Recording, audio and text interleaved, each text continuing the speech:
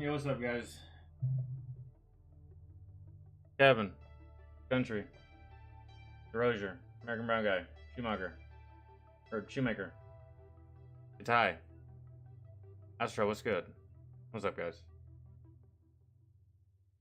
I didn't go live yesterday because I had way too much shit to edit, and I still have so much shit to edit. I'm not even close to being caught up. Well, I'm over halfway. Fly, I am close. I'm over halfway, but bro, if I didn't take a day or two to get all those videos edited and uploaded to Rumble and YouTube and all that shit, it was just gonna start to stack up, and I was never gonna get it done. And y'all were like never gonna see any fucking new videos. So like, I had to. It's a weekly thing, man. Like I wait 7 whole days before I stream again, or I wait 7 whole days before I edit again.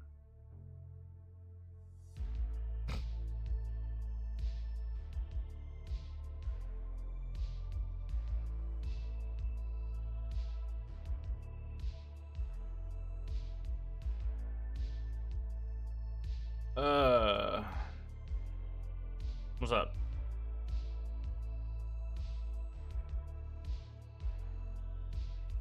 All right.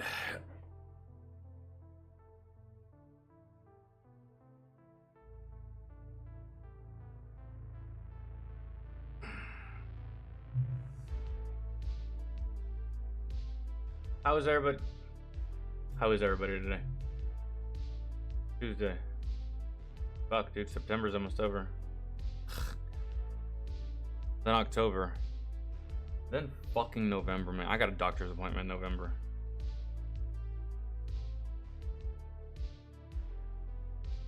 I don't know how I'm gonna do this.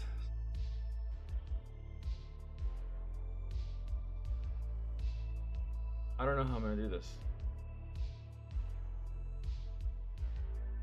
I got so much stuff to do at the end of this year, guys. Now that I'm thinking about it, I have so much stuff to do at the end of this year. So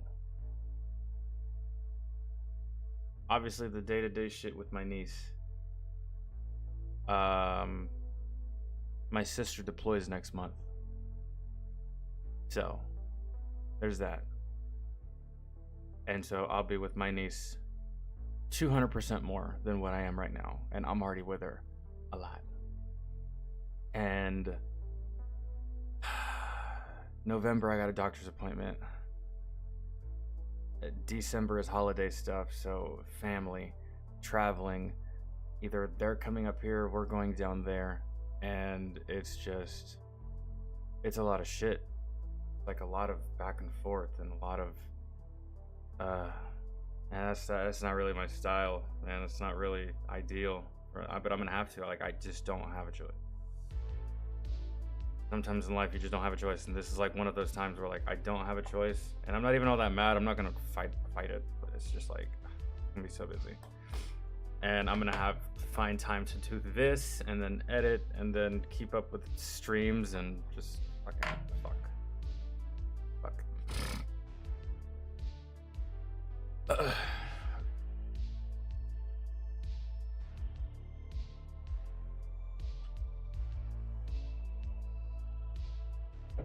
I appreciate the optimism, but it's fucking. And there's just other shit that I have to do throughout the day.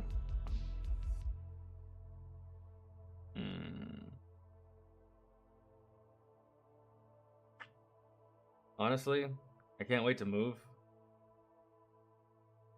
Really, I don't dislike this place at all. I actually like it here, minus the amount of people. But I'm ready to go back to Georgia, really, to be completely honest. And that'll happen like sometime next year, probably like the end of 2025 or something. I'll end up going back to Georgia, and I really want to. I can't wait. I'm about to experience my first winter in Virginia, so that should be fun. I've been to Virginia before, but I've never experienced winter here, so that'll be new. Deborah, hi.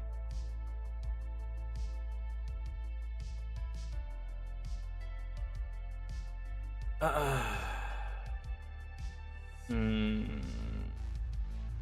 yeah, I'm excited to go back to Georgia. Oh, dude, by the way, I don't know why I'm telling y'all. I haven't talked to y'all in 2 days. I like to catch y'all up on shit that happens. My neighbor died. That guy died Sunday. Heart attack. He was in his 60s. I only ever had one conversation with the man. And that's when I first moved here and I saw him cutting the grass. And I was like, hey man, he looked old, slow mover. I was like, hey man, I'm already out here. You want me to cut your grass? He's like, nah, I got it. The only exercise I get. I was like, okay, have a good day. And then that was it. And that was months ago. And I never really saw him. He rarely left the house. And anytime I'd see him leave the house, it's because his grandchildren were there. He'd like walk around the neighborhood and hang out with them and stuff like that, spend time. But yeah, it's wild. Because like the ambulances and shit, and the fire trucks and the police cars, they showed up. I thought that like he was still alive, and I don't have much experience with paramedics and fire trucks and ambulances and stuff like that. So they took the stretcher out of the ambulance. They walked in the house. And 30 seconds later, they came back out of the house with the stretcher, and no one was on the stretcher. So in my head, I was like, oh, he's alive. He's fine. The coroner showed up an hour later. I was like, oh, shit. Damn. So, yeah. He was a nice dude. He survived by his wife, his grandchildren. His grandchildren live with him, but his children do not. He raises his grandchildren. I don't know where his actual children are. The parents of these children. Don't know where they are. I don't think I've ever seen them before. So, I don't know. Wild. I felt bad. Figured I'd tell y'all. That was like the only thing that happened over the weekend. That was like noteworthy of... I think of what the fuck else I did. What the fuck else I've been watching a lot of shit. I started watching that movie The Day the Earth Stood Still. I just haven't finished it. What did I watch before that?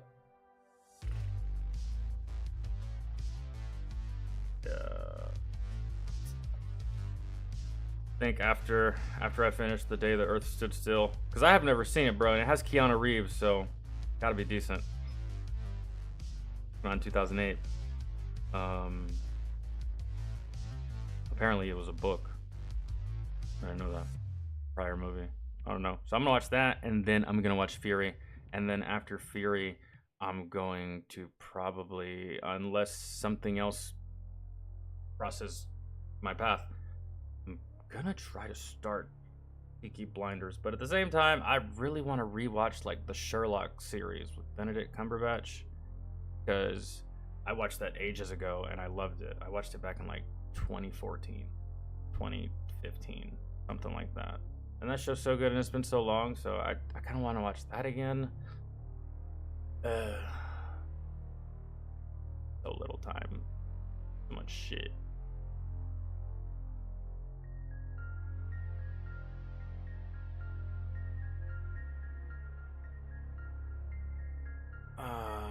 Yes, I've seen Blazing Saddles.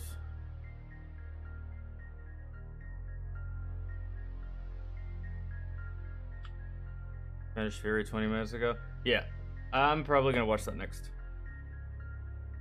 By the way, I uploaded that Fat Electrician video to YouTube, if y'all missed it. The one that's about War Daddy, the tank commander from Fury.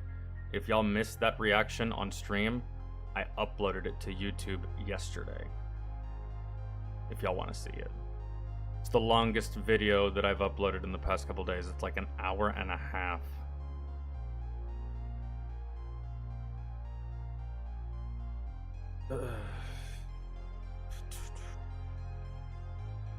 I need to go to the Leaving Soon section for Netflix as well, and I need to watch whatever whatever's there that's worth watching. Yeah, I forget they have that section, the leaving soon section. No, nothing's a pain to edit, Kevin. I could edit I've edited a 4.5 hour stream before. Editing is not a problem. Editing is relaxing for me, and I like editing. I love editing, actually. Like, passion of mine. I'm not as good as like the best editor out there, but the process of editing and just the steps that I take and how I edit and the things I decide, it's fun for me, right? The painful part is once I'm done editing, I have to hit this button that says export. And what it does is it takes all of my edits and it takes them from the editing software and puts them onto my PC. I can't upload my videos from my editing software straight to YouTube or Rumble.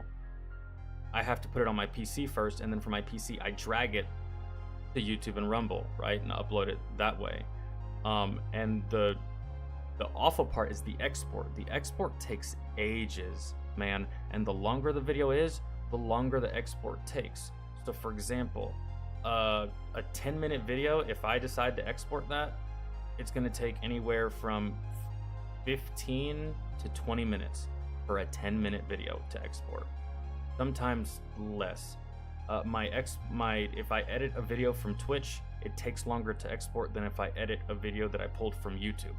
For some odd reason, I don't know what it is, but the files on Twitch are so much bigger than the files on YouTube. It's weird. And so the exporting process takes forever. So that 1.5 hour Fat Electrician video that I edited and exported, the editing didn't take that long. The export took almost 2 hours. I was just sitting there waiting. It's like, fuck, this sucks.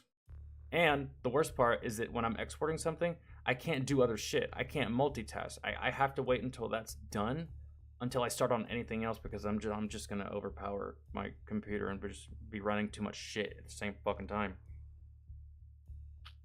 But I can't edit in bulk, but I can upload in bulk. So I can edit and export 5 videos. I have to do those videos one at a time. I can't edit while I export, but I can upload at the same time. So it just depends. The only thing I'm happy about is that my editing software hasn't broken or given me any problems, which is great, because it's a free editing software, and I had to like damn near almost cheat the system to remove the watermark, because you have to pay to remove the watermark. Figured out how to. I'm surprised that I still have the license to this thing, and they haven't just like. Because if you try to look up the editing software that I use right now, you probably won't even find it. It's weird. I tried to guide someone the other day to try to find the editing software that I use, and they couldn't find it. I was like, that's strange. So.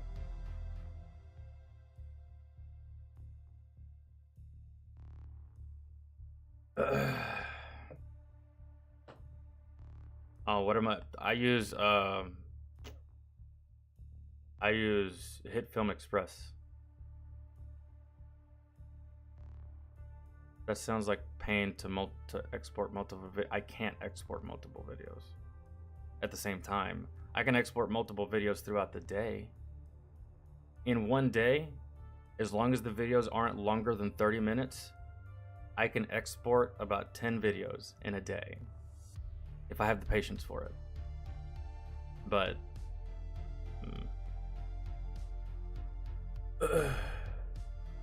I use Hit Film Express. I don't want to pull it up right now, because then I'll have to pull up my task manager and end it. I don't want that shit running in the background while I stream. But I can show you what the icon looks like if you want to try and find it. But again, I tried to guide someone to try to find the editing software that I use, and they found it by name, but when they downloaded it, it looked completely different from mine. So I have no idea. Here, I'll show you. You see this icon right here? This orange icon that I'm hovering over? So this is Streamlabs. This is my microphone. This is Discord. This is Safari. This is Google. Right here. See this orange one with the upside down triangle? That's what the icon looks like. That's the editing software that I use. It's a free software. If you try to use any special features or any extra features with the software, it's going to put a watermark on your video. You need to take the watermark off. There are steps you can take to remove the watermark without having to actually pay for the software. How you do that, I can't fucking remember. Have fun Googling and YouTubing. So that's what it looks like right there, this little icon.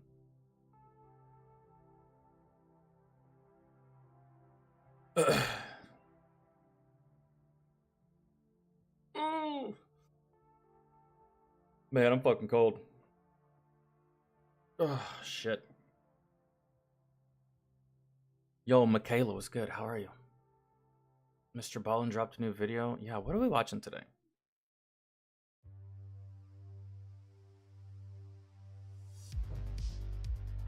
American Savage, what's good? I feel like I've seen you before, and it's been a minute since I've seen you. How are you? Alright.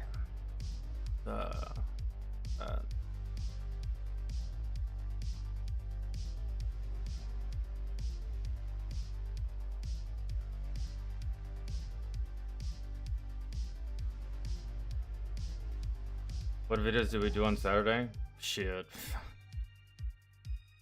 Let me...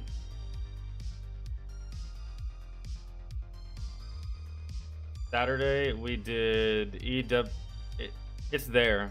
Okay, so... Let me see. Number 10 got added too late. We didn't do that one. Oh no, wait. Is this a new one? We didn't do number 9, the zombie apocalypses that should not have happened. We actually did things to consider for the zombie apocalypse, which I actually uploaded that to YouTube as well, if y'all want to watch that. The most gangster beverage company on earth, we did that. Arizona Tea, I Don't Feel Bad, we did that. Bad in the Sun, we did that. Nicole Watterson, we did that. Wellness Lenses, we did that. Used Car, did it. Ballistic Bandit did it. EW, Your Body Cam. The only thing we did not do from Saturday's stream, Astro, is yours and number 10, DeRozier's by Upchurch. That's it. So.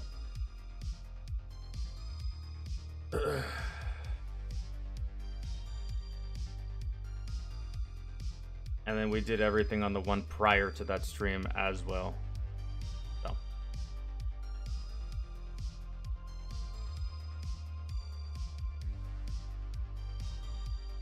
I don't know, it's so fucking cold. This shit's irritating.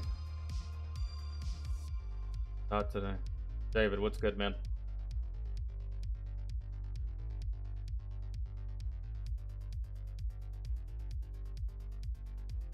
Yeah, American Savage, I do. Yeah, back in those times when I used the old channel, my 50,000 sub channel that I had, or some shit like that. I can't fucking remember what was on there. Yeah, that's by the way, if you like, I have, so during that time when I was using that old channel, Savage,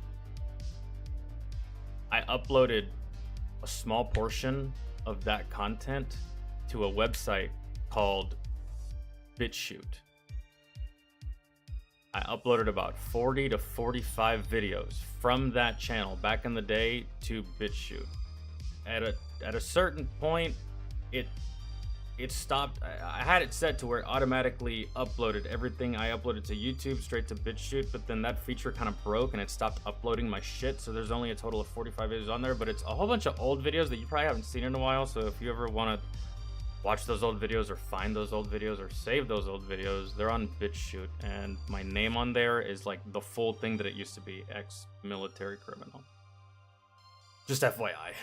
I made a video about that a couple of months ago. Diddy's freaky RICO indictment.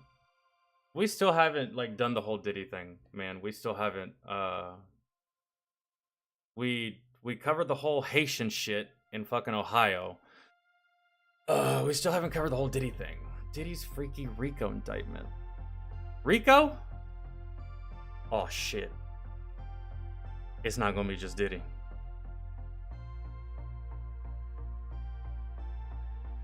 unless people made plea deals, it's not gonna be just Diddy. RICO is if you can charge one conspirator with a crime, you can charge all the conspirators with a crime. That's RICO. RICO's meant to take down organized crime. It ain't gonna be just Diddy. Unless people snitched, which I don't blame people for snitching on Diddy. That dude's not really worth much loyalty to begin with. Ugh.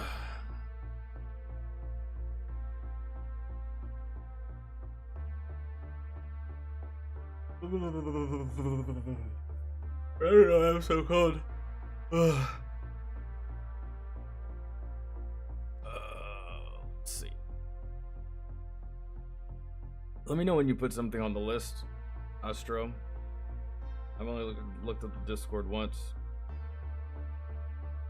Yeah, kind of. Alright, we already watched all that shit. Who names their kid Diddy? Nobody. That's his rap name, man. Come on, you thought his real name was Diddy? His real name's Sean Combs.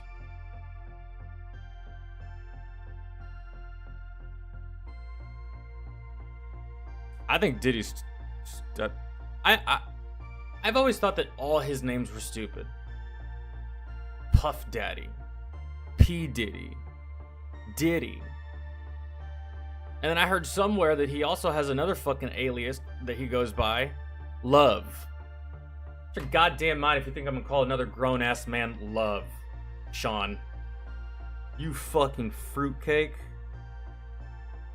Ain't no way.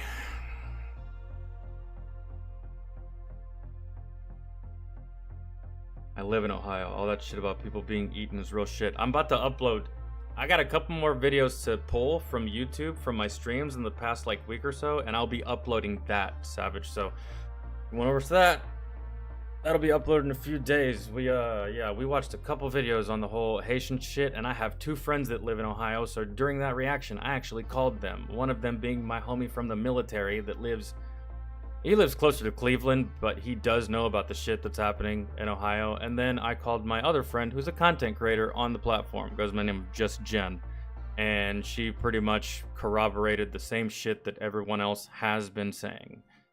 If you watch the media, they're going to say that it's not happening and that it doesn't exist and that Donald Trump is a crazy person.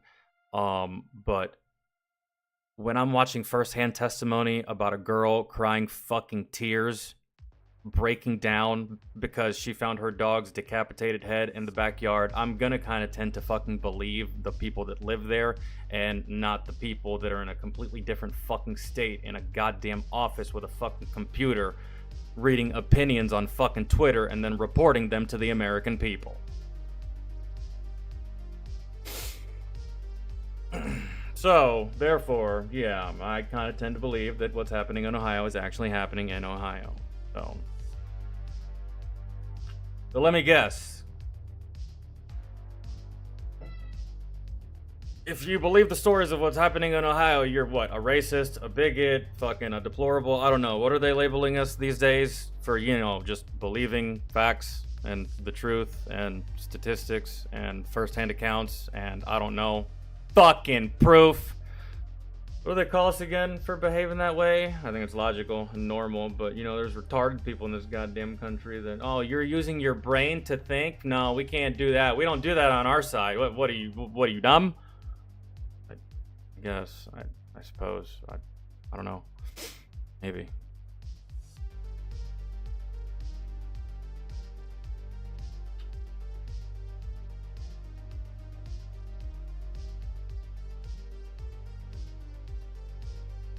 Oh man, shit. What is your request, Rojan? Is it that Upchurch video?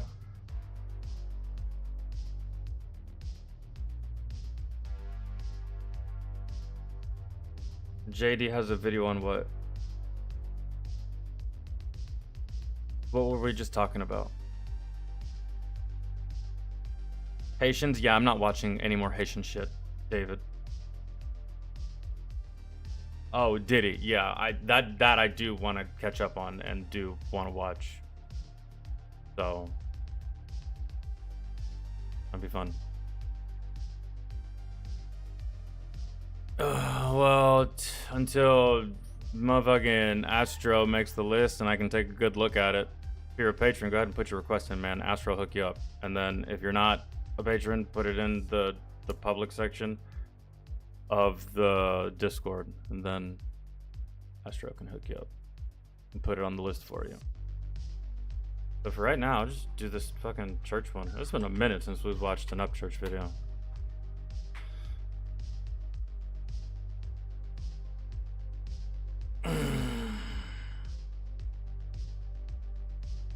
Ain't got no gas in it.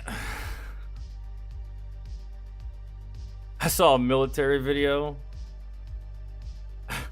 I think it was like a fucked up tank or something. It was a really, really fucked up vehicle, bro. It was FUBAR. And then some random fucking soldier in the background behind the camera was like, I know what's wrong with it. Ain't got no gas in it. And I'm like, yeah, gas. That's the least of your fucking worries, man. All right.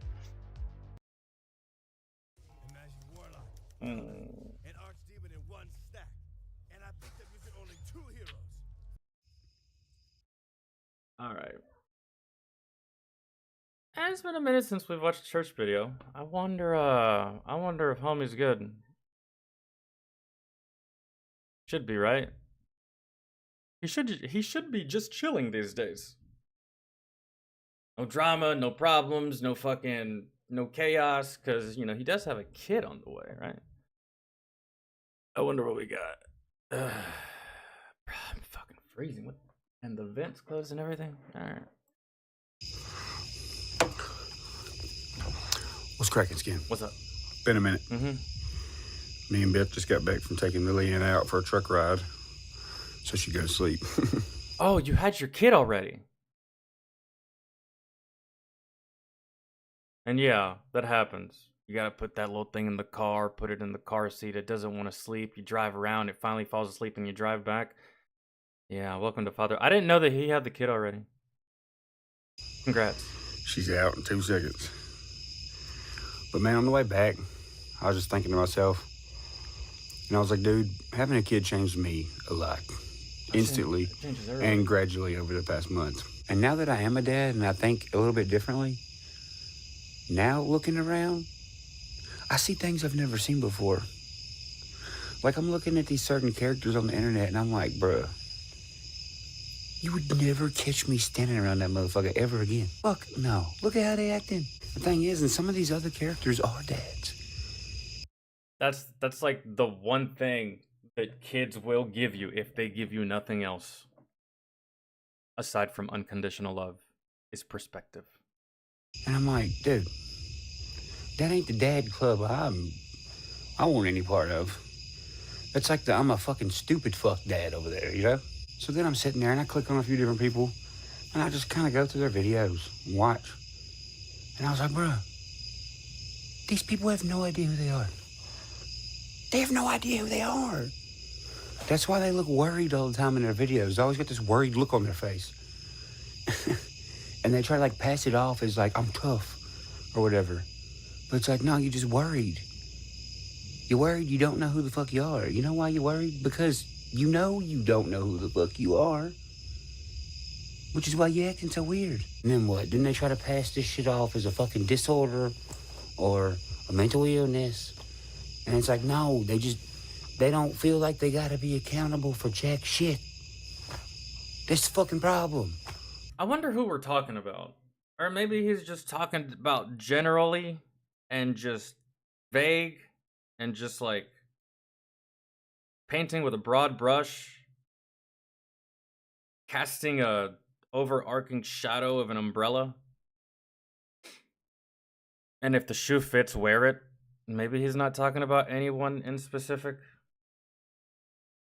I would like to know if that was the case. Which leads to what? People not being real with themselves.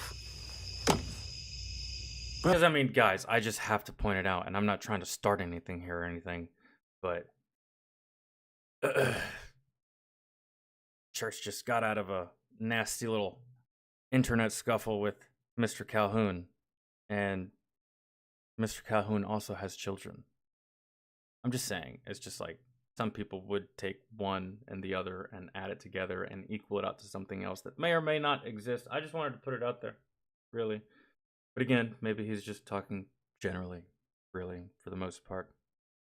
As a new dad, seeing all these other dads behave in ways that dads shouldn't really be behaving. Not just because it's cringe for the dad, but it's just like not good for the kid because kids will emulate you and they'll copy you because they look up to you because you're their parent.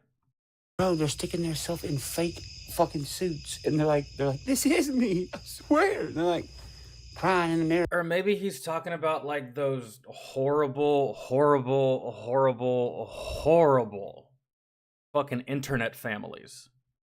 To where they make you think that their life is extravagant and perfect and their kids are the smartest in the world and they're like the greatest gene pool and the 5-bedroom house and the wife is always smiling and everyone's always in a good mood and everyone's happy and the kids always get along and never fight, and it's just like, ew, man, ew. We already have reality TV. We don't need reality YouTube. That's just And stuff. Then after they do that, they get in their head about it, and it eventually turns into something on the internet. And by the time it gets there, it's the total opposite of who they actually are. Everyone's living like that. The majority of people are living like that right fucking now. And a lot of them have kids. Doesn't that fucking suck? I mean, look at it in a statistical standpoint. The longer the internet is out, the more suicides there are, the more kids are neglected by their parents, the more fucking kids are up without a dad. It just keeps going up. Because everybody's getting all in their fucking head in a deep hole that just makes no sense. Look at me, I'm in a confusing hole. That's what it looks like to me now. I think that's what he's talking about, man. These internet families. Either the internet families or like the internet dads that are just like, bro, stop trying to raise kids on the internet and raise your own child, right? Like those types of like, I used to see them a lot on Instagram. Really, these like reality YouTube internet families and shit that just they tried to always maintain the image of perfection and shit, and it's just it's not real, man. Really. Yeah. But then you just seen with the confusing hole. And nothing on the internet is fucking real these days. Dude, I watched a video the other day by Abbott and Preach, and they were doing a reaction to this plastic surgeon that these girls were showing him pictures of other females on Instagram. And as a plastic surgeon with his experience, he had to guess their age and say if they were natural or not. They flashed him about like fucking 10 photos. Not one of these girls was natural in the fucking slightest. And he said, he's like, oh, this girl's 45. This girl's 36. This girl's 29. This girl's 37, right? Giving them all like middle-aged vibes, right? Because that's what he was getting. No, man, most of the ladies that he was shown, they were like 23, 22, 21. Very, very, very young, and all this fucking plastic surgery was just making them look like full grown-ass women when really they were fresh. They were fresh off the prepubescent line just a couple of fucking years ago. And it's like nothing on the internet is real, man. Nothing you see, really, nothing that people. It's just like, and it's not all, man, but majority.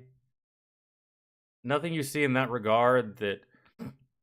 Whenever you see someone going out of their way to portray happiness in like a very flamboyant manner, that says not happy to me at all. That says not happy to me, really. It's one of those don't tell people, prove it to them, man. And when you see someone going out of their way and trying to convince you all the fucking time that their life is perfect and that they're happy and that there's nothing wrong, their life could not be more opposite than what they're telling you. And look, everybody on the fucking internet is like, this is what's wrong with America. Motherfucker, you know what's wrong with America? The fucking people in it. There you go. Because the majority of everybody out here just don't want to be real with themselves. At all. That's why they don't like people like me. And that's... Yeah, Sam. So I knew that someone was gonna be confused, but so I uploaded some videos that I thought I still had a beard because I had old streams, but I had gotten a haircut and just like, yeah, I uploaded one video where I had no beard, and the next video I did have a beard, but it's just because that video took longer to upload than the other video when I didn't have a beard. I tried to keep it current so y'all wouldn't get confused, but yeah, those are just old videos from like last week or like 2 weeks ago, some shit like that. Whenever the fuck it is, I got a haircut. I know that now. I see it in a different light. People on the internet do not want to be seen in a bad light at all. Mm-mm. That ain't fucking realistic, dude. It ain't. It's weird that people do that. And it's also weird that they try to keep up with the persona. You know what's weird? I don't think it's weird that people do that. I think it's weird when men do that. I don't think it's weird when women do that because women are naturally like that. They don't like being talked about negatively. They don't like when people gossip about them. They don't like when they're the topic of conversation in a negative way. And they will do whatever they can in their power to make sure that none of that shit fucking happens. Whereas in men, at least for me, I could give a fuck, man. Give a fuck what you think about me, or what you say about me, or how you feel about me, or what you think my life is like, or what you think my life isn't. Or if you think you know me, you don't, man. So just like, hey, yeah. And it's also weird that they try to keep up with the persona. Because here's why. Because when somebody like myself sniffs out some bullshit, look how many people get bent out of shape. But once again, do you expect me to give a fuck? That's weird if you do. Because somebody being real with themselves wouldn't give a fuck what I say, right? Here's the thing. The costumes they're putting on now purposely make them look fucking retarded. And it's making people who follow these people also look retarded. Like, yeah, I got my opinions I wish you could give an example. about shit. Who gives a fuck? If you don't like it, well. If you do, good.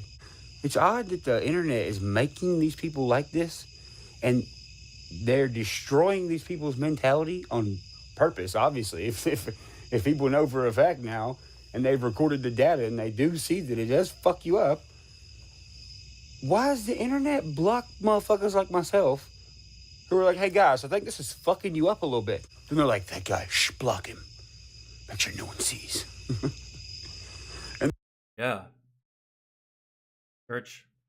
I mean, I know you're just venting here and just talking and just like spitballing, and you know, we're just having a conversation. But I know damn well you didn't forget. When you go against the agenda, they don't want you, man. They don't need you. They're going to, as fast as humanly fucking possible. If you're not going with the grain and you're going against it, bye. That's the way it goes. I've experienced it. You've experienced it. Many of us have experienced it. Like that guy, shh, block him. Make sure no one sees. And the person who's fucking deranged, they're like, you're doing great. You're the truth. Everything you're doing is good. They're like, yeah. Example. I know what he's talking about, but I'll give you an example.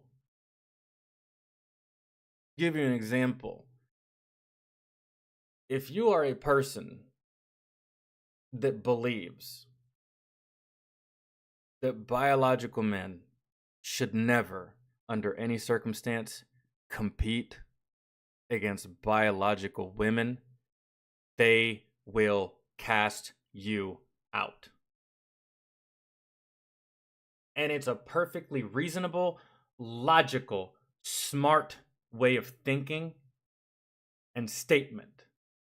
But if you say that, they will throw you out. However, if you praise or if you are one of these people changing your gender so you can completely demolish a whole fucking sport, they're gonna hail you as a goddamn hero, when in reality, it's very evident and apparent to all of us that you are the one that's actually the motherfucking problem. We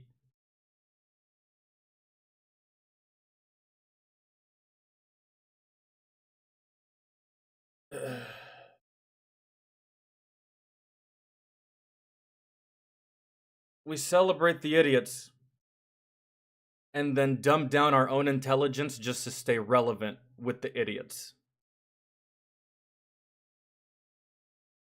What it is, man.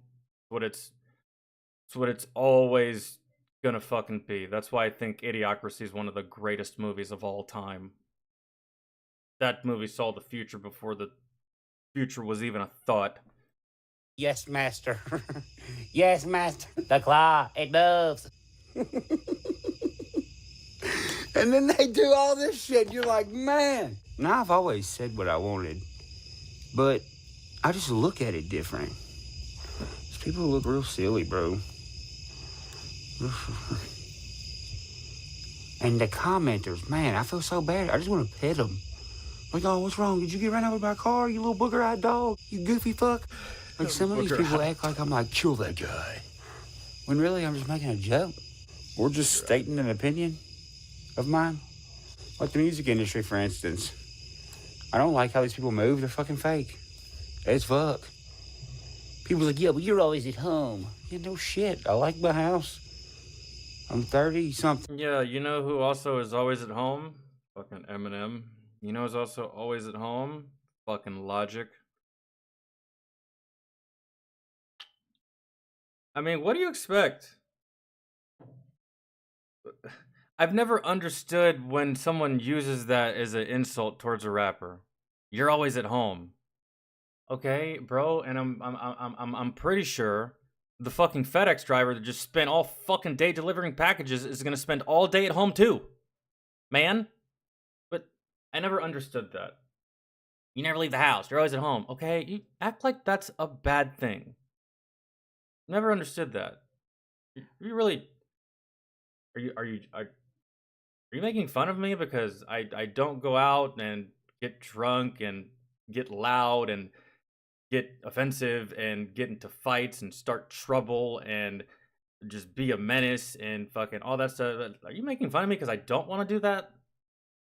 Not saying you have to do that when you go out, but it just, like, Jesus Christ, bro. As you get older, some of this outside bullshit no longer matters to you. But it's only ever young people that ever say that shit. Go touch grass. Shut the fuck up, you little shit. Then I'm not. What do you mean? What do you mean do? I've already done everything. Mm-hmm. Man, entitlement. People just feel fucking entitled as fuck. So entitled, they're like, duplicate what I think. Now, do it. Man, these people vote, dude. I mean, this is why America's all fucked up. Look at these motherfuckers. Look at these people. And they're multiplying, dude. They're multiplying. I know. It's almost like the famous person is the game that they program for you. And you, the viewer, are the consumer. And they're like, it's really a game for you. They're like, let's make them as dumb as possible. Let's fuck their morals up. Yeah, let's make them act retarded. Dude, someone tell Church if he hasn't seen it, he needs to see the movie Idiocracy. Man, he just has to. It is a must-watch film for anyone and everyone who was born before the retard virus came, before the woke virus arrived, before the sensitive pussy virus arrived, before the coward virus arrived.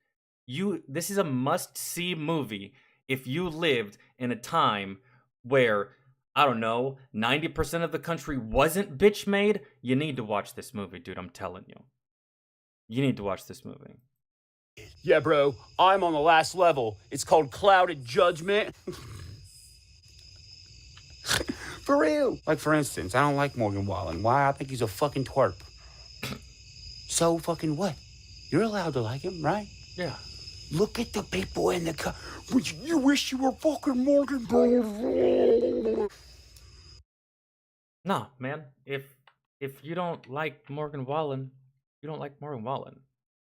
But see, here's the thing. This is where like people get fucked up. Is Church isn't saying that he doesn't think that Morgan Wallen is talented. He's also not saying that he's not a good singer. He's also saying that he's not a good country singer. I'm almost pretty sure that what Church is saying is that he just doesn't like Morgan Wallen as a person. And that is okay. I'm pretty sure there's someone that you don't like as a person that someone else might not like. The fact that that person likes them and you don't shouldn't ruin your fucking day. You immature little fucking turd, man. I don't know much about these people, so for me to say that I like them or not, it'd be kind of weird, right? Like, but Morgan Wallen hasn't given me a reason to dislike him, and I don't dislike his music. I actually like his music, right? So the fact that Church doesn't like him doesn't fucking mean anything to me. And it's not gonna change anything, and it's not gonna anger me in any way. And oh my god, how do you people have friends? Man, someone doesn't like something you don't like. And that's like the biggest, that's world ending for you. How do you even have friends? Because me and my friends don't agree on everything. Me and my friends don't like the same things, man, at all. I'm not gonna stop being friends with them. I mean, there's a couple of things that if they do, obviously I won't be their friend anymore, right? You start talking to goddamn underage children, I'm not gonna be your fucking friend anymore. But I don't know, man. If you like something and I don't like it, that's not grounds for losing your fucking mind. And people on the internet just like to lose their minds over the smallest of disagreements, man. But people in 2024 have turned disagreements into like a felony matter. Damn near. You heard my feelings. You don't agree with me. I'm calling the police. I'm offended. I'm distraught. My PTSD is flaring up, and I have generational trauma, and I need a fucking safe space like fucking now, and you, my friend, are going to be hearing from my fucking lawyer, and you better hope this doesn't go to federal court. Like, that's how people operate with conversation now. It's weird, and cringe, and fucking pathetic.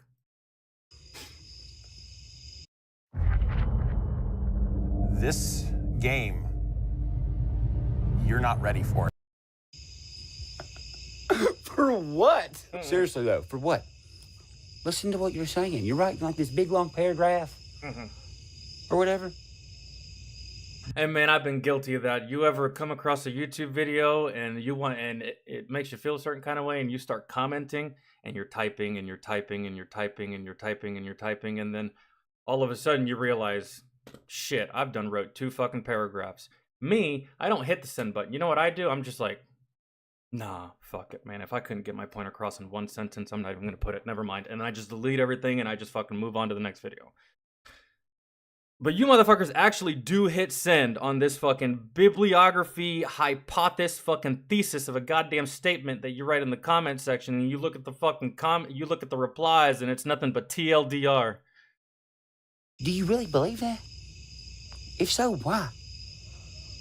Why would I want to be the dad downtown at 1 o'clock in the morning on a Monday with no friends, dressed like a fucking GTA Vice City character, throwing chairs off the top of a roof? When Yeah, that's not really dad behavior. Yeah. there's a baby somewhere in the world that I made. You know where mine's at? Right there. And this is why I don't care about what's going on inside Did Church have a boy or a girl? I don't think I ever asked or inquired. Or bothered. this thing anymore. I just don't. Why would I? Why would any normal person who knows what really matters in life, why would they care? I mean, look at the censorship between public figure and consumer. You have deranged, and you have defending them to keep being deranged. Yeah, it's weird. Do you think those two things go together good? I don't think they do. Now, here's a real important part. So while these celebrity people got these This is me. suit on and they're crying inside of it so much it's like half filled up with tear water, They fuck up their persona. They do something that's actually from the person wearing the fake ass cloak. And then they freak out and they're like, oh shit. And they have to fix it. I know what Church is saying here.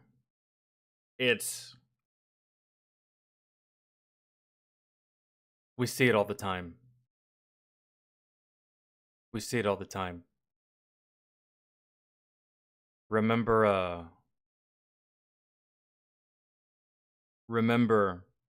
the whole Snow White, Rachel Zegler ordeal? Weird, you stupid hoe. You remember that?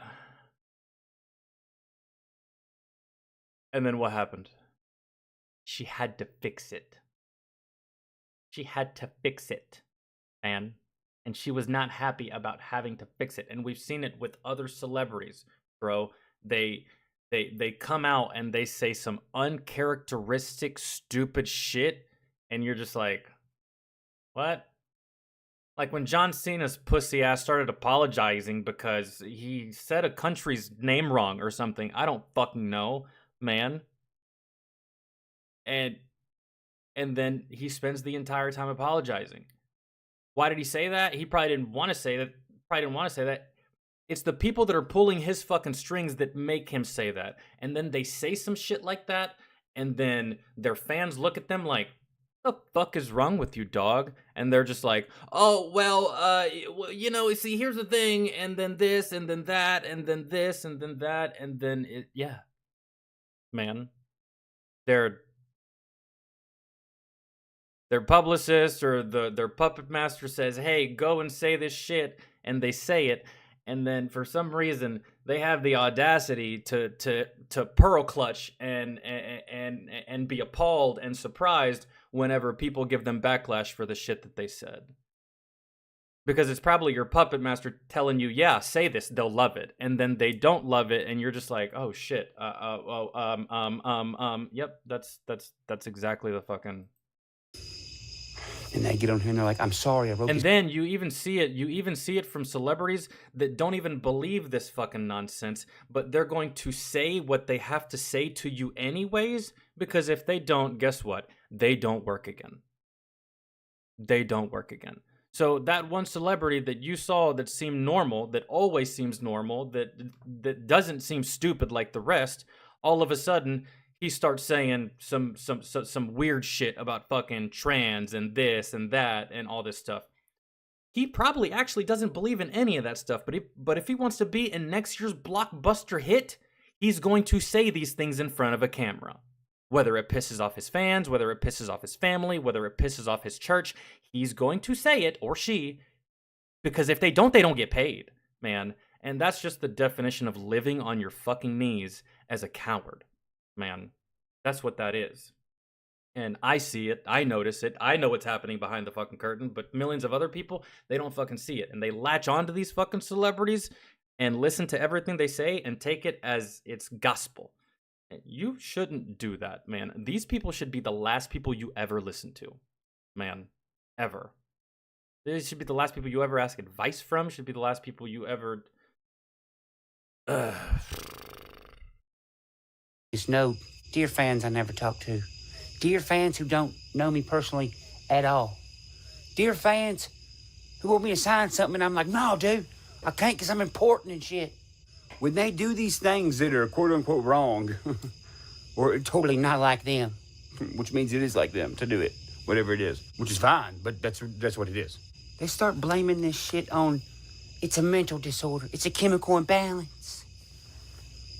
And then the fucking people watching think the same thing about themselves. Mm-hmm. I can just do and say stupid shit, and then when I get called out for it, I can just blame it on mental health. As a celebrity, you don't just have adults as fans, you have children as fans. That's a stupid fucking message to be giving a goddamn child, really. At the end of the day. Man, why do you think people like Dave Chappelle got blackballed from the industry like they do? Because they don't play the game, guys. They don't play the game. You can tell the actors that don't, you can tell who the actors are that don't play the game, man. Because you see them less. They get less opportunities. Unless they go to another network or quit, go somewhere else that appreciates them, they don't play the game. They don't bend. They don't kneel. They don't apologize. They won't let you put words in their mouths.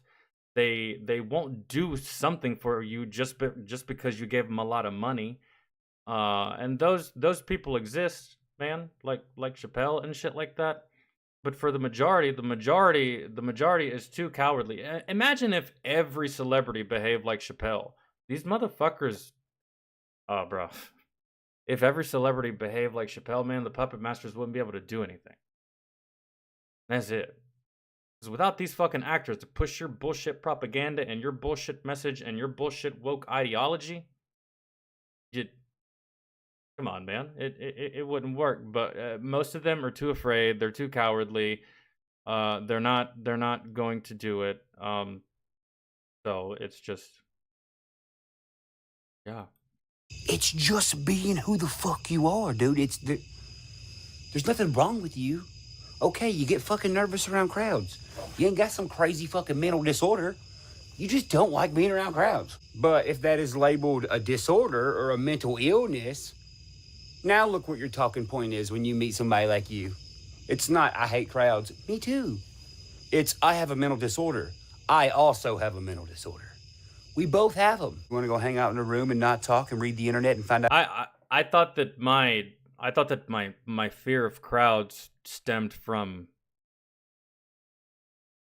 my time in combat, but I guess I just have a mental disorder, I suppose. That about fantasy ass fucking mental disorders we don't have? I would hate love to not do that. All right, let's go. So yeah, all this kind of shit is what's got everybody all fucked up. And just to think, these people are about to argue for the election. I know. People that are conscious of what their vote means don't argue like this on the internet. Look how many unconscious people. And for those of y'all who's gonna sit there and type some long-ass crazy message about how whatever I said was wrong, congratulations. Sure. You're allowed to do that. Yeah. That's the best part of this fucking country. Is you can tell someone that they're wrong. Good. That's the point we're trying to make. Man, that's the point all of us try to make. If you disagree with me, great. If you don't like what I said, great. Now you say something. That's how that goes, but it seems like one side will allow everyone to say whatever the fuck they want and let it slide off their shoulders like it's no big deal. And if they disagree, they debate it and then go about the rest of their day. But then the other side is hell-bent on only one side being allowed to speak, and everyone else just has to shut the fuck up. I wonder what those sides are. I wonder which side is which. Could you guys guess? Which side doesn't really give a shit on who says what, and which side really, really cares and only demands that certain people be allowed to speak? Gee, I wonder which side is what. I wonder which side is the Republican side and which side is the Democrat side. After what I saw yesterday, though, there's no hope for you fucking Democrats. There is no hope for you fucking Democrats. I saw goddamn Kamala Harris on fucking Oprah. I saw Kamala Harris on Oprah Winfrey. And Kamala Harris said, verbatim, I am a gun owner. If you break into my house, I will kill you. Said by the biggest goddamn gun grabber that we've ever fucking seen in this fucking nation. Basically, the future president telling you, I can have a gun to protect myself, but you can't. Fuck you. Surely someone on that side is going to call her out for what she said, right? Kamala, you don't want people to shoot intruders. You actually want them to give up their guns. Why did you say that? She's an idiot, man, and a hypocrite. And she's lying to all of you. But y'all Y'all are not going to want to address anything of what the fuck I just said, so it's fine. That's how y'all operate. David, thank you so much for the 2.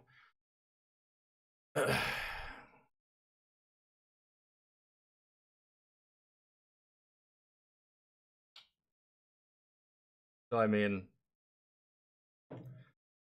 we go.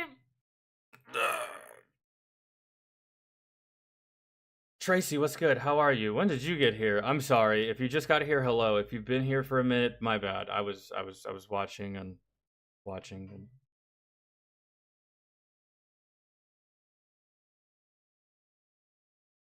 what kind of gun? Who knows if it's even a real gun or not? Most of those people don't know fuck all about guns, man. She probably got a fucking Nerf gun from Toys R Us. Well, actually, that's a lie. Toys R Us doesn't exist. But it's probably a Nerf gun.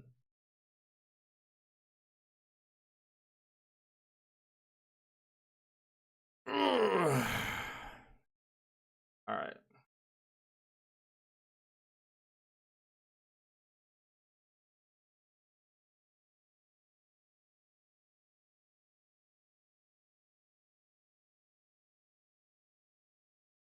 Why these World War II veterans left school to join the war. Zombie apocalypses. We've already done number 7.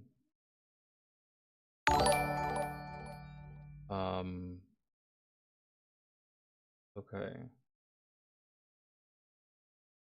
Why veterans left school to join the war. Probably because it was better. Had I known how my life was going to turn out, I would have fucking left school too to join the military. Looking back on it.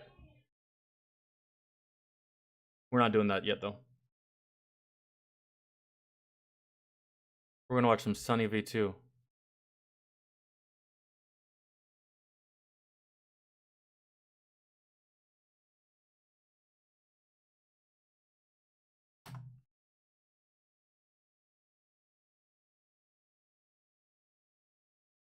Yo, John with the 5.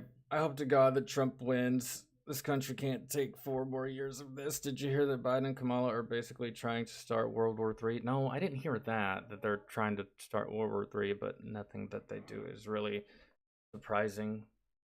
Really. And, yeah, dude, honestly, I don't care who it is. I just don't want it to be them. Really. And I just use basic common sense on deciding who the president should be. I don't really like when it comes to politics, I don't go too in depth, man. I'm a pretty simple guy. Right? So, and I feel like most people are just as simple as me. I don't know, prove me wrong. But or tell me if I'm wrong after I say this. But when I think of politics, bro, I think of yo, when the economy was good, when taxes weren't that unbearable, when inflation didn't exist, when the economy was great, when the stock market was good, when foreign policy was going well, right? Who was the president? Whoever the president was when the country was going good, that's who the president should be. Why would I want to vote for something that just turns around and upends everything good about the last administration? That's how I've always looked at it. Why would I vote for something inferior when I can vote for the one thing that was already working? That's what I've never understood about the two-party system. Is one system is clearly better for the economy and for the country, and one side clearly isn't. Why do we continue to allow that side to do anything when it's clear that it's not good? That's how I operate. Who was the president when gas was low? Who was the president when inflation was low? Who was the president when groceries were low? Who was the president when rent was low? That's who should be the president. I don't give a fuck about your fantastical ideas of this and that and that. No, I want to stay in the lane that was working. But no, instead, we have to take a fucking exit. We have to take a goddamn off-ramp. We got to go on a fucking off-road. Like, I just like, that's the way I look at it, bro. It just, You know what I mean? It just doesn't make any sense. You go 4 years of winning a Super Bowl, and then on that 5th year, you trade the coach, you trade the quarterback, you trade the wide receiver, you trade the running back, you trade the fullback, you trade the tight end, you trade your safety, and you trade your middle linebacker. Why? For what? And then you get rid of your coach and replace him with the head coach of the Cleveland Browns. Do you really think you're going to win another Super Bowl? No, it's about to be really fucking bad. Why do we do that?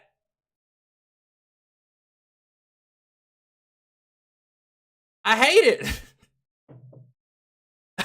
I hate it.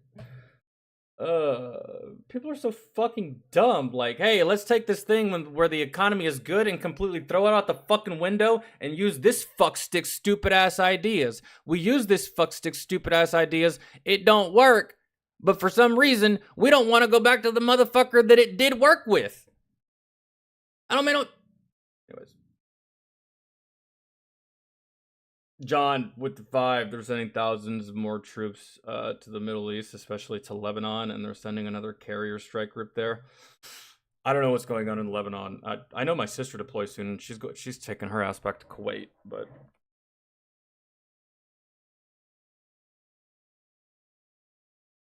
and she's happy about going back to Kuwait because Kuwait is essentially a fucking vacation for a deployed soldier.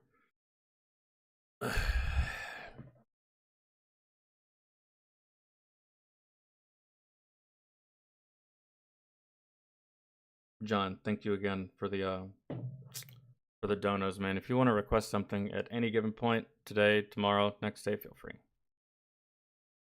I pretty much treat those donations as a same request, or a same day request if you want to request something. All right, Sunny V2, Coco Melon, the most evil channel on YouTube. I think it's the most garbage cartoon on the face of the earth. And I feel bad for the children that have been subjected to this trash-ass fucking cartoon. It is such a brain-dead fucking cartoon.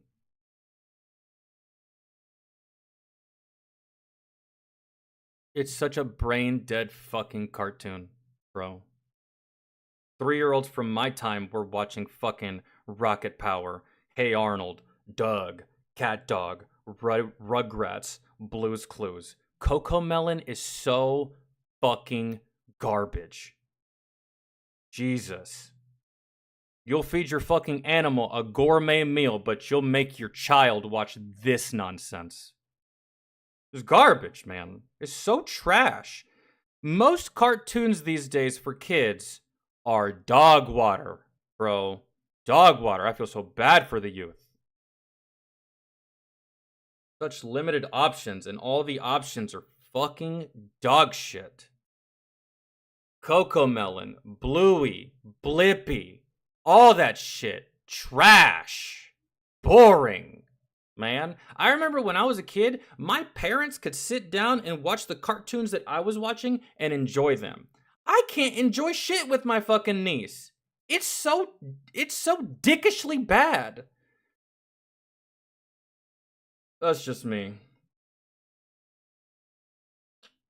There you go, Courage the Cowardly Dog, my fucking man. That's perfect. That's what it should be. Powerpuff Girls, Dexter's Laboratory, Johnny Bravo, not this lame dumb shit. I can't, bro. It's like out of all the things that have devolved in our society over the course of time, I never thought that cartoons would get hit. I never thought cartoons would get hit the way that they've gotten hit. It's embarrassing.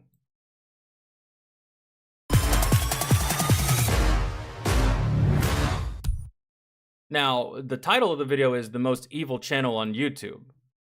I don't know about evil, but I do know lackluster, trash, garbage. Like, oh, it's just the poor kids. They're missing out. They're missing out. Y'all just don't know, man. I've been trying to I've been trying to introduce new things to my niece. She loves SpongeBob, which is a fucking win, in my opinion. It's like one of the best cartoons of all time. Okay.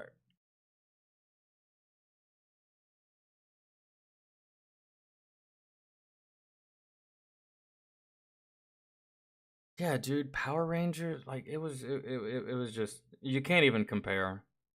You can't even compare, man. I just mm. My son is almost 2 and I've been letting him watch Cocomelon, but now I had to get him speech therapy so I can get him to talk. There are hundreds and hundreds of anecdotes in which parents mention the exact same problem. The Cocomelon show is so insanely addictive, it's being compared to nicotine and causing developmental issues amongst the kids who can't stop watching. Children's TV expert Jerica Sands calls it the most damaging show a child can watch, explaining My niece has watched Cocomelon a few times. And I've watched it with her a handful of times. She doesn't watch Cocomelon as much as she watches Team Spidey and Ninja Turtles. However, she does watch Cocomelon, and I will say that my niece has no speech problems. And hearing about like a year or two, my niece will be bilingual. She speaks very, very well for a 3-year-old, for her age. Like, bro, the other day she used the word however. However, it might not seem like a complicated word to me and you, but to a 3-year-old, I feel like that's impressive. She used the word however, and she can fully 100% understand Spanish. Because that's just the way me and my sister raise her, right? So she doesn't have speech problems because of this, but I'm not discounting that. There's probably parents that let their kids watch Cocomelon for like fucking 9 hours a day. I don't think you should let your kids watch any cartoon for that amount of time. Not even the good ones from my generation. the sneaky ways in I still think you should goddamn go outside. But which they make the show addictive. Firstly, there's the colors. Take for example the wheels on the bus. The 3 main colors, blue, green, and yellow, are all at maximum saturation, meaning they cannot be made any brighter, no matter how hard you try. Extreme saturation is normally used for alerts and notifications, as it's exciting, dynamic, and attracts attention, which is why it's also used in slot machines. Cocomelon puts these colors in perfect contrast, making them appear even more vibrant, which is different to, for example, Bluey, in which the colors instead blend together. Cocomelon's also different because it's highly repetitive. There's a reason they have 38 videos with over 1 billion views. A child's brain is wired to learn through repetition, so it feels right to them to watch the same thing over and over again. Cocomelon— not even as a kid could I do this, man. Not even as a kid could I do this. That whole repetition bullshit, bro. Repetition pisses me off. Like, bro, try it. Stand next to me and repeat yourself 3 times in a row. I guarantee I get pissed off. I guarantee you ruin my mood, man. I can't. There's no way. But different generation of children abuses this in almost every video. For example, in the Yes Yes Playground song, they pick a word to repeat 3 times in every sentence, pairing it with a subtly repeating background lullaby, keeping children hooked. Literally no show or movie— You're essentially creating those stupid motherfuckers on TikTok that do that NPC bullshit. That's how some of y'all's kids might end up speaking for real one day. If you don't cut this shit off, man. I just like, dude, I watch cartoons, but that my time watching cartoons was offset very, very well with going outside. And not on top of that, bro, I was an athlete my whole life, man. From the time I was old enough to actually pick up a baseball bat, I was playing. So it was just like the cartoons were offset by physical activity. Some of these kids don't do anything at all. Their parents don't even force them to do anything. Movie puts my son into a deep trance the way Cocomelon does. The second it's on the TV, he turns into a toddler zombie who doesn't see or hear anything else that's going on in the room. This is only exacerbated by Cocomelon's subtitles, which have also been a heavy point of criticism. The letters are not educational, I can barely read them fast enough. It's simply another interesting element to capture your little one's attention. Cocomelon explains in every description, our goal is to help make learning a fun and enjoyable experience for kids, giving you the... I can't continue to watch this video without saying this. Yes, this is dangerous for your child. But last I checked, Cocomelon didn't break into your house and put a gun to your head and make you make your kid watch this. It's almost one of those things like, oh man, I want the internet and TV networks and entertainment companies to raise my child, unless I disagree with the way that you're raising my child. How about you raise your child?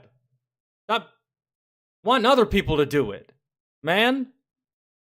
If you actually played with your kid, interacted with your kid, instead of like, I don't know, having his ass on fucking Cocomelon for 8 goddamn hours. I mean, go to a fucking pumpkin patch. Go to the park. Take his ass to a fucking sandbox. But nope, that proves too taxing. Fuck it. Put on Cocomelon in the living room. Put on Cocomelon in the bedroom. Put on Cocomelon in the tub. Put on Cocomelon in the kitchen. Put on Cocomelon in the car. Like, bro, take some responsibility. Like, I know this is an issue, but like, I mean, come on.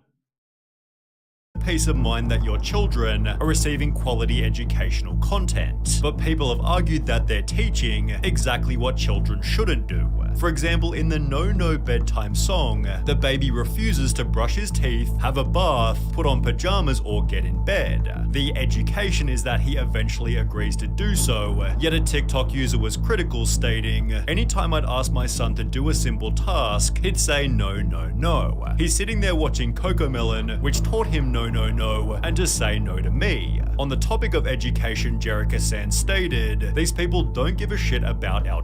If my niece says no even once, she gets hit.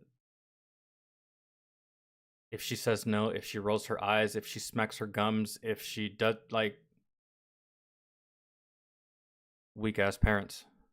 Children. Sorry. They care about money. That's it. Your child's cognitive development in direct exchange for their wealth, and there's pretty good evidence supporting this. A New York Times journalist visited Cocomelon's studio, discovering their #1 focus is keeping... Sorry, but like, I can't, it's hard for me growing up the way I grew up, and it's hard for me growing up in the generation that I grew up to wrap my head around this kind of parenting.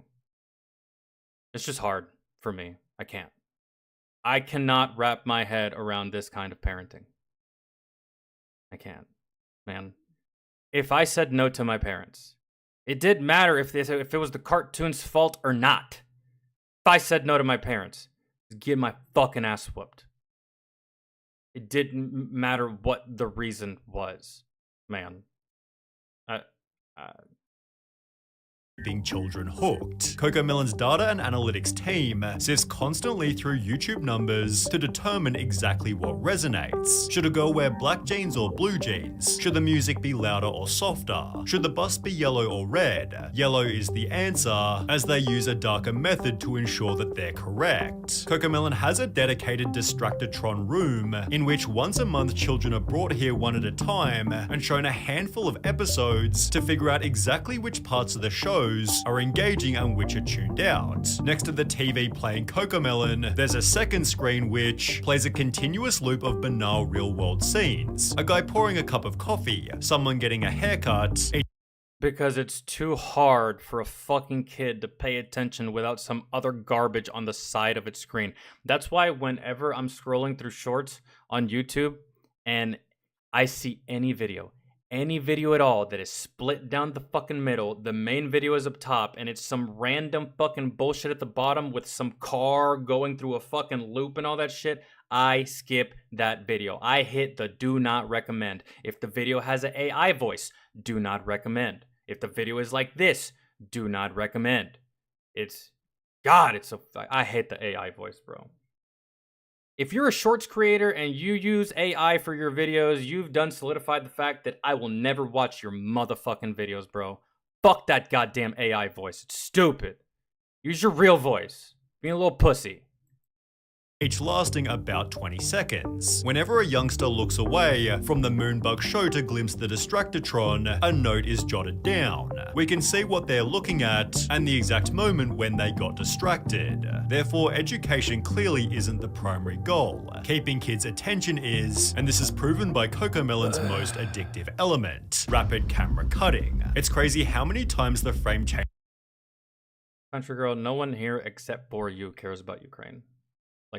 Literally nobody. Shouldn't be sending them shit. It's their problem. Changes on Cocomelon. It's the same type of addicting behavior that we experience on a TikTok binge. It's the quick change of frame that releases that dopamine and makes the videos addicting to watch. Count the seconds between a change of frame. Well, TikToker the Circus Brain did exactly this. He firstly counts the changes on My Little Pony, concluding there's about 6 seconds between each cut. He then compares it to Cocomelon. 1, 2, 1, 2, 3, 1. 2, 1, 2, 1, 2, 1, 2, 1, 2, 1. In her video, The Nightmare That Is Cocomelon, Savantix draws those kind of jump cuts, bro, would cause like an actual movie with adults going to see it to bomb badly. That shit is jarring and disorienting for an adult. I don't know what it does to a fucking child, but that amount of jump cuts in that amount of time, that often, you can only get away with that kind of shit with children. A similar conclusion. She found that 96% of the shots in Baby Shark were shorter than 2 seconds. She then compares 4 different animated shows, again finding Cocomelon has the shorter shots. The longest shot on a Cocomelon video was 6 seconds. The longest shot on Arcane was 8 seconds. The longest shot on Bluey was 27 seconds. And the longest shot on Encanto was 18 seconds. Which, when combined with every other element, creates some terrifying statistics. Dr. Kristen Summer explained that when showing an infant normal video content, they'll focus on the screen just 11% of the time. However, when the video is instead switched to Cocomelon, their screen engagement skyrockets to a whopping 74%. This therefore produces stories such as this. I have a question, and I want y'all's opinion. Cartoons are not mandatory, guys. They're not. So, and you damn sure don't need cartoons to fucking live. So tell me, is your child actually going to die if he doesn't watch cartoons? Is your child actually going to die of boredom? Is your child actually going to die because he spent 5 hours in his room doing nothing, staring at the ceiling? No! No, they won't. I hate how, like, society now is to the point where, like, this shit is, letting your kids watch cartoons has become damn near almost mandatory. It's become damn near almost like buying a new, like the people that buy new iPhones every fucking year. It letting your kids watch cartoons has become so normal that if you don't let your kids watch cartoons, people are going to look at you like you're a bad parent. When in reality, there's been more kids that grew up and survived and lived a good life without cartoons than kids that had cartoons. Because cartoons haven't been around all that long in the grand scheme of things. Your kids won't die without it. Oh, but I don't want him to be bored. Oh, but I just want him to have fun and have something to fucking do. When he turns 18, he can have all the fun he wants. Man. This shit is not mandatory. You don't have to let your kids watch cartoons. You don't have to let your kids watch shit. The law says a bed, housing, and food. Cartoon is a luxury that you don't need for survival. Man, I'm just saying. I used to volunteer for a preschool and they had song time. A Cocomelon video came on and all of the tots stopped what they were Well then you beat his ass, Tracy. I hear that excuse too much. Well, if they don't want cartoons, they're all up in my ass and they're annoying and this and they're getting into everything. Beat their ass. But you're expecting the cartoons to keep them docile and quiet for you. I got an ass whooping to be quiet. That's the difference between the generation. That's why kids today fucking suck. Man, like, it's not the cartoon's job to make sure that they're not a pain in your ass. If they're getting into shit, beat his ass or her ass. If he spilled the milk because you didn't let him watch cartoons and he wouldn't have spilled the milk because he wasn't watching cartoons, it's not the fact that you didn't let him watch cartoons as to why he spilled the milk. It's because he's a little shit and he didn't listen to you when you said don't spill the milk. Beat his ass. There's no excuse. There's no substitute. Be a parent. That's it. doing, put down their cheese crackers, and remain fixated on the screen for the duration of the video. It was honestly kind of terrifying. But then some people just want to let their kids watch cartoons, get out of my life, right? And then your kid grows up to be a little piece of shit, and you're surprised that he is. Oh my God, I can't believe my son did this. I can. YouTuber Saberspark shared his own personal anecdote. He asked to watch a Disney movie with his two younger cousins, who both completely refused, and instead spent all day glued to an iPad playing the addictive show. In Cocomelon Made My Kid a Zombie, a mother talks about her son. He would be in a daze while watching it. You could be waving your hand right in front of his face, and he wouldn't move.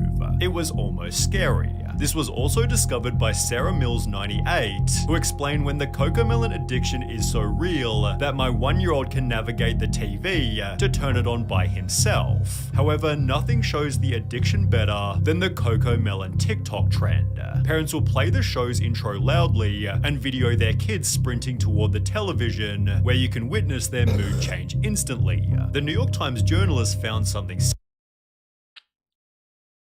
Almost like when your dog is in a separate part of the house and you walk to the kitchen and you open up his bag of doggy treats, and from all the way across the house your dog hears that bag opening and he sprints to the fucking kitchen in less than a second.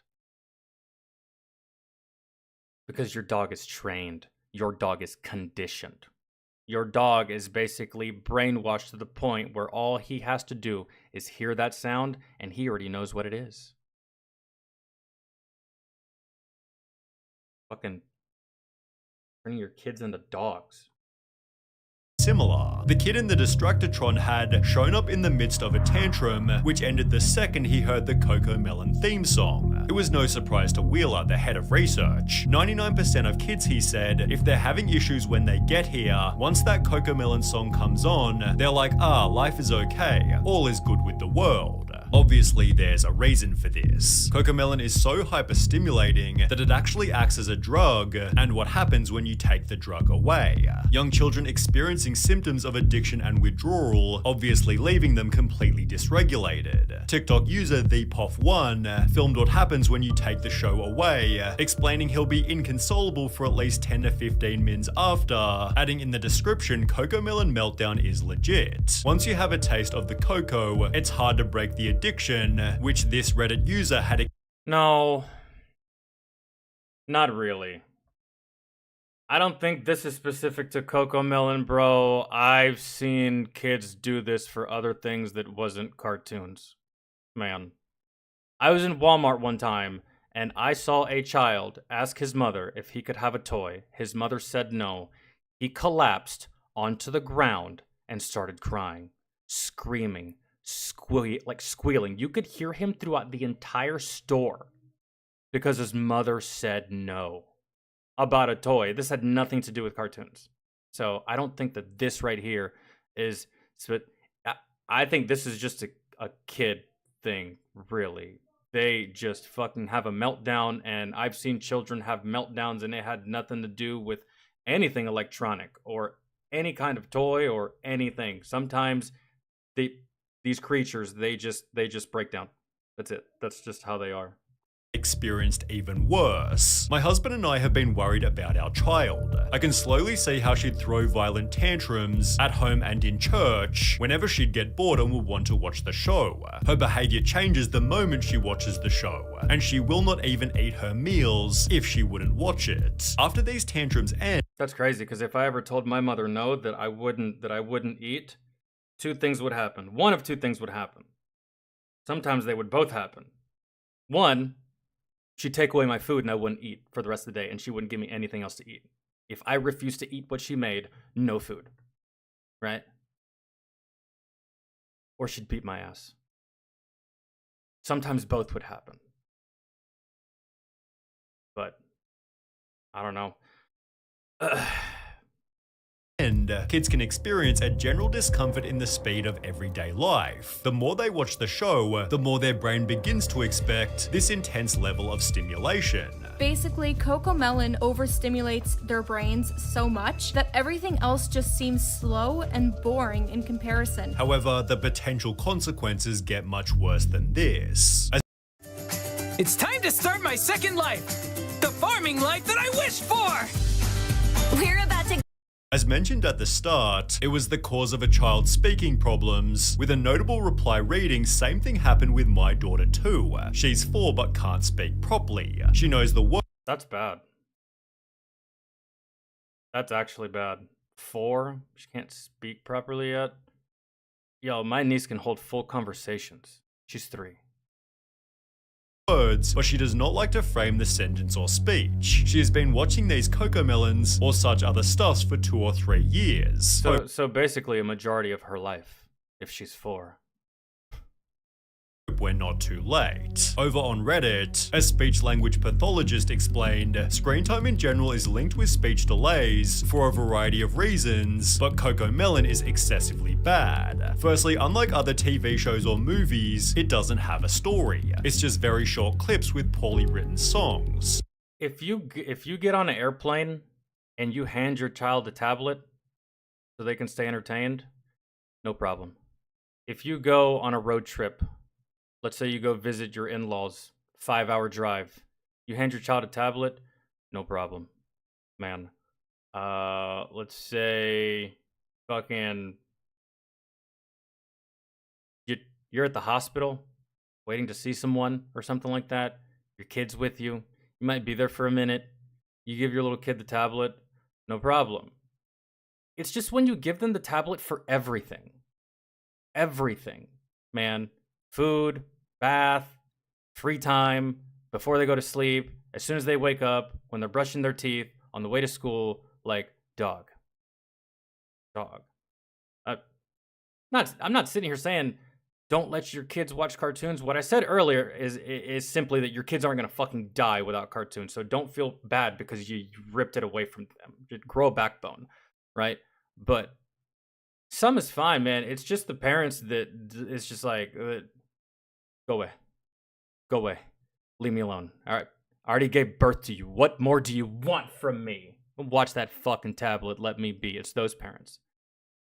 The kids aren't able to follow the plot, learn vocabulary, and see the resolution of a conflict, supported by infant specialist Meg Fora. And the problem with fast-paced TV programs is that we find that little one's language development is slower. On the Agents of Speech YouTube channel, this is again confirmed. The main problem with watching videos on the internet is that they don't know how to use the language that they learn. But he adds that 4 to 5 hours of screen time per day can make a toddler completely non-verbal.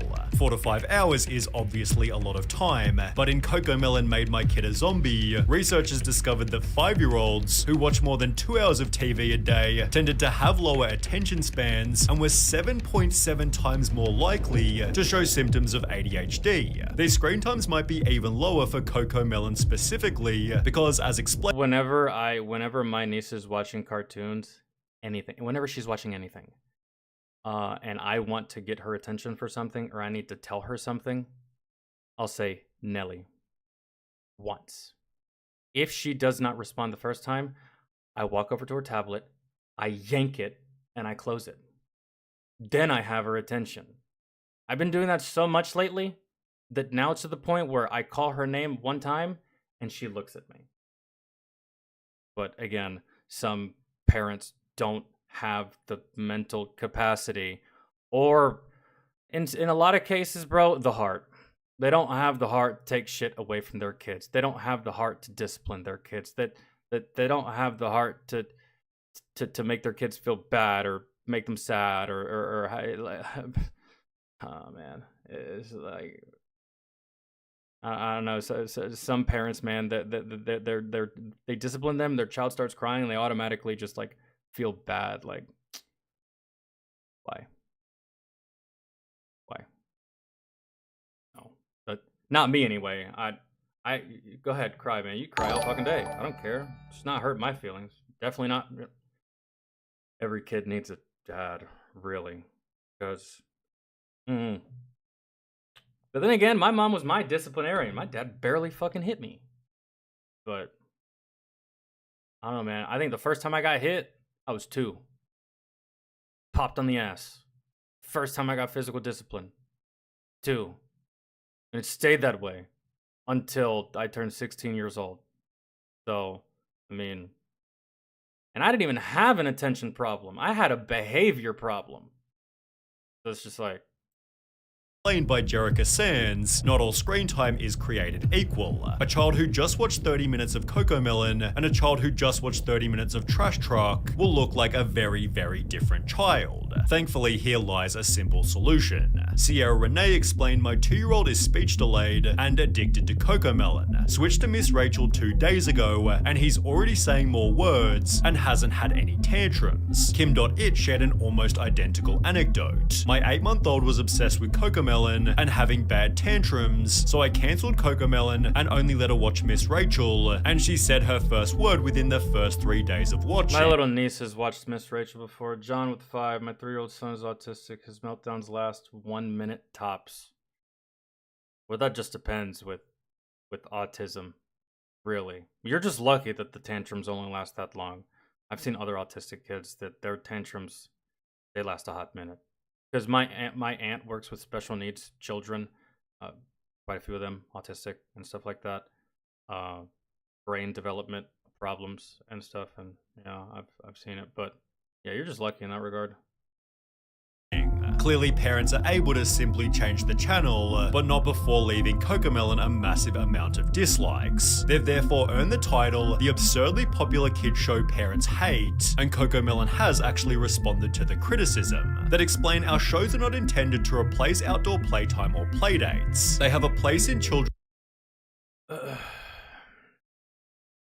Our shows are not intended to replace outdoor playtime or playdates. That's the stupidest fucking statement I've ever heard.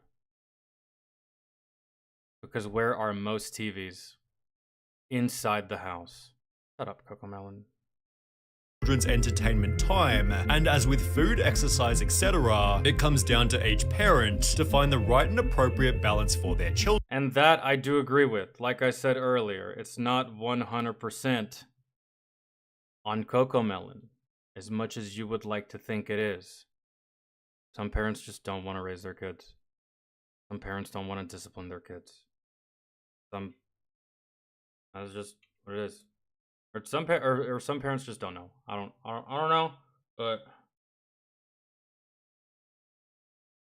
I used to play sports. When I was 4, I was on a baseball field, guys. 5, baseball field. 6, baseball field. 7, baseball field. That's what it was. All the time. From as early as I can remember. Man. And this is when my dad was barely ever home and he was in the military. My mom was pretty much living the single mother life, pretty much, with my dad in the military, always gone, always training, always deploying. I barely ever saw him when I was younger. Man. So it was just my mom.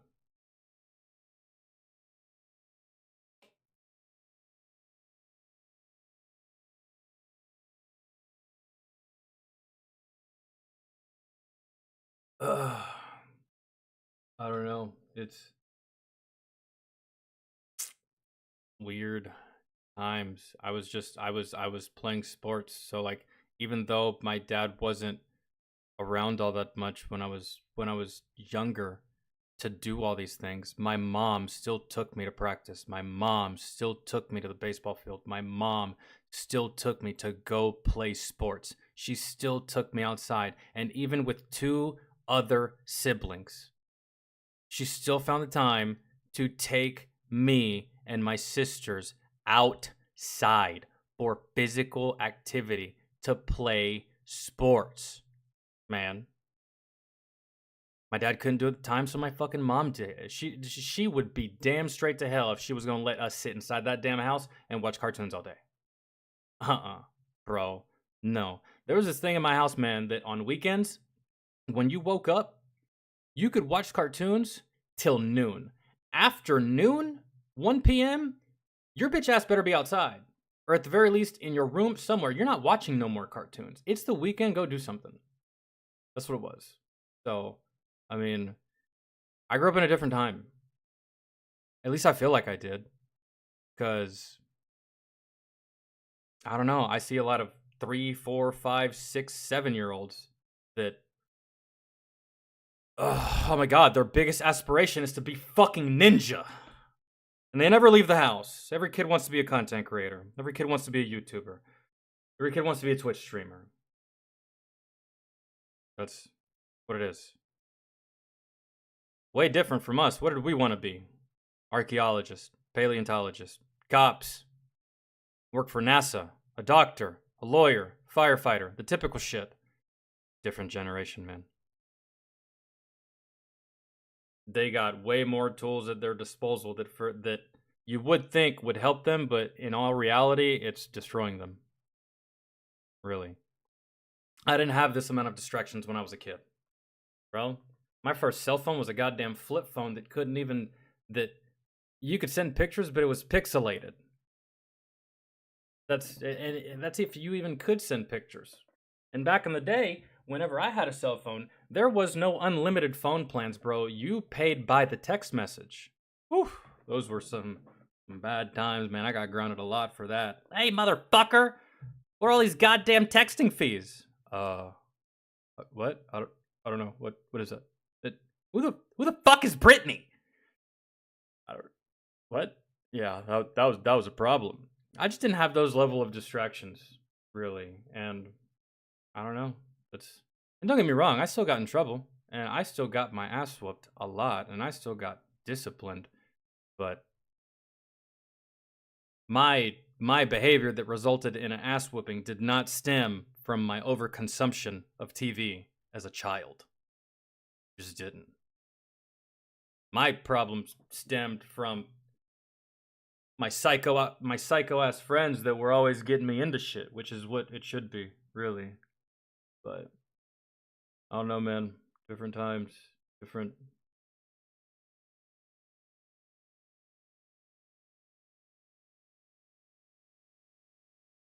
But luckily, kids can't actually die of boredom. So, therefore, if you want to rip cartoons away from your kids, I'm not going to judge you. If anything, I'll fucking praise you. I'll fucking praise you, because there's so much shit that they can do aside from cartoons. And if they don't have anything else to do, I promise you they won't die. I promise you. When I was a kid, my mom took away the PlayStation, the TV, and I had to sit in my room. The longest I was ever grounded as a kid was an entire year. Guys, 12 months was the longest I was ever grounded as a kid. I would go home, I would wake up, I'd go to school, I'd go to baseball practice, I'd come home and I'd go straight to my room. If I didn't have baseball practice, I'd come home from school and go straight to my room. And the only times I was allowed to come out of my room was to eat and piss and shit. That's it. I stared at a wall for a whole year. And there's parents out here terrified of letting their kid go 30 minutes without watching Cocomelon. That's not good.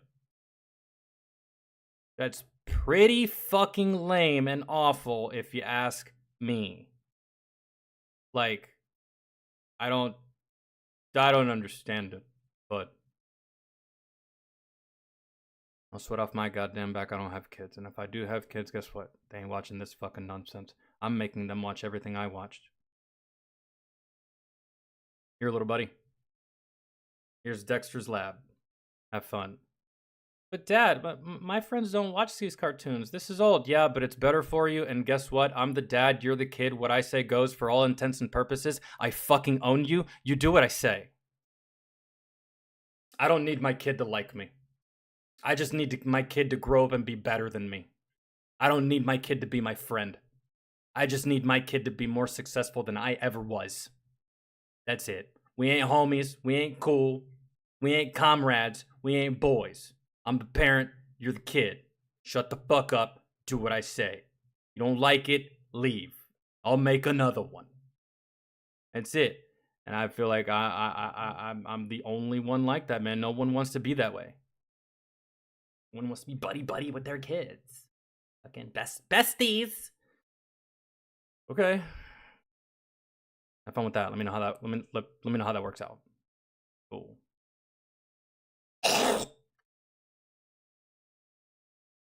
Longest you were grounded were 5 months? That's not bad. That's like a summer. Something like that. Gary Parachute's son, Jody, shares a story on it. No, I haven't seen that.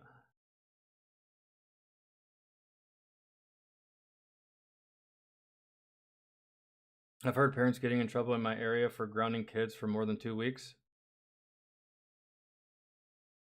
Oh, and then you have that kind of shit that just takes away the power from parents to where they can't even be parents. Fuck that. I wouldn't live in a place like that. I'm sorry.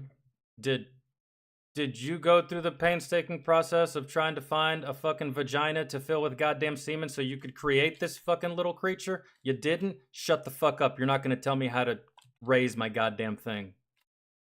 It's that simple for me. Give fuck what the law says. I know the difference between child abuse and discipline. Fuck you. Like, too many pussies in this country that just need to worry about themselves. If you're abusing your kid, that's a problem. But I'm not going to scoff or raise my eyebrows or roll my eyes at discipline. It's needed. You need to do it from the earliest of ages. But that's just me.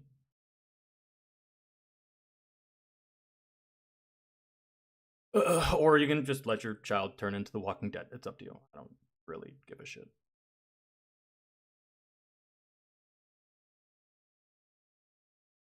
Yo, DT, what's good? How are you, man?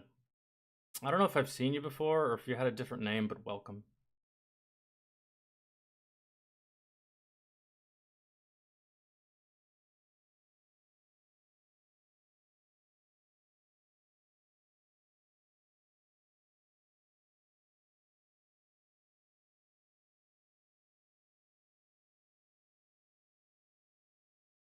Can't believe I'm letting the entertainment industry raise my fucking kid. And then I'm gonna bitch about it. When I could have just either changed the channel or paid attention to my kid. That's pretty much the takeaway from that video, man. Really. No one forced you. And at the end of the day, it's cartoons. It's all a distraction to a kid. Really. You just found the extreme. So. But let's see something. Let's see something. Let's see how upset parents really are.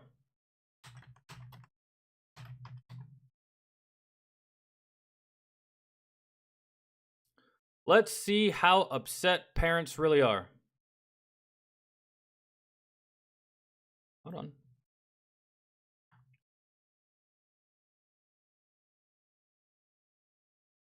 Where's their actual channel? Right here.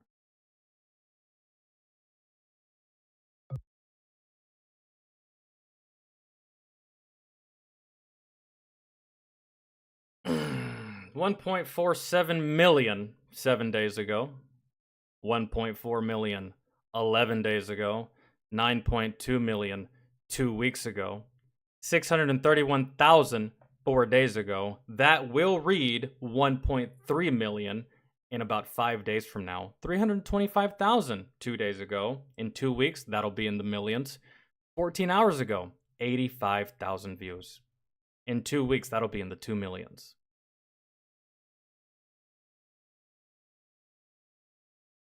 Man, parents really are mad.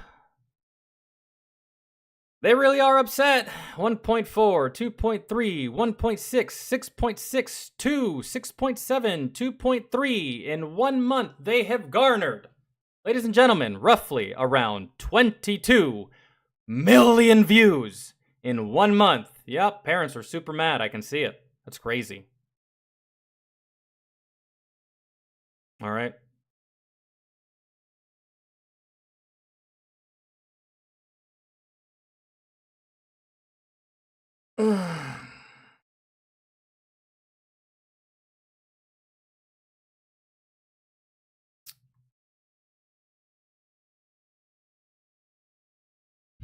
I hope this is good, because it's long as fuck. I'm sorry, I missed this earlier. I didn't read it out loud, or I think I did. Oh, no, I did. Good. Oh, Ironhawk, I do remember you. I see you all the time. What's good, dog?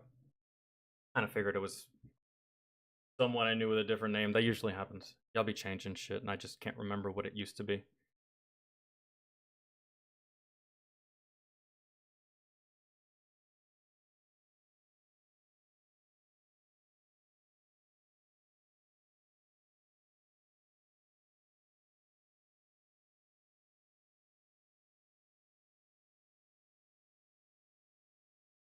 I'm gonna go smoke real fast, guys, and then we'll start this.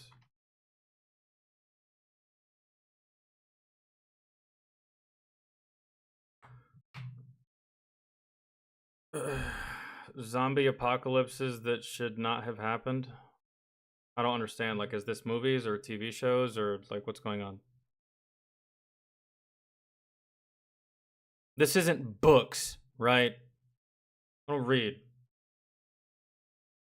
This is about books. I'm gonna be like, oh yeah, cool. Didn't read it, so I don't really know if it should have happened or not because I don't have an opinion. Do I at least know?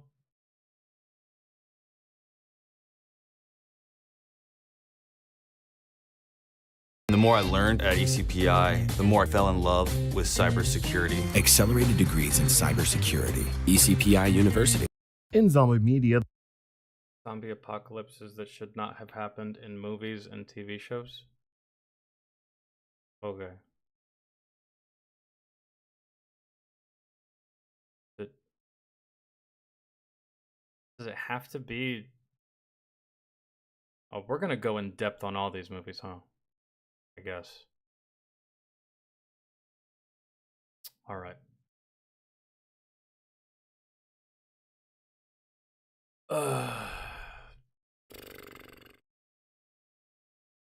Okay. All right. I'm gonna go smoke. I'll be right back.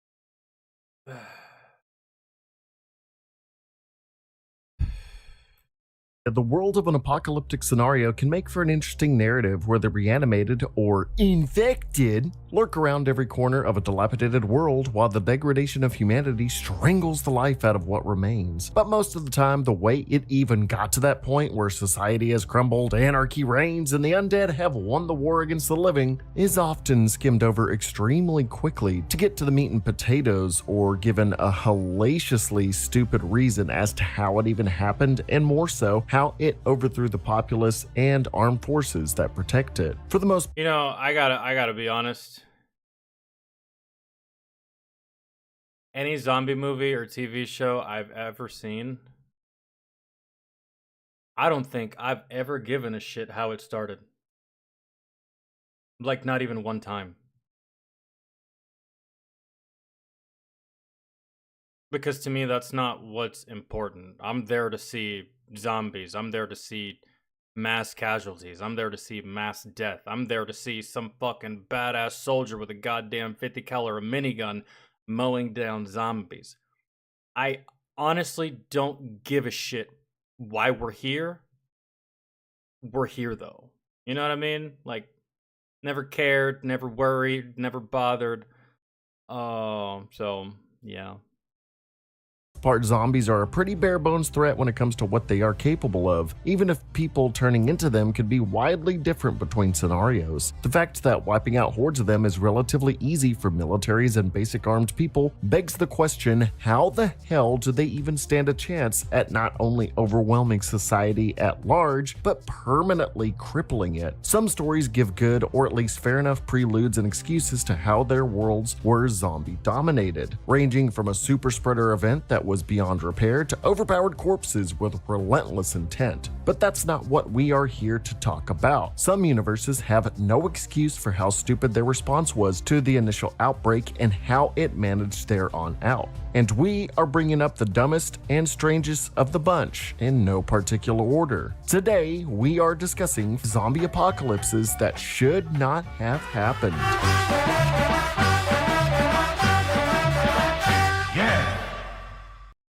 Look who it is. This is Ju Yuen, a public security officer.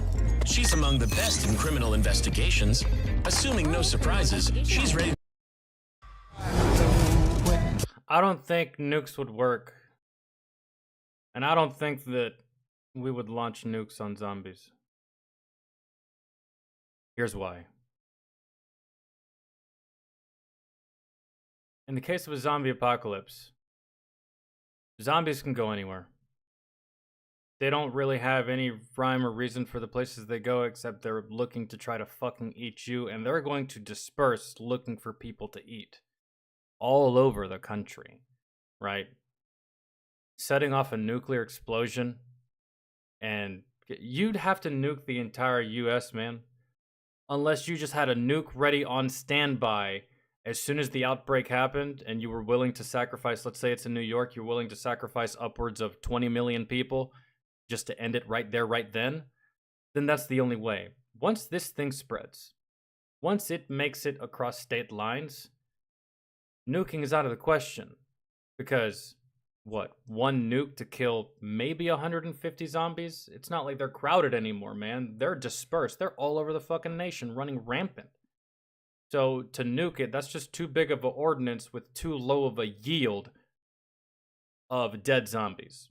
On top of that, you're also killing innocent survivors, and on top of that, you're nuking your own fucking land. Like, I feel like that's a little bit more devastating than anything zombies could ever do, especially if you can kill these zombies, find a cure, or just outlive them, right? Because their food source is humans. If you remove the food source, it's gone. So therefore, you don't drop those nukes. Now you're probably thinking you could drop nukes after the fact. Do you know how to operate a C-130 or a C-17? Do you even know how to arm a nuclear weapon? Do you even know where the silos are to find them? I mean, I'm just saying, like, that's...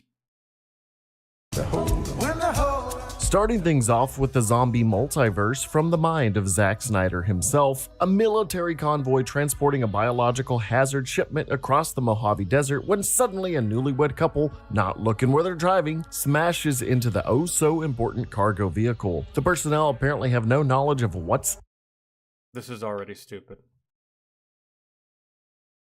Zack Snyder himself, a military convoy transporting a biological hazard shipment A biological hazard shipment transported by of Zack Snyder himself, a military transported by our military with 4 vehicles. With 4 vehicles?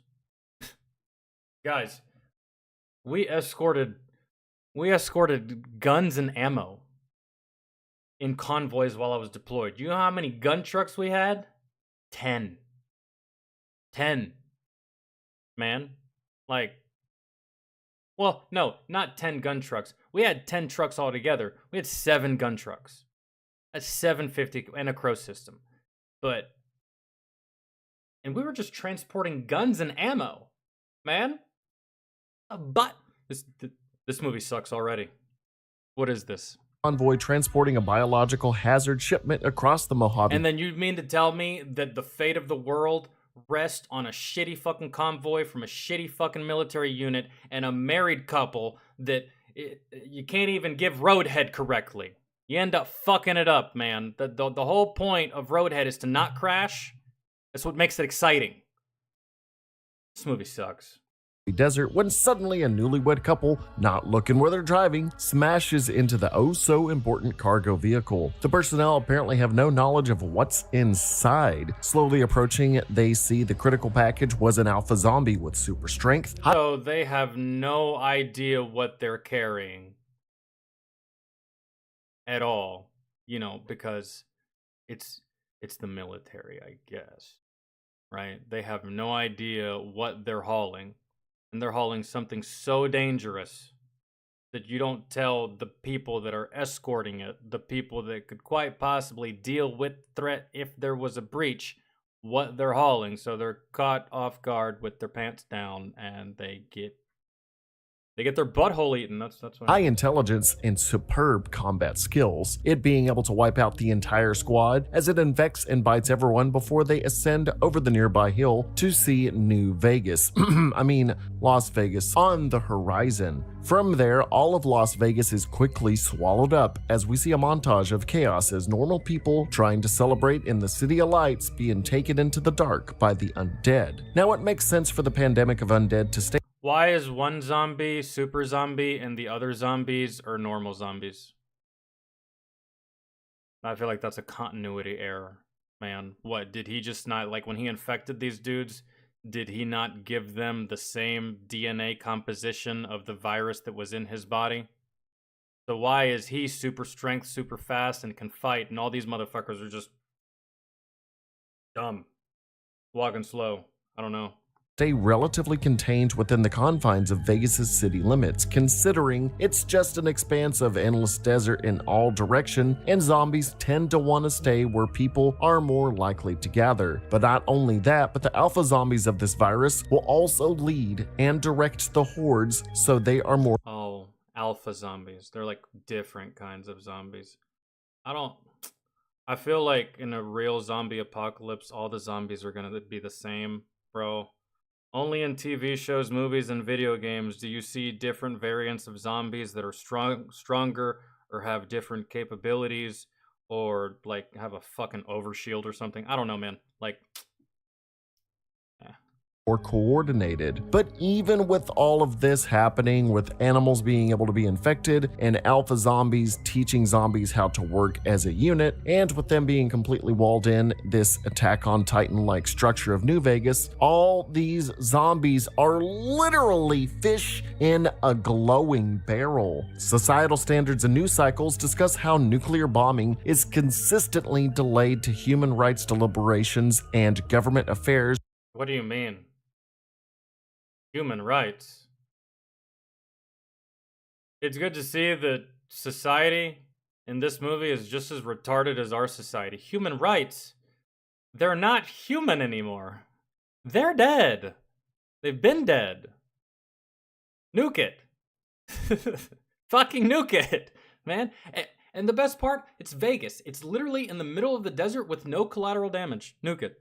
Dragging their feet, but something with this much potential of being a national pandemic, if even one infected were to get out, or utilizing the undead for biological warfare supersedes any moral restrictions, or even the alpha zombies that are known to be pretty damn smart figure out a way to breach containment or use the hordes to get over the wall World War Z style, you would not want to give these zombies time or other people outside the walls time to figure out something like this for it to happen. My question is why were these zombies hell-bent on getting over this wall? Why? So they can feed? So they can eat? So they can survive? Okay, so what happens when you get over the wall and you eat everybody? You still need to feed, you still need to eat, you're still hungry. Naturally, what are you going to do next? You're going to leave this fucking desert in search of something else. Why not already do that if you're smart? If you can't figure out a way over this wall, why isn't that your first course of action? Like, fuck it. This is lost. Let's go find something else. Because I The US government and military were surprisingly able to get shipping containers to completely surround the 135-mile city area in a short amount of time. How did y'all even manage to do that without getting fucked up by zombies? Y'all did that in the middle of the apocalypse? But slowed down on just annihilating what remains inside. It's like what I said earlier, they are fish in a barrel at this point. They can't get in or out. And don't get me started on how the original... Like, dog, I don't care if I'm there. Nuke it. I never understood people's unwillingness to make a tough call, even if it's for the betterment of not just society, not just American society, but the planet. What is the debate here? What is the debate here? I hate that shit. This movie really does suck. Original alpha zombie even broke free from its containment to get to Vegas to turn overnight. A military convoy would not be disrupted as vehemently as this over a sports car of two newlyweds going full speed into the... Oh, that is true. Yeah. What they're hauling here? I don't know if he's gonna show the truck again. But that is true. That didn't dawn on me. The vehicle, the military vehicle that is hauling this container is called a LHS. That is a load handling system. Okay? That truck has up armor on it. And that truck is no joke. You drive like your fucking Nissan Sentra into a LHS, you're going to crush yourself, and not much is going to happen to that LHS. Yet for some reason, somehow, some fucking Chevy just hits this thing and it just fucking flips over. These things weigh thousands of pounds, bro. Like tons. And it just gets knocked over, rolled over, explodes just off of one car. That's not real. That's not how that works, bro. That's not realistic. Their transport car. You know, I think military vehicles would be just a little more durable. And shouldn't the soldiers have some kind of inkling of... But the plot must go on. And yes, I've already talked about this. I think the soldiers you're sending should have known what they were hauling, should have known what they were carrying. Otherwise, they would have been more prepared. Because instead of walking up to the fucking container like, I wonder what's in there, you could have just opened fire on the container as soon as it opened. But the movie has to happen, and stupid things have to happen in order for some movies to continue the plot. So... what's inside? I get it, it's top secret, but this is something that cannot break free or get loose. I think that would have been stressed. On top of this is fucking... not break free or get loose. I think that would have been... This is stupid. First off, look at this. Look at this. First off, this vehicle right here, guys, this vehicle, that is a route clearance vehicle. Which, technically, I mean, it could be on this convoy for this, but no, bro, no, you would not use that vehicle for this type of mission. And then look at this jackass back here in the Humvee. Look at his turret. Bro, he's aiming it backwards. He's aiming it in the opposite direction. Look at that. I can see the 50 cal aiming that way. He's not even aiming, and I understand he's the trail truck, so the trail truck is supposed to watch that direction, but bro, it's FUBAR. Turn your fucking turret and look at this goddamn thing and see what's happening for a second. You got a joystick, you can always rotate back. Like, 4 vehicles in a convoy like this escorting a biological hazardous material. No, bro. You're not going to have this vehicle. You're not going to have Humvees. You're going to have 7 MRAPs. And you're going to have 7 MRAPs. You're going to have a scout truck. You're going to have another trail truck. You are going to have Apaches and Little Birds at the same fucking time. There's no air support. There's no nothing. This is the dumbest display of military that I've seen since the movie Hurt Locker. Stressed, even if they didn't want the zombie thing to be known about. But still, when all hell breaks loose and military strikes start happening to quell the zombie hordes of dead Vegas, they go from bombing the hell out of the city to dropping in paratroopers directly into visible hordes of hundreds of zombies? Why? And then we see a heist mission to breach into a casino to retrieve tons of money, and it's because of that one person escapes the city, finally being nuked, only to spread the virus as he flies away via jet, but not turning from his bite wound until much later. All of this could have been prevented. You have the resources. You know how deadly this zombie prevented. You have the resources. That is actually what should have happened at the beginning of the movie. But I think I saw Dave Bautista in there. So you have to have, like, I don't know, 15 minutes to introduce this motherfucker. Another 5 minutes for the audience to look at his goddamn muscles. And then you have to have a 30-minute fucking crazy scene at the end where he's the hero and blah, blah, blah. Am I on track? Is that tracking correctly? Probably. You know how deadly this zombie virus is because you were transporting it in the first place. They're acting like Mr. House has anti-missile defense systems to protect Las Vegas. If they would have just did what Fallout couldn't and nuke Las Vegas from the start, none of this would have happened in the first place. Plus, did we really have to make it into a time loop thing? Yeah, just look into the movie. There's apparently zombie robots too. I don't even know what to think, but this shouldn't have started. Get away! What do you want? Get away from me!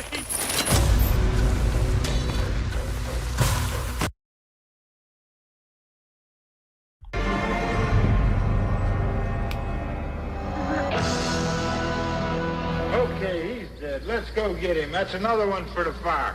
I'll be lumping these two breeds of zombie apocalypses together since they are fundamentally the same. A virus that infects every living person on Earth, most likely via an airborne pathogen that reanimates any person upon death, so long as the brain is intact. Bites from the fully turned will spur a fever that kills a host just so they can become a zombie, aka walker. These zombies are probably the least threatening of anything we will deliberate over today, being for the most part slow, stiff, and dim-witted, albeit with tons of durability and longevity. They can go seemingly infinitely without rotting into a pile of biomass and bones, and can even adapt to their environments, learning as they roam the world to use tools, weapons, climb, and even work as a unit more so than just a mindless horde. A single bite from these Zeds means lights out if you can't amputate the affected area in time. But more so than that is everyone more so than just a mindless horde. A single bite from these Zeds means lights out if you can't amputate the affected area in time. But okay. Yeah, okay. Fine. More so than that is everyone will eventually become a walker/ghoul at some point without proper disposal methods taking place. But does it mandate the world consistently falling to ruin so quickly? The idea of anyone turning into an undead cannibal moments after their expiration date is terrifying in its own regard, don't get me wrong. and the first few days, weeks, months, and even years would be extremely difficult to come to terms with. Those that perish via means like terminal illness, roadway, workplace accidents. Man, you know what would really suck? You know what would really suck? Is if the zombie apocalypse happened, but the infected didn't change physically.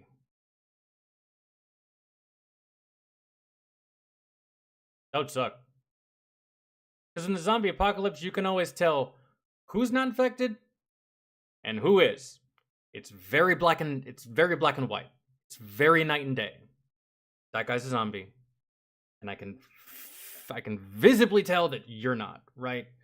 What about the case of like a zombie apocalypse where there is no visible change in the way that the zombie looks? No bloodshot eyes, no pale skin, no blood coming out of the mouth, no fucked up skin, no scratches. They might have one bite mark that you can't see, right? And then it just becomes up to you to decipher behavior. It's been easy this whole time, right? That's a zombie, clearly. That's not a zombie, very clearly. But if they don't look any different, now you're having to go off of behavior, man. And that could take a little bit, it might take you a little bit longer to realize, which could quite possibly get you killed, especially if these fuckers are fast. Because, you know, in the zombie apocalypse, there's going to be that one guy that tries to play a joke on you, like, I'm gonna eat you. And you're like, God damn it, Tommy, stop playing around, man. Seriously, it's not funny, right? Well, what on the off chance that, you know, zombie apocalypse happens, these motherfuckers don't look any different than us, right? And you just see this person like, I want to eat you. And you're like, is it though? Is it? Should I shoot him? Chances are, just to be on the safe side, I'm going to shoot everybody, really. Anyways. Sudden complications and even suicide could come back and seek to devour the living nearby. Bearing witness to a loved one, a friend, or even a stranger coming back without any semblance of themselves besides their own visage would be a bitter pill that many would not be able to swallow. Chaos would be guaranteed within the first few days and weeks, but the reality would be quick to discern for many. Many would and continue to fall prey to someone dying, coming back and being bitten, either due to being in shock, being asleep, or being preoccupied before being bitten or eaten alive. But humanity would adapt to this new fact of life, I'm more than sure. Society would not crumble and dissolve to increasing numbers of the undead. If anything were to be the more realistic outcome of this kind of universe, even if it seems ridiculous for me to say, it would be the world as it is at the end of the movie Shaun of the Dead. Some parts of comedy are more biting parts of reality, and the aspect that zombies would just be integrated into everyday civilization is hysterically what would probably happen. Once the advent of a Z-Day were to calm down, with the army actually doing its job and wiping out the hordes of undead, unlike some series that just make the military out to be completely hopeless and idiotic, governments, militaries, and society at large would see to establishing methods for disposing any dead bodies, having emergency Me personally, I thought Shaun of the Dead was great.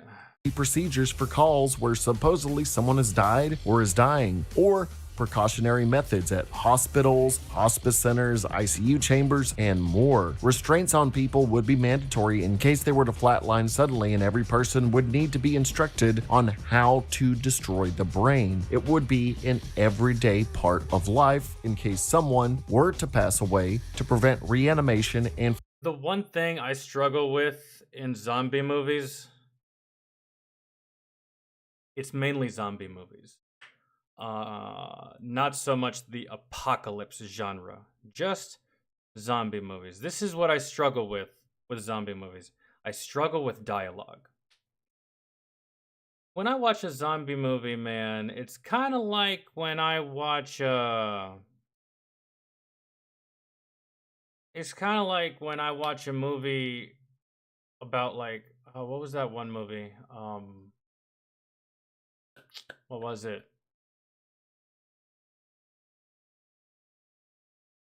With Jason Statham and the big shark, The Meg, right? I didn't give a fuck about the dialogue in that movie. I just wanted to see this big shark eat a whole bunch of people. If that makes sense. in zombie movies, I don't give a fuck what you got going on, bro. I don't give a fuck how you feel. I don't give a fuck what you think about the situation. I just want to see zombies die. And I want to see big guns go boom. And I want to see like some badass shit happen. Like the badass shit that I used to do in Left 4 Dead. The badass shit that I used to do in House of the Dead. The badass shit that I used to do in Dead Rising.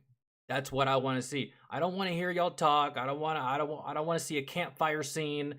I don't want to see a scene where this dude and this dude don't like each other, and at the end of the movie they become best friends, but one of them has to sacrifice himself for the other, and there's a tear and like a bro moment, like bro, and then he sacrifices and dies. Like, I don't give a shit. I just want to see the things, if that makes any sense. For other people not to be infected by the fever. As dark and grim as this case is, it would be a part of reality that everyone would start to become accustomed to.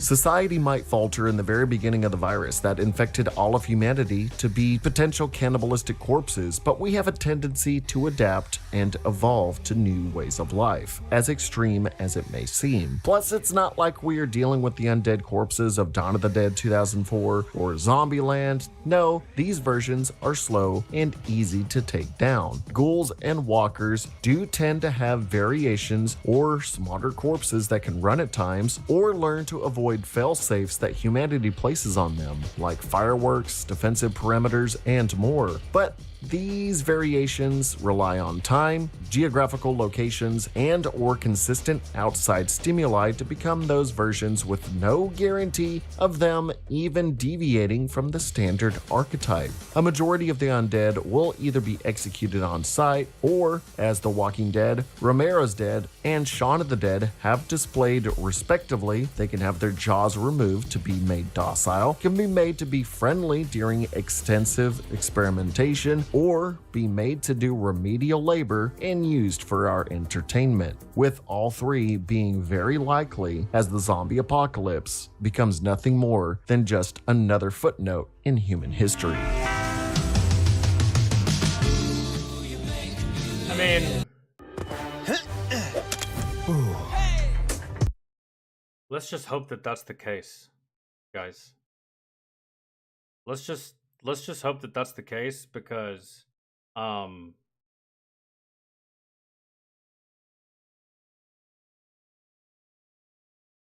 if these zombies are fast, that's rough. That's gonna be rough.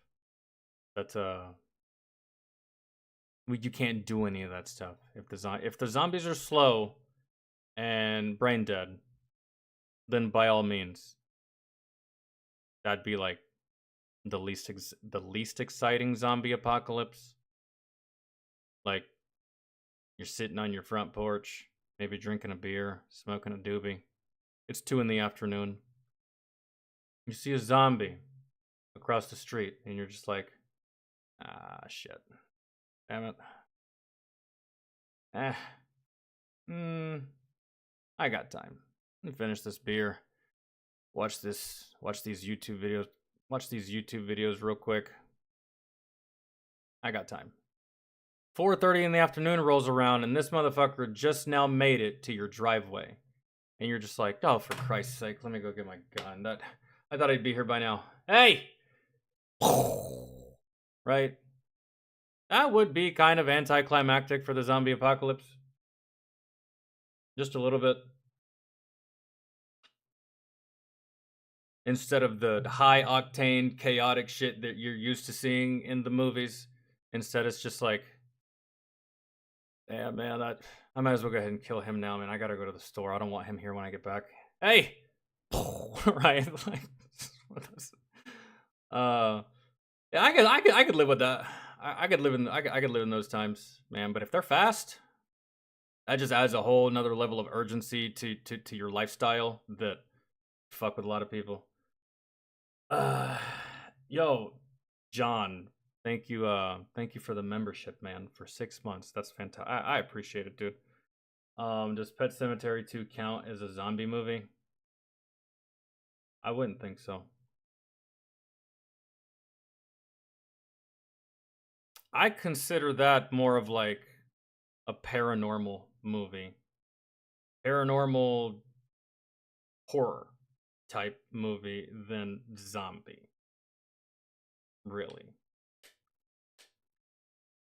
I mean, you could, but at the end of the day, there was only 2 people that came to life. And that was the son and because he did it to his wife too, right? He buried his wife as well to try to bring her back to life or something. I don't really think I consider that a zombie movie. That falls more into line with, like, you're playing with the devil type of stuff. You're like on some Ouija board type shit. Really. Not too much. Heading to the land down under, the rabid outbreak of 2019's Cargo, we see a dash of what I just discussed in a civilized post-zombie world, muddled up with nothing but irrational people making dumb decisions. They have these packages apparently widely distributed throughout Australia labeled Containment Assistance that's described as a guide to help prepare you and your family to recognize threats and make smart decisions in dangerous situations, noting the stages of infection and even providing a damn countdown watch that ticks away for 48 hours until the full turn time. Also in it are lethal injection pins to stab the temple to mercy kill anyone that is bit or infected. Obviously,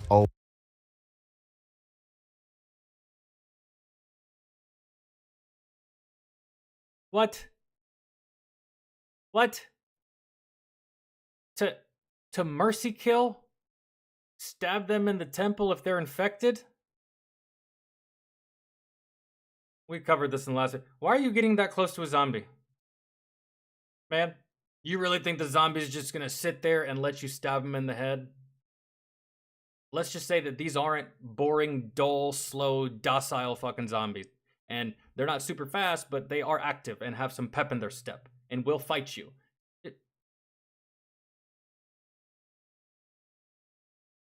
A lot is known about this rabid virus that causes honey-like pus to spew out from every orifice. Elaine, Jesus Christ. Elaine, what's up? How are you? Even charts are fully shown where high infection areas are so you can avoid it. The world, or just Australia, easily figured out everything and provided measures for people. These zombies You figured out everything, but you are doing nothing about it. Yo, government, I want you to take care of the problem. Like, go shoot these fucking things. I want other people to also engage and take care of the problem. Go shoot these fucking things. Not give you a roadmap and a fucking what? I don't know. Then again, I must have missed the premise. How are these people getting infected? Infected are extremely slow and dim-witted, are easily distracted since just the smallest signs of blood can make them veer away from a full flesh and blood person without any issue. They go towards loud sounds but barely make any kind of overall indomitable threat or presence, especially considering the fact that they avoid direct sunlight if they can and will hibernate in dark places like tunnels or burying their own heads in the sand. I guess to protect themselves from UV light and potentially healthy survivors headshotting them while they're hibernating? I don't know. But these zombies spend half their time not even being active threats and basically are just sitting ducks that add to their diminishing return on lethality. I mean, look at this. There is a guy yelling, goes up to this group of hibernating zombies, and loudly whacks numerous zombies in the head without even waking one of them up. They hunt purely based on smell and sometimes sound if they feel like it, and if one can mask their scent from anything appetizing to the infected, then one can move freely amongst them without fear of being attacked or bitten. And in some cases, the pus that produces from them can even fully blind them if it covers the entirety of their eyes. The seizures from the symptoms of the virus never going away as they just rapidly convulse as they move, slowing down their already sluggish sluggish pace. Not to mention, I think the only way of the infection spreading is through a bite, because the honey pus didn't really transfer infection, and I don't Yeah, bro, this movie sucks. This movie sucks. think this is an airborne thing where no matter how you die, you turn. So yeah, avoiding getting bitten by these things seems incredibly easy. Or for them, not. But in reality, yes. Hell, indigenous tribes of Australia are able to basically turn the zombies into pets, mules, and more with barely any effort due to just a little blood and meat. Something you can just find lying around in your body. So you mean to tell me that the indigenous people dealt with it better than the city people? I am shocked. You mean to tell me that the city people made all the dumb decisions in the world and the indigenous people were just good? Shocker.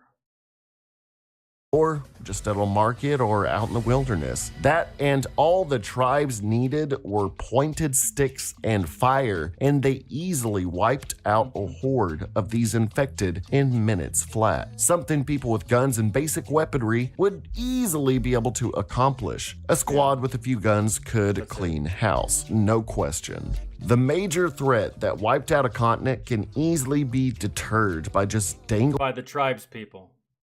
Chunks of meat in front of them to make sure no one gets bit. Now, I have to reiterate that a zombie will completely ignore a person or even a group of people purely for just a drop of blood on the wall or the ground, or a... Yeah, but he has blood all over his face, so like, what is the... like, I don't understand it. Like... purely for just a drop of blood on the wall or the... Look at this. He's got blood on his head and blood on his neck, yet somehow, some way, the blood that's 100 feet away on a random fucking tree, he can smell it better than the blood that's right there? This movie's ass. Ground or a scrap of flesh nearby and to become docile or way too distracted so they could just be easily killed from afar or even up close. And you can easily take them out as they are just that easy to kill. Honestly, this movie is a close contender for the dumbest zombie outbreak, because how the hell would any of these things take over a city, let alone a continent? And it should not have even gotten as bad as it supposedly did. But nothing compares to what today's #1 pick is, purely for how botched people made it out to be, even though it's one of the deadliest infections in zombie lore history.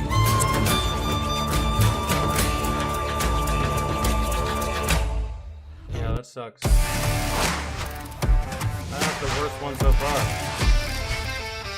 Really. I did like this movie. What are you afraid of?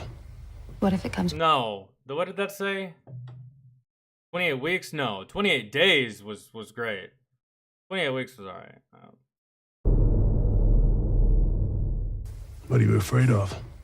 What if it comes back? It won't come back. What if it does? If it comes back, we kill it.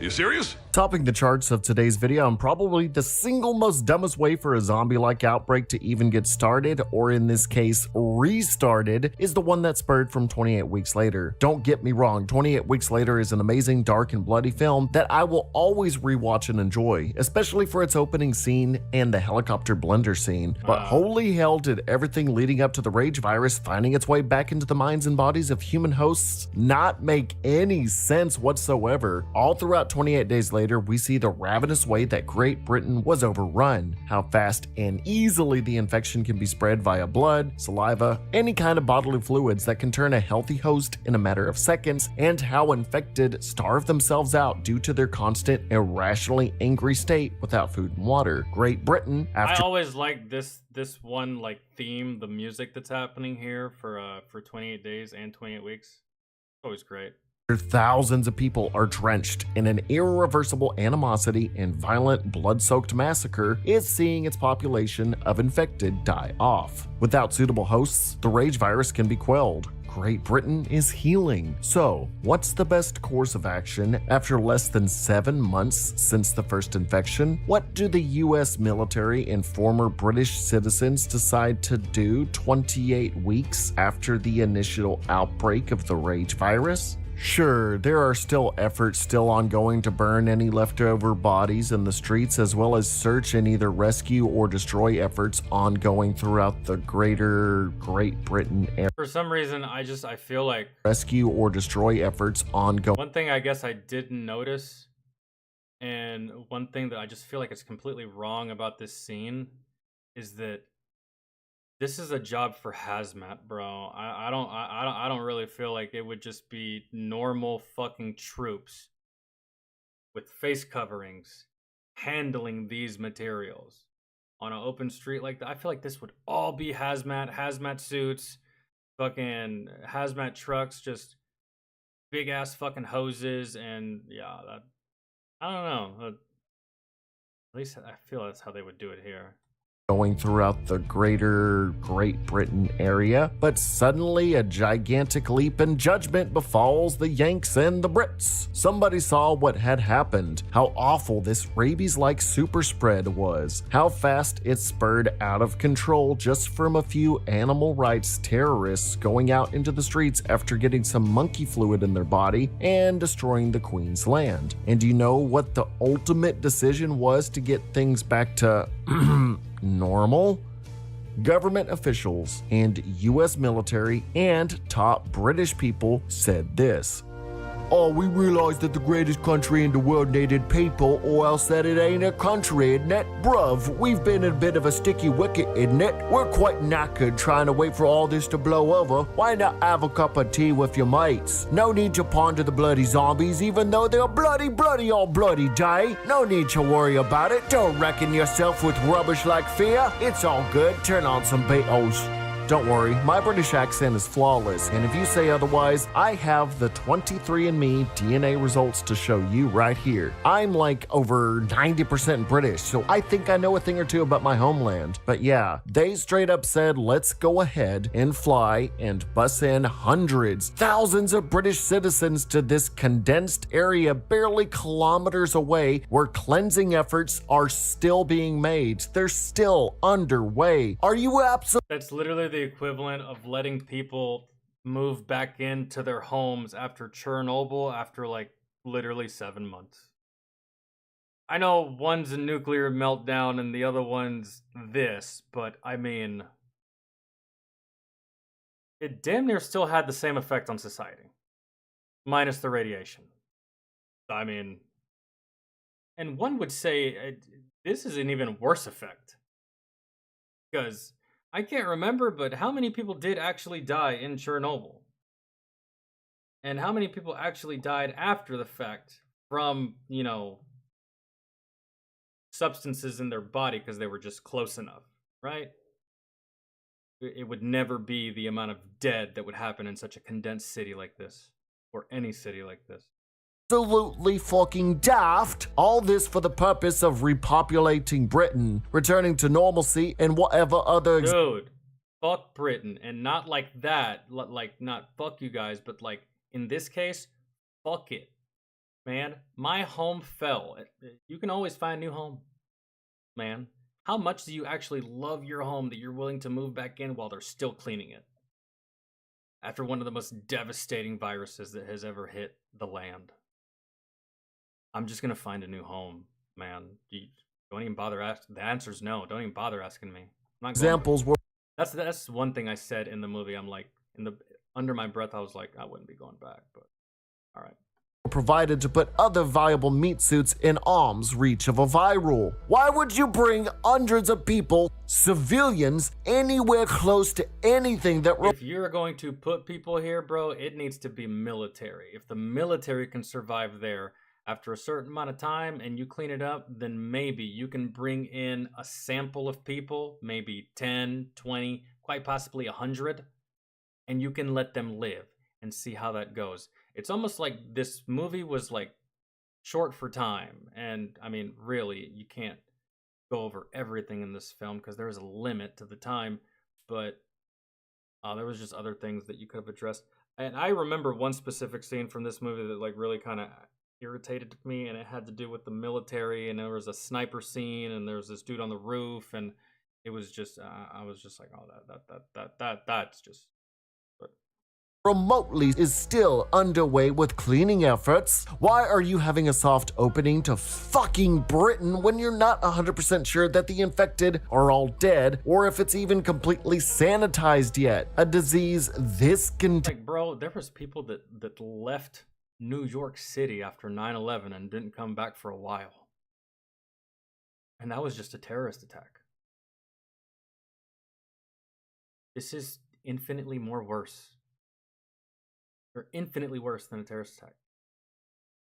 Contagious would have this place abandoned like Chernobyl, just with less radiation and more blood that turns you into a Karen at Black Friday trying to get $5 off her pressure cooker. And not only that, but freaking children are able to sneak out of the established safe zone despite dozens of armed officials standing guard above. And even then, we have Hawkeye and others watching them leave, and they're just like, kids will be kids. Ha ha, we got two bogeys. Roll Tide, yeehaw. I'm Captain Falcon, Hawkman, yeehaw, America. You'd think it would be kill on sight if quarantine was broken in any kind of way. But then again, why have people in a quarantine here in the first place? Why fly them here? Why fly them there if they can't go anywhere? Like, hey, come on back home. Where you can't leave your house, you can't do anything, you gotta stay inside the whole fucking time. Like, why even go? That's a good question. Only after do the kids find a scooter, go to multiple buildings, and have a jolly old time do they go to their old homestead and find their mother with bloodshot eyes and acting erratic. Do troops finally swoop in and scoop them all up? The mom is strapped in a heavily secure area to prod into how the... That's one thing that kind of like blew my mind, is like the coincidence and the odds of them being able to find their mother in all of this. And it's just coincidence, huh? The rage virus isn't fully... It's so convenient. Affecting her, noting she isn't necessarily immune, but retains her humanity despite the virus being inside her. High-ranking scientific and army officials want to make some kind of cure out of her genome or some shit. By the way, this is the reason they flew all the people back to Britain, because had they not flown these people back to Britain, these kids wouldn't have broke containment and found the mother, and they would have never known that the virus has since mutated, or that she is half exempt from the effects of it. The movie has to go on somehow, so why not do something stupid just to progress it? Noting her ability to still be able to spread the rage virus as a carrier, they leave her be while deliberations are made about her. And from here is where the stupidity goes from level 9. It could be something in her DNA, and just because it's her doesn't mean it's everybody else. I'd kill her. She's a carrier, bro. I'd kill her. Just because she can withstand it doesn't mean that her son can, doesn't mean that her daughter can, doesn't mean that her husband can, which I think that's her husband, I think, maybe. It doesn't mean that anyone else can. You're just rare in that regard. I'd still kill you. If you're dead set on cleansing the earth of this virus, you would kill it. Not just leave 50% of it alive.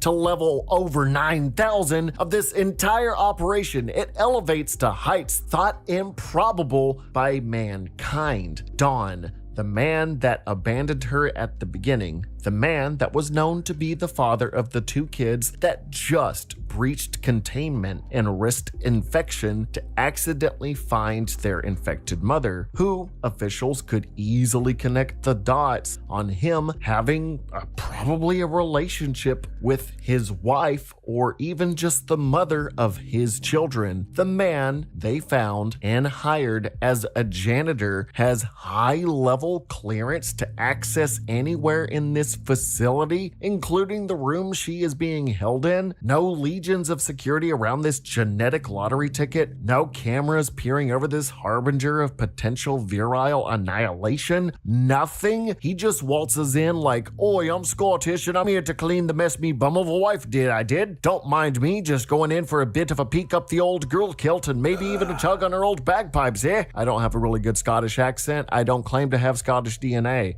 But he just strolls up to her. No armed guards anywhere. Has a heartfelt conversation and freaking kisses her? What kind of no-skill ass janitor would have clearance to a quarantine room with a woman like this? Wouldn't there be biohazard specialists for that kind of clearance instead of the guy that cleans up bird shit outside the building? And he kisses her. To be honest, I would have much rather seen him climb to the top of the building and just jump off. Because this is effectively the same fucking thing. He just committed suicide. I don't really give a fuck how much I like you or even loved you. You get infected, I'm shooting you. I'm sorry. I'll have a tear on my face when I pull the trigger, but I'm shooting you. What? Ironic infection and symbolism of the kiss of death aside, Jesus, Mary, and Christ, this is the reason for this being #1 on zombie apocalypses that shouldn't have happened. And I did say no particular order, but this one takes the cake. His singular kiss with his wife causing him to become infected, and from there being easily able to take down every single armed soldier he lays eyes on. I don't even know how he was able to take him out because they were nowhere to be found when he entered the goddamn room. Or the building. They were nowhere.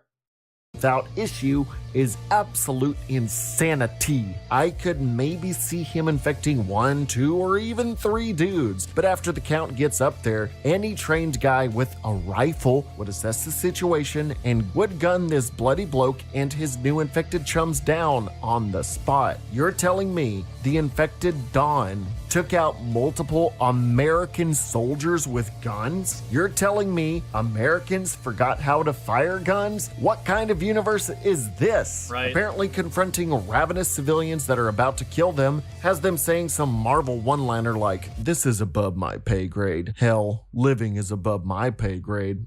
They obviously know what the rage virus is and what it turns people into, but suddenly, oops, all zombies are infected. We skim over how all this happened because now we have to cull everybody we hauled back into the jolly old England and make it even worse by having all of these healthy hosts clutter up in this cramped and claustrophobic ass room down flights of stairs to protect them instead of telling them to just stay indoors and lock up, say there was a breach and not to make any noise or open their doors for anyone. Nah, we're just gonna have all available uninfected civilians in one place, so this infection that causes people to turn in seconds from just 1 drop of blood, spit, or cum can easily turn into a super spreader event. Yeah, because that'll go so damn well. Don, somehow after infecting tons of military personnel, gets out scot-free and finds his way to the civilian containment area via the only other door to escape from. You mean they bothered to have this floor situated for all civilians to be safe, but don't bother to secure both points of entry, just one? What in the good God hell were the safety measures here? Why, if you brought all these people back to Great Britain, would you not have extremely tight-knit and concrete measures to resort to when... Because that's not the reason they got brought back to Great Britain. The reason they got brought back to Great Britain was so that the children could find the mother, so that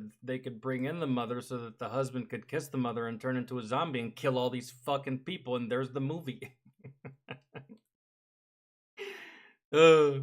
Not if, but when shit hit the fan that you can fall back on, because it's very apparent that this shit was going to happen. You put fuel on fire and then was surprised that a freaking explosion of flames happened. The only method they even have down is having Hawkeye and his merry band of snipers gunning down infected from the rooftops. The scene of them getting the order to indiscriminately kill all people at ground level due to not being able to discern who is infected or not is powerful powerful. But sheesh, dude, that order should have been at the ready since they know what the rage virus is. This is not new information. You've had half a year. They then proceed to firebomb the shit out of Britain, but Don still survives because he's just hiding in an alley. They think Because that doesn't. Okay. the sun is immune and can be a key for your cure, and soon they see officials going around using flamethrowers to cleanse the city and any person they find. You didn't think to do this 28 weeks earlier? The Yeah, instead they were just putting them in plastic bags. bombings and hazmat pyromanes were reserved for when you actively knew the threat and threw more people into the biological bonfire. The movie ends with the horde fastly approaching Paris, somehow the infection of 28 weeks later being able to reach other countries, while 28 days later the infection with no bombings or rushed military aid or nothing of that sort was kept within one country. Everything about 28 weeks later's outbreak is absolutely bonkers. That's because they wanted to set it up for a trilogy, and I don't think that that's gonna happen. If it ever did, I don't know. I love the movie in and out, but out of every zombie outbreak I can think of, nothing sticks out more to me than the sheer stupidity of bringing people back to a country that 28 weeks ago was brought to ruin by the worst virus the world has ever seen. And to add insult to injury with a dash of salt in the wound, the botched upkeep and response that took the simple kiss of an infected woman to ravaging armed military guards to spiraling a horde of people into hordes of the infected. It feels less realistic and more of, well, we need another outbreak and the infected die after a few weeks. So let's just cart in more people against all logical fucking sense. I'm sorry. Yeah, I like the first one. The second one was okay, really. It wasn't anything to, like, mention. And then there was, like, I thought just like him, I thought the military was stupid in the movie. I thought the sniper scene was stupid. I also thought the kiss was stupid. You know, there was just some dialogue. It's just, yeah. Unfortunately. But hey, it wasn't as bad as Moonfall. So it has that going for it. Most movies have that going for it. Think of the last thing you watched that was disappointing. At least it wasn't Moonfall. All I can really say. It's like the silver lining of every tunnel. Or that's like the light at the end of every tunnel. So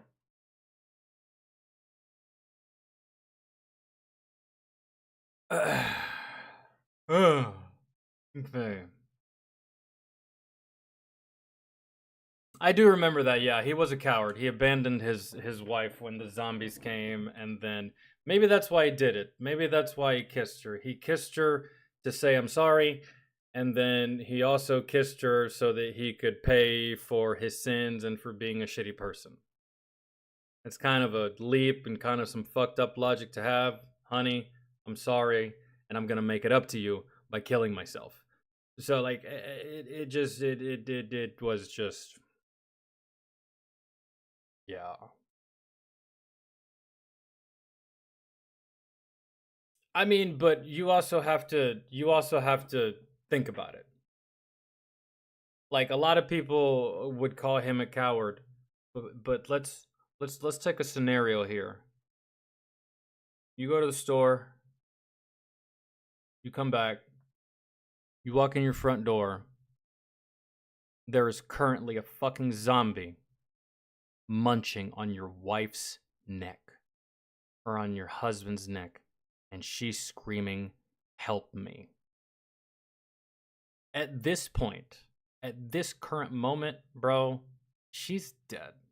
You can hear her voice. She hasn't turned yet. She's dead. So what do?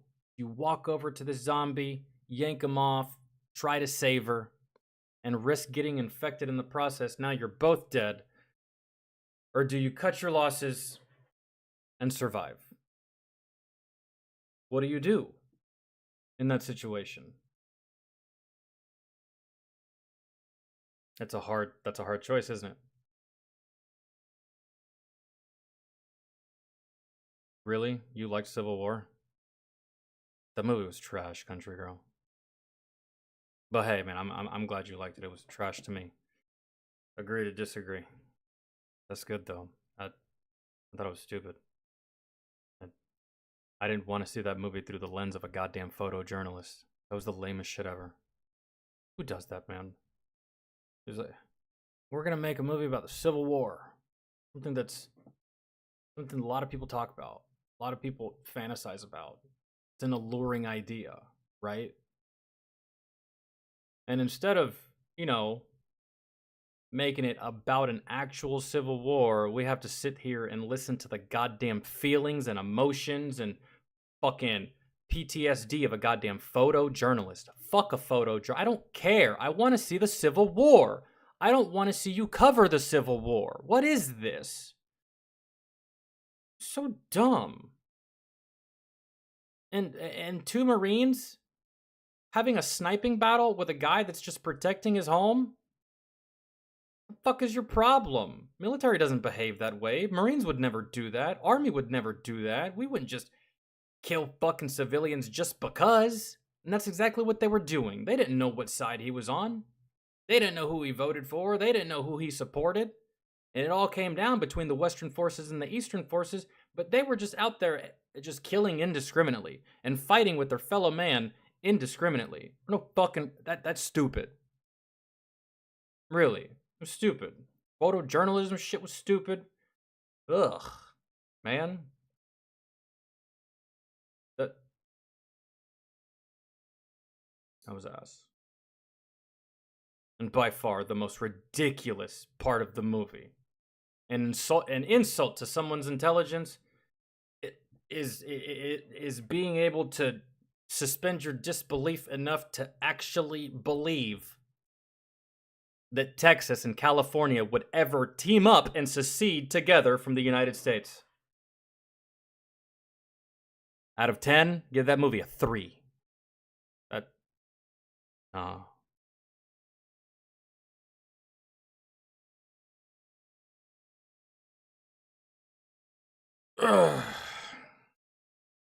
Photojournalist. Christ. Imagine if the movie Saving Private Ryan was filmed through the lens of the goddamn photographer that was supposed to take pictures of the men in combat, instead of actually seeing the combat. Fucking dumb. Lord. Great concept, great idea of a movie, terrible execution. That's their problem. So, never again. You tried, you failed. Fuck it. Let's retire the Civil War genre. You had one shot, one opportunity. You blew it. And I was excited too, like most of you. I was excited for that film. And I was like, fuck yeah. I'm about to see Florida Man just fucking go ham up in this movie. No. All I saw was goddamn Kristen Dunst look sad the entire time. That's it. That's the movie. If you want to see Kristen Dunst, MJ from Spider-Man, if you want to see her look sad for an hour and 45 minutes, watch Civil War. That's all it is. You can see her looking sad.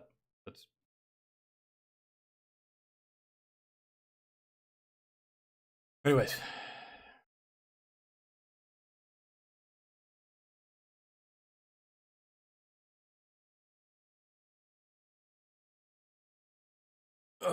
Why these World War II veterans left school to join the war.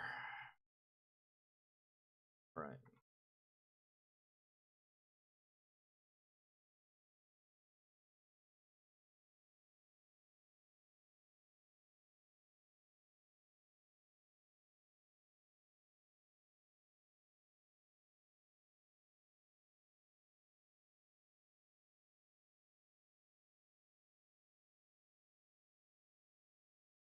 Yeah.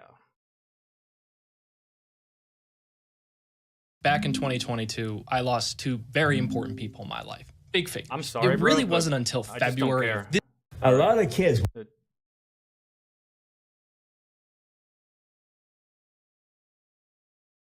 All right. A lot of kids walked out of school and wound up in the war. And a lot of those kids at Pearl Harbor that are down in that ship, Arizona, skipped school. And when I speak to high school, they'll all come up to me afterwards, and some of the fellows will say, how could you do that? I've asked How could you leave everything and go off to war? Oh, not that. I said, so you can stand there and tell me what you just said.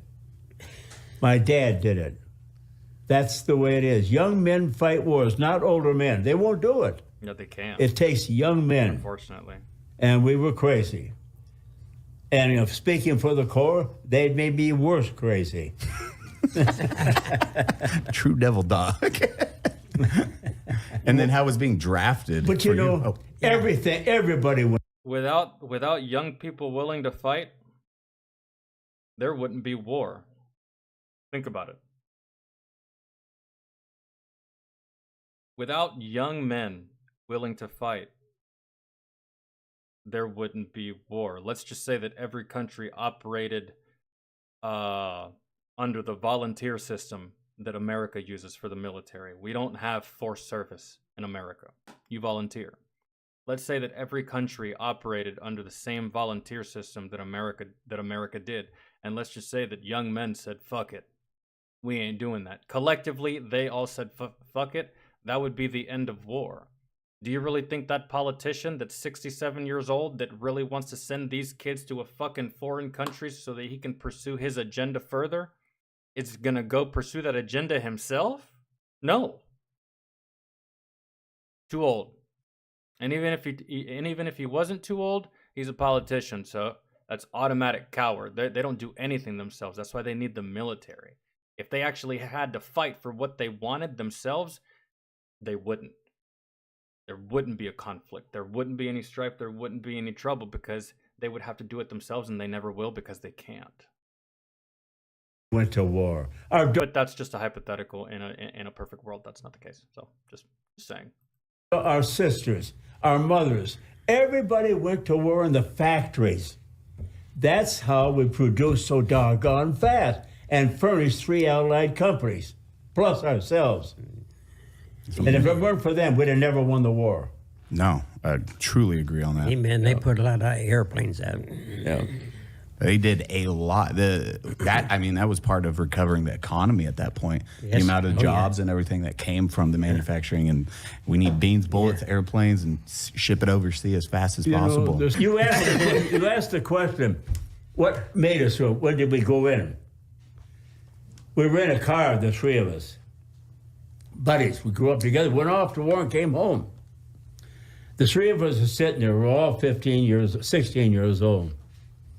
Had a blanket us around us right in Detroit. The day after Pearl Harbor. And we're sitting there listening to the big bands. Oh, we love the big bands. Then all of a sudden the announcer came on, ladies and gentlemen, we interrupt this broadcast. The President of the United States will address the nation. And we were sat like this, and on came our hero. When I heard this speech, I went downtown Detroit to the recording office, and I had 35 cents to buy a recording with his speech on it 2 weeks later. No doubt. It was hot. Everybody bought it. Wow. I don't know where it's at now. But 35 cents. This is what he said, and we're listening. Yesterday, December 7th, 1941, a date that will live in infamy.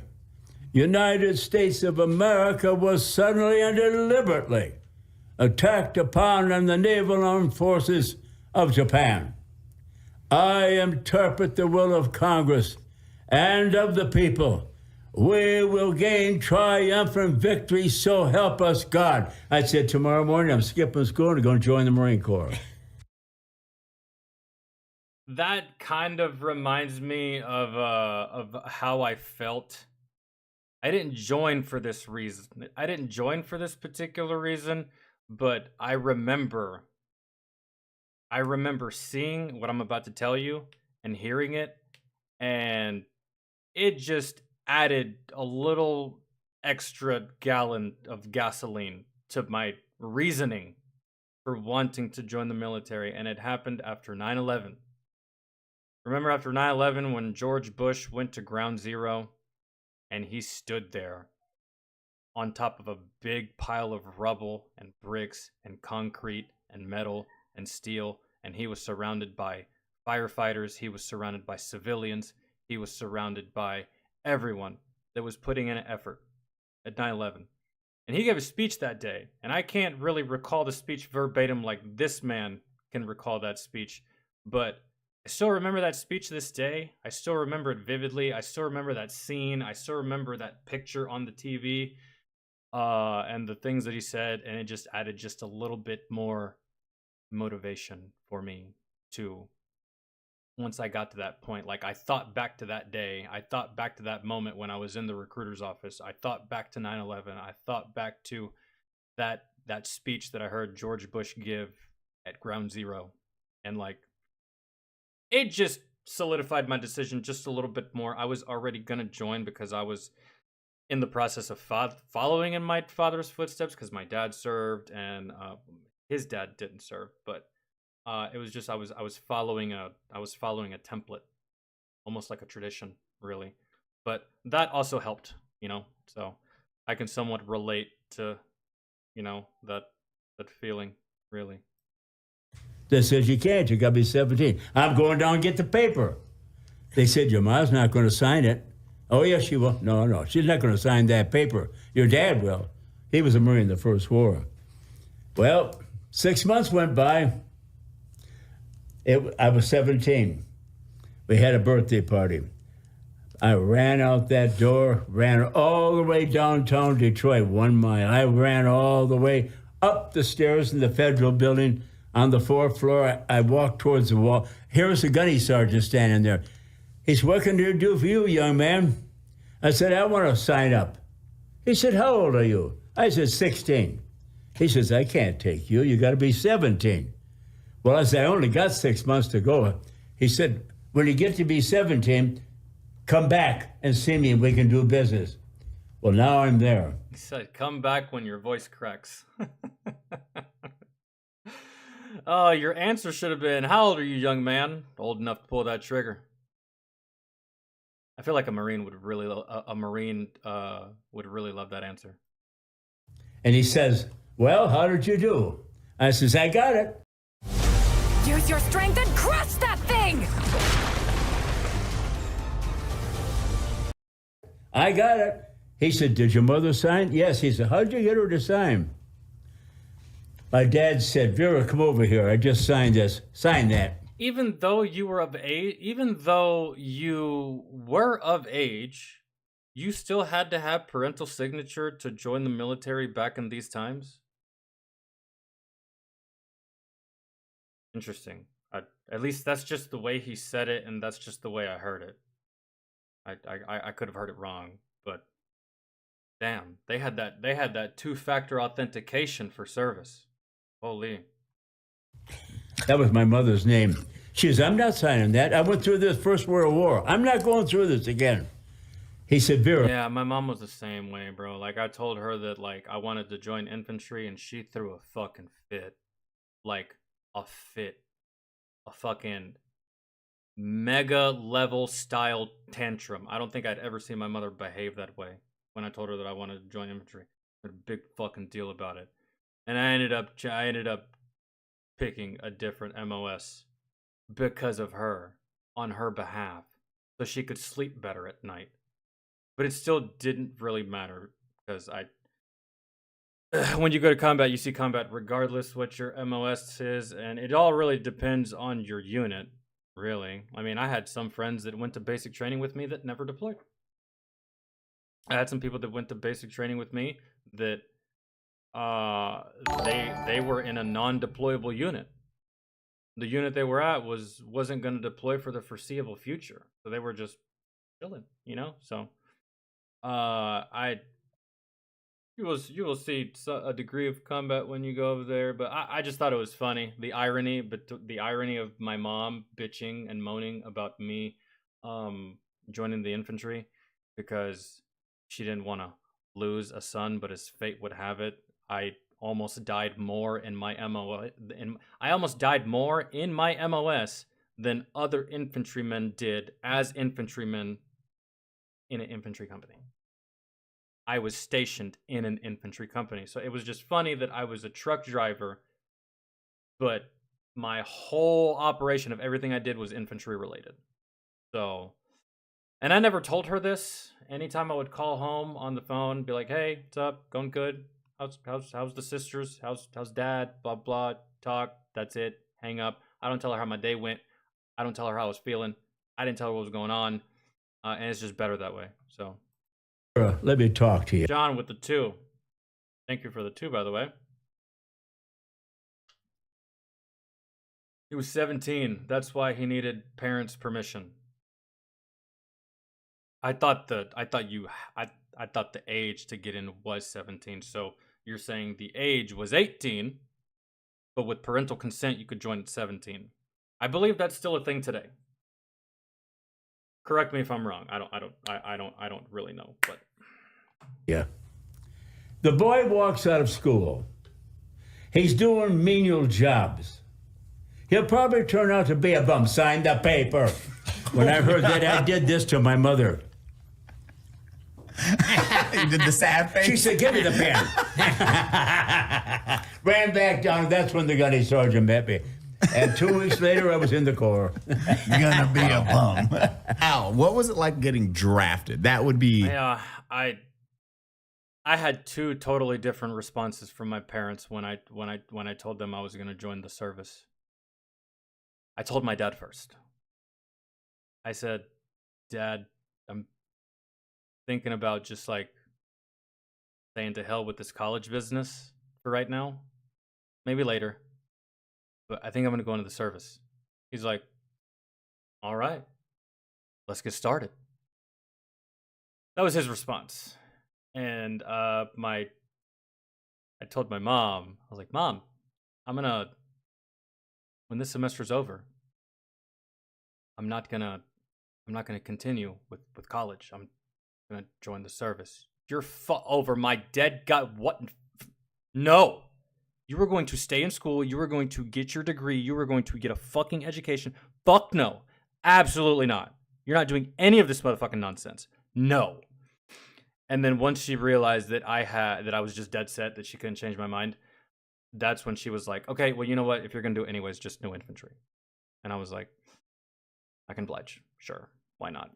Not to mention, it was an easy decision to switch over from wanting to go infantry to wanting to go 88 Mike, because going infantry, all I was getting was just infantry. Going 88 Mike, I was getting a $20,000 bonus. So I was like, "You know what, Mom?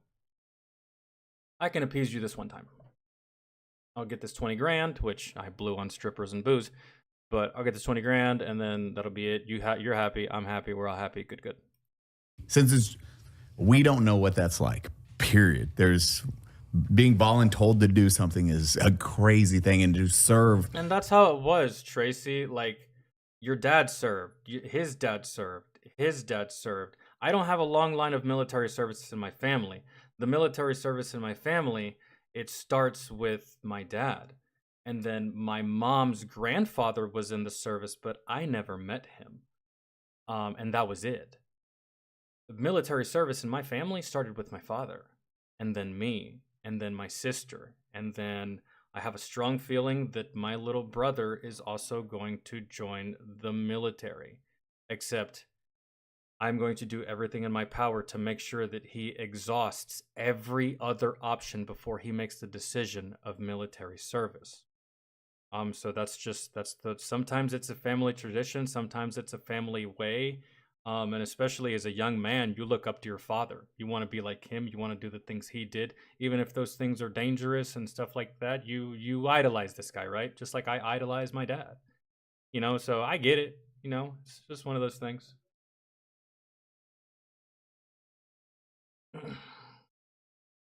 But my mom was not at all thrilled about my military service at all whatsoever. She couldn't have been more opposed to the idea.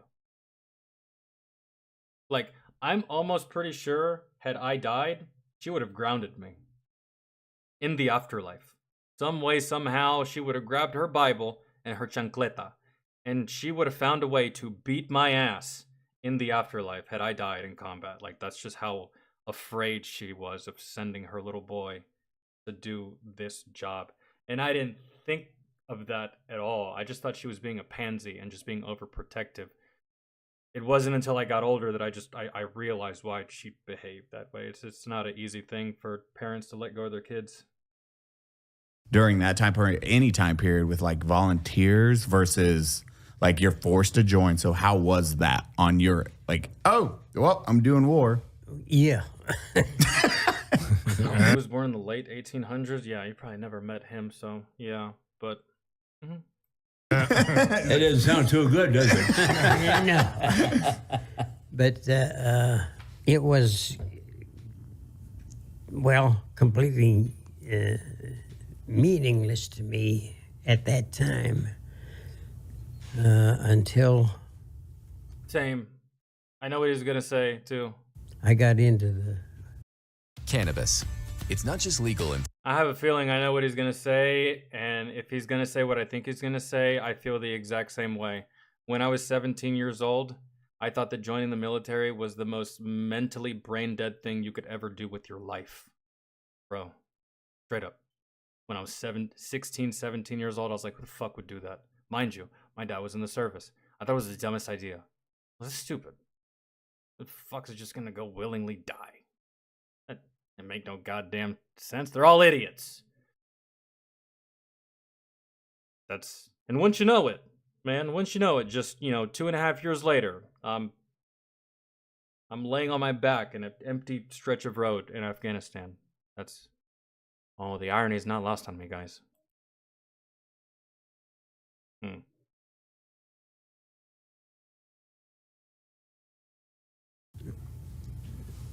raising my right hand and say, I do. And, well, I was a little runt. The little guy. I weighed 127 pounds. So, 127 pounds. I don't know what it is about the little guys in the military, but for some reason, every little guy that I saw in the military was always carrying the heaviest shit. And that's probably the case with this guy, too. The smallest guy in my platoon was McCoy. And do you know what McCoy had to carry? McCoy had to carry the 249 machine gun. We had other guys in my platoon that were 6'1", 6'2", 220 pounds, 230 pounds, big motherfuckers that could carry that M249 like it was probably your regular standard M4. They wouldn't even notice that it weighed that much, but McCoy was a small dude, man, at the ripe young age at 19 years old, and they made him carry the M249 with all the ammo, all that shit, bro. I got picked up his basic load one day before we went on mission just to pick it up, see what he was carrying. I was like, good God, bro, like, you carry this? He's like, oh, and that assault pack, too. I was like, nah, that's exhausting, man. And for some reason, I don't know what it is with the military, with always giving the small guys the heaviest shit, or making them carry the heaviest shit, or making them do, like, the hardest, most strenuous fucking jobs, dude. When you clearly have this big behemoth of a fucking man, right? It's like, it's funny. I had qualms about what I could do. You'd be surprised what you can accomplish with adrenaline, no matter how big you are. He told me what I could do. And I did it, so the boot camp was an eye-opener, too. It really was. And being in the Navy, they even had boats for rowing. Mm-hmm. And I was a little shrimp, so they had me as a coxswain. Oh What? So I did the stroke. I didn't have to pull the oar. So, Al, did they come to you one day and say, "Hey, you're in the Navy now"? No. We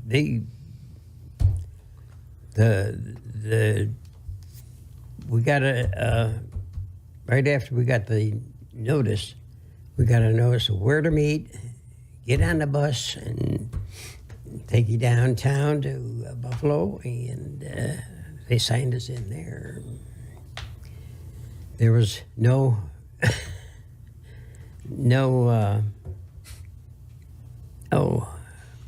leading up to anything. It says, this is it, and that's what you got. Streamlined, really. Whereas in now, getting into the military is a more arduous process than it probably was back in these times. You join in the military now, you're going to have to go see your recruiter. Not once, not twice, probably 3 fucking times. And then you're going to have to show up for like PT and stuff like that, and paperwork and all this, and ASVAB, and then you go to MEPS, and then you leave MEPS, and then you get your fly out date, and then when you get ready to fly out, you go back to MEPS, and then from MEPS, you go to basic training, and there's it's probably very different. It's probably very streamlined back in these times to get into the service. Like, bing, bang, boom, you're in. That's pretty much how it went. That's what you do. So you didn't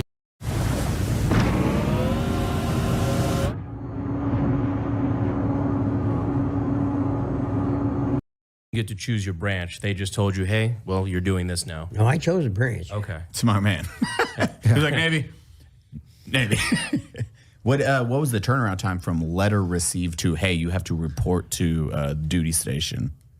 Probably like a week. Or to Well, MEPS? they did is they sent me a notice that there's going to be a bus waiting for you, and all the draftees, and we went from there into Buffalo and got signed in. Holy moly! So homie on the left got drafted. Homie on the right, he joined. He volunteered. It was like a week, or yeah. How much time did you have before the notice and meeting? Like, how much time did you have to tell your family bye, get your stuff in order? Oh, I guess 2 it's weeks. Like, 2 weeks. 2 weeks. I was gonna say 1 week. That seems like the appropriate amount of time to get your affairs in order, say your goodbyes, pack your shit, and go. 2 weeks is reasonable. Yeah, that's surprising, but yeah. What were you doing at the time? Like, what job were you doing at the time? I was still in school. Oh, okay, so they just said you're in the Navy now. Report in 2 weeks. Yes. And I got to the bus. God, do you have any idea the fucking mental breakdown that would happen in today's society if they told juniors and seniors in high school, hey, don't worry about Stanford. Don't worry about Princeton. Don't worry about Harvard. You in the corner eating crayons. You definitely don't worry about that community college. You guys are going to war. Pack your shit. Go home. Kiss your mom. Man, whew. The amount of tear-filled TikTok videos that would happen, that'd be insane. And here was the mayor of my village was there too, and he had 5 kids. Holy. And we're 5 kids. That means that he can afford to at least send 3 into the draft. They're with No. Oh, 4, maybe. I was like, dang, the mayor's like, damn it. Here we go. Yeah, right. So he ended up with LSTs in Europe, and I ended up, well, I had put in for aviation. I wanted to fly. And, well, I went in 44, and the Air Force said, sorry, we're not hiring pilots anymore. So I said, well, then I think I'll check the Navy, because I don't have to sleep in a foxhole in Smart the rain. Man. Smart man. Don's like, shut up. He's like, it was a comfortable foxhole. You know, listening to him, I thought of something. after 8 weeks. Now, normally in the Marine Corps, boot camp is 12 weeks. But I wonder, is boot camp still 12 weeks in the Marines? It's 9 weeks in the Army, and it's always been 9 weeks for as long as I can remember. Your basic training will fluctuate depending on your job, but basic training is always 9. I didn't know it used to be 12. I don't know what it is now for Marines. because of the amount of young men we had, they made it short. We did everything normally they do in 12. We did it in 8 weeks. They worked the life out of us. But there's something that I learned, and I think he would agree to this. When they got done with 8 weeks in boot camp, how many weeks did you have? Had 9 About weeks. 8 weeks. 8 weeks, okay. When they got through with us in boot camp, we had a ceremony. We were all lined up, and the band came out, Marine Corps band.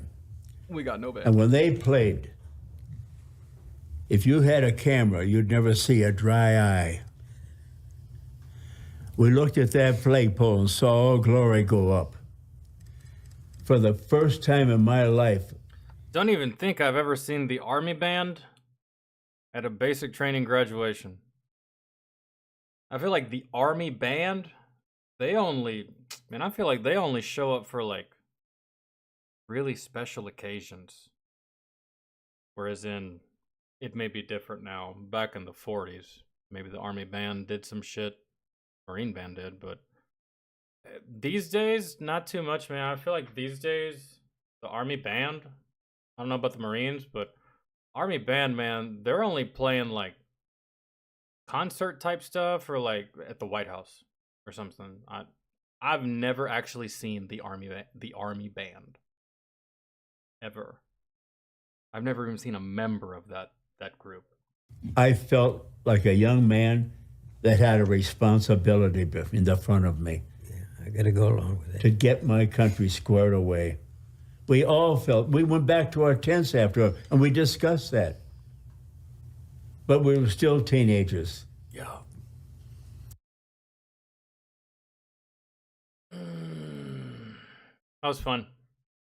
I like listening to veterans of this time period speak, and I've spoken to several of them face to face in person before, and just like shared stories with them,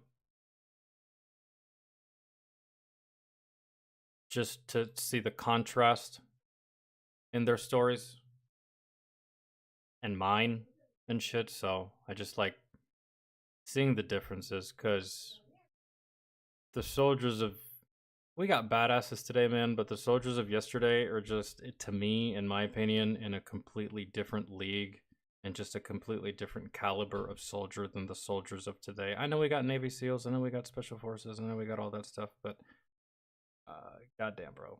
Like, they're badasses in their own right, but this type of shit right here, especially Vietnam, man, I hold them in higher regard than I hold most other service members. And, like, I hold Vietnam veterans in higher regard than I hold my dad. Really. And my dad also deployed twice. He's also a war veteran, right? So, this is like, these guys are different in a multitude of different ways. Not just in their service, but in the way that they felt about this country, right? When I was in the service,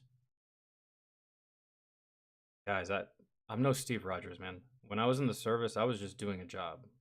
I'm not Captain America. I'm not Star Spangled Awesome. I don't fucking like, you know what I'm saying? And the soldiers of yesterday, I just feel like they had more pride than the soldiers of today. And that's just me comparing them to myself. I'm not comparing them to anybody else that's a veteran today. I just feel like there was more pride in the job, really. I feel like they had more pride in the job. They had more pride in their country. They had more pride at that time than I did when I was in the military. I was just doing a job for someone so that they could put money in my bank account. That's the way I looked at the military. I looked at it like a job. I didn't look at it like a lifestyle. I didn't look at it like a way of life. I looked at it like an occupation. And there's probably a lot of veterans out here today that look at it just like I do. And that's the difference between the soldiers of today and the soldiers of yesterday. Is they looked at it like a responsibility. We look at it as a career choice. So it's just, and that's me included, man. I'm just different in that way. I feel like most of us modern day veterans are just leaps and bounds different than the mentality of the soldiers of yesterday. It's not a bad thing, man. It's but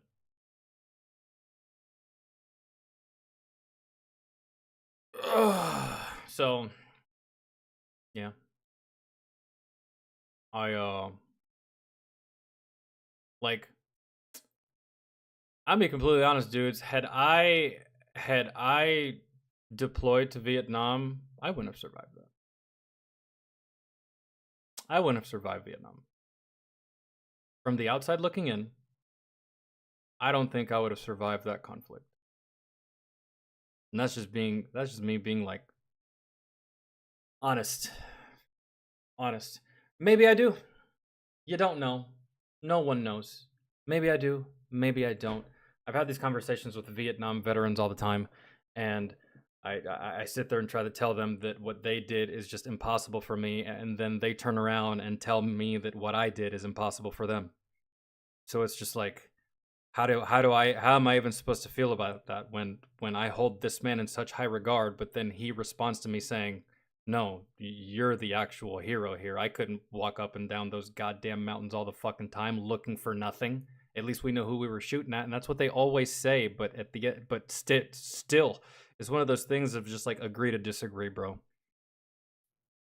I seriously think you had it way harder than I did. But every Vietnam veteran I talk to, they're just like, "Fuck, man, I feel lucky compared to you," and I'm just like, "What? What?" They're like, "Yeah, man. Our enemy had uniforms. Our enemy fucking wanted to fight with us. We knew where they were. We knew where they were. We knew what they looked like. Do you know what your enemy looks like?" I was like, I mean, if they start shooting at us, I mean, I'll know what they look like. See, that's the problem. You don't even know what the fuck's going on until you get shot at. And you can't even be proactive. We were proactive. We went for these motherfuckers. We saw these motherfuckers. We would get pissed off and hunt these motherfuckers. Whereas in you, you're just driving around blind, hoping that you either find something or come across something or get blown up so that you can spot the enemy. That doesn't sound fun to me, soldier. And I'm just like, well, when you put it like that, still agree to disagree. What?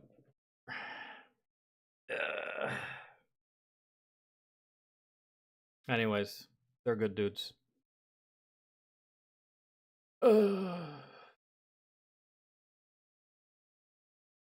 Yeah, that we're not even taking into account survival rate, but that we don't really talk about survival rate. We just talk about the deadly nature of the war itself. Really. Like, when you were in Vietnam, it's not just the enemy that could kill you. Animals could kill you. Insects could kill you. Bugs could kill you. The environment could kill you. Traps could kill you. There was 101 different fucking things that could kill you aside from the enemy itself. It wasn't really like that for me when I was in Afghanistan. Man, I was never in any danger of getting chased by a rabid dog or getting a disease or anything like that. Man, completely different time. Man, really. I never had to worry about infection, man.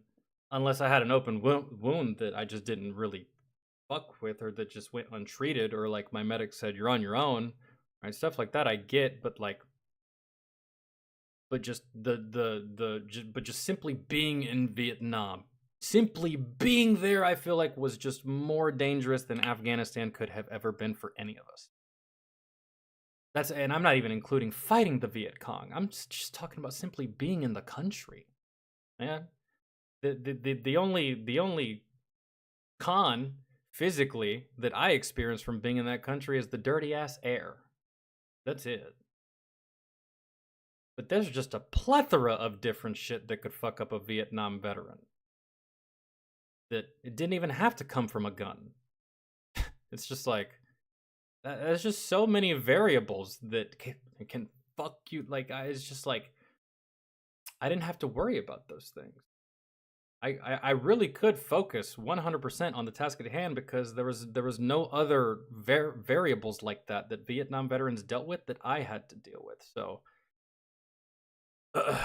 whenever they tell me those things, I'm just like, I don't know, man. I'm still gonna go with you being the more badass. All right, so just take the fucking compliment, Mr. Vietnam veteran, please, for all of us. So,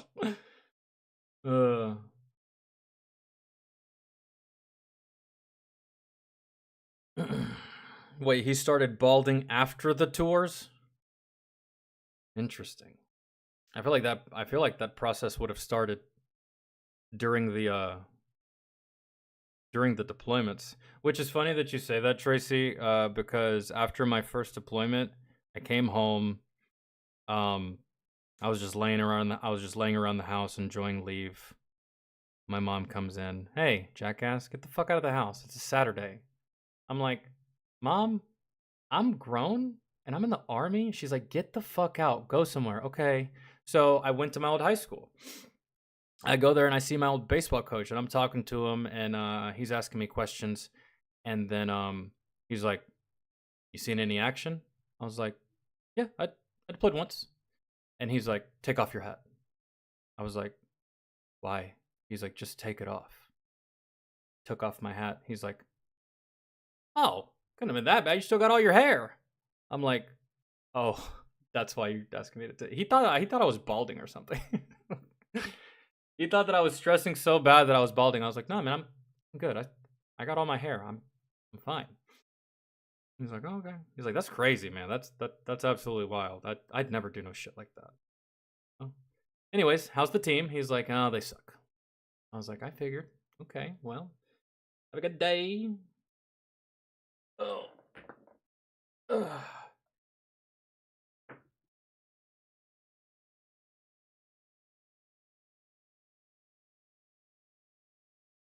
Didn't Vietnam have tigers roaming around back then? I don't fucking know, bro. I don't know what all exists inside that fucking jungle, but I'm just glad I didn't have to fight in that conflict at all because that just doesn't seem fun.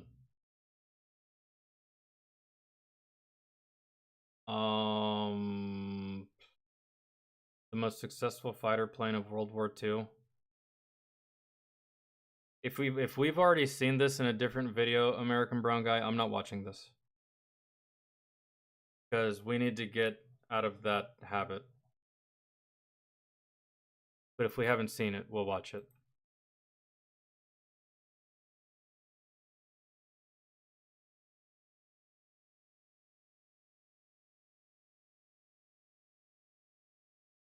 And I don't want to hear no stuff about, if we have seen this, I don't want to hear anything about like, oh, well, there's like 2 new pieces of information at the very end of the video. Like, no, bro. So let's see.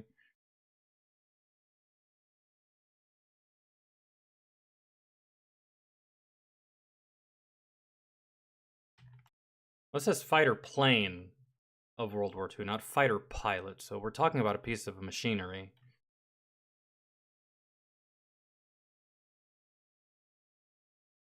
So I don't think I've seen this.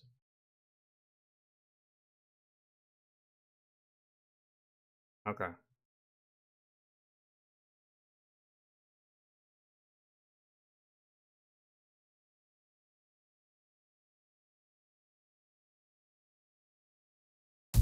Things happen. Things are changing.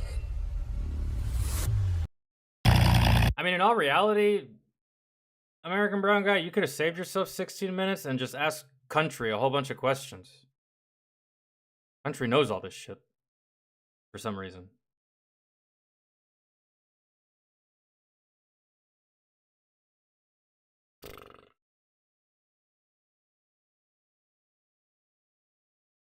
Arbiter, thank you so much for thank you so much for the oh my god, what is it called? Thank you so much for the membership, man. I appreciate it. How have you been? I haven't seen you in a hot minute. I haven't seen your name pop up in chat in weeks, months, years. Been a whole millennia, I feel, since I've seen your name. Anyways. Yo, you know what I'm gonna do real fast? And can y'all give me like literally 45 seconds to just a minute? I'm gonna go smoke real quick.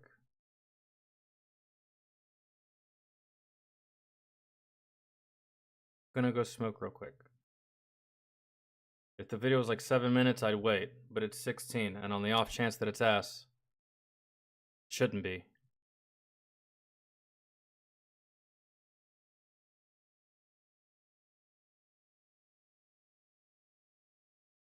The Eager Beef. We've already done that.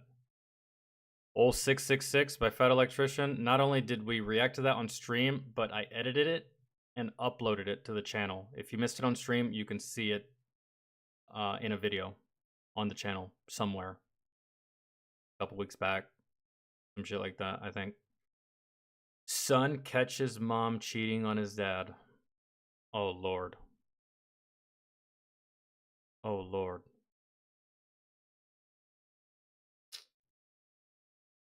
Oh, I bet you're missing the days where fucking camera phones didn't exist.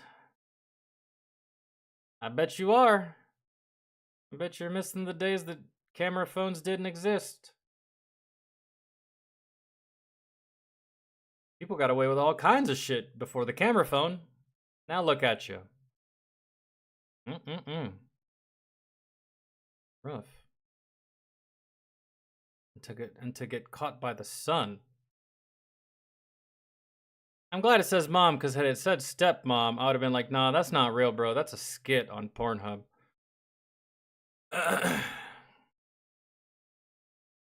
So, you know, if you don't tell dad,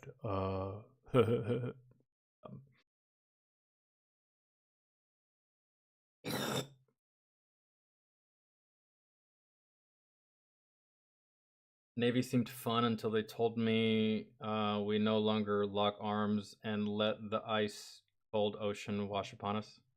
Isn't that a SEAL thing? A BUDS thing? Or is that actually a Navy thing? Y'all do water training in the Navy, right? We did no such thing in the Army. At all. Oh yeah, you know what we were gonna watch? Oh no, we are gonna watch this fucking... Wait. Is American Brown Guy even here? I probably should skip this shit if he ain't here. Because if American Brown Guy ain't here, then we're gonna do this fucking JD delay video about Diddy. Because I need to catch up on the whole fucking Diddy thing. The whole controversy. The whole just... I'm hazy on some information that I just would like to learn.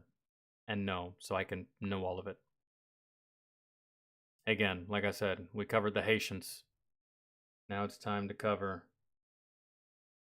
No, American Brown Guy's not here. This is perfect. We can do this video. Let's see.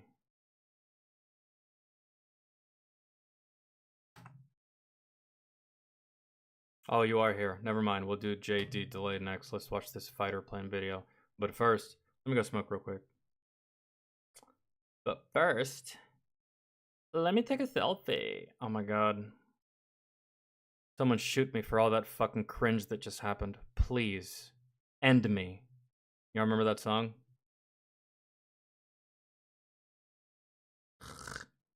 It was like the anthem for all the basic white bitches back in like 2014. Let me take a selfie. You should shut the fuck up.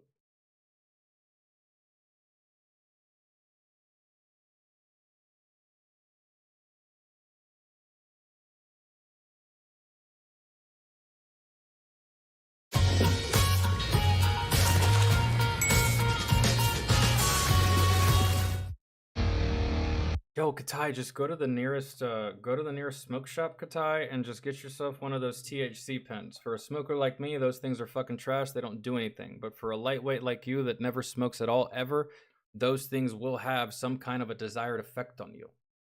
So, give it a try. It's not real THC. I mean, us smokers, we can tell it's just bullshit to us, but to the non-smoker that never does it, that shit will do you a little bit of good for the time being.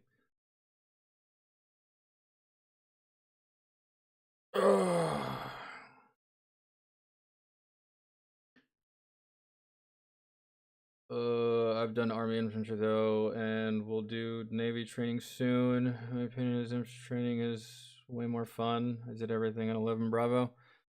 I mean, basic training is mainly for infantry, man.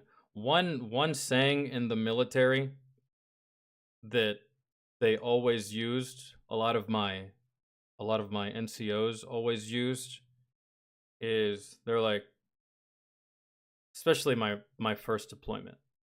One of my sergeants, he walks up to an infantry guy. He walks up to, I'm standing with a group of infantry guys, and he walks up to him first, and he's like, "Hey, what is your MOS?"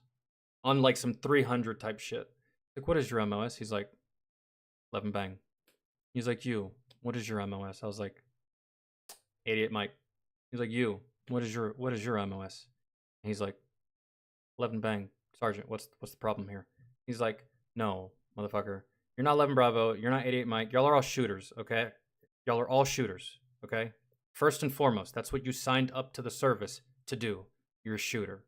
That MOS bullshit, that's what you do on your free time. You are first and foremost a shooter. If some shit goes down right now, I don't give a fuck if you're a cook, maintenance, infantry, a driver, nothing. You are a shooter first and foremost.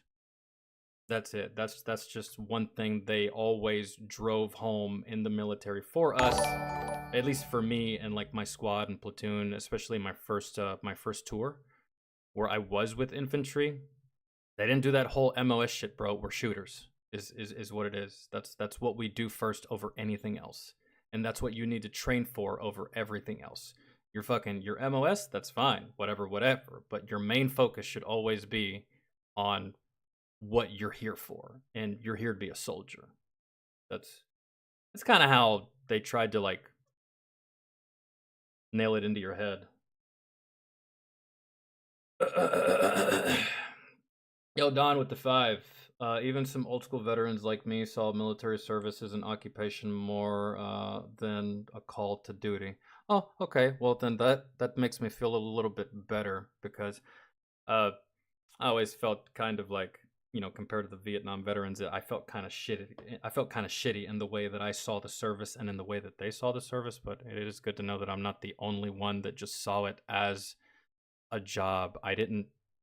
It's not one of those things where like I ate, slept, and would breathe military. Like my dad was like that.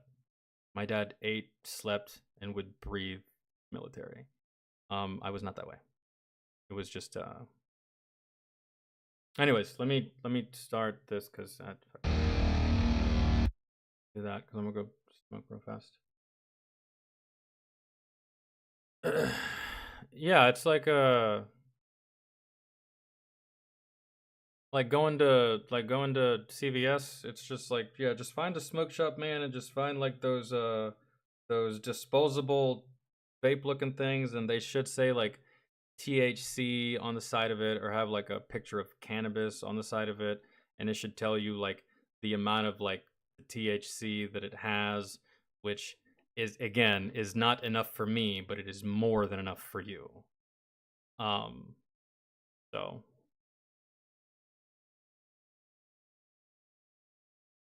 all right, give me a second. Not gonna take me long, like at all.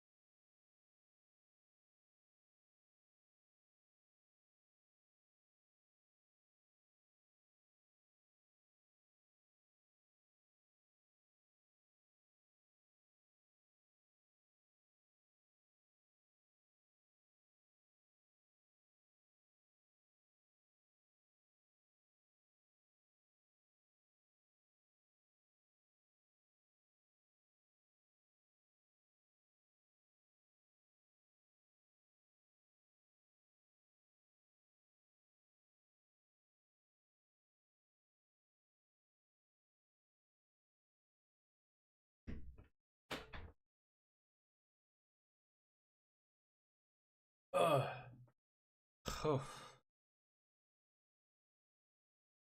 Oh, the cold is coming, guys. I can feel it. Fucking feel it. I'm freezing. Man, nah.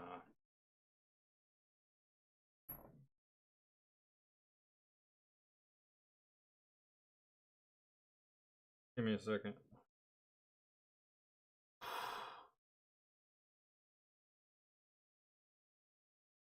Cold, man.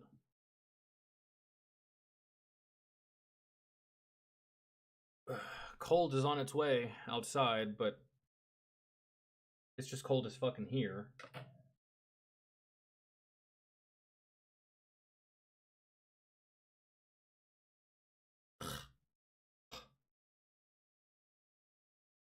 Ugh. Fuck out of my bed.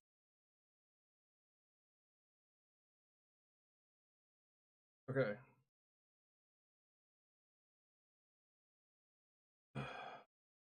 That was so much better.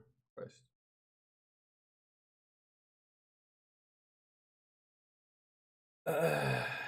Yokan herb pens? I've never heard of those.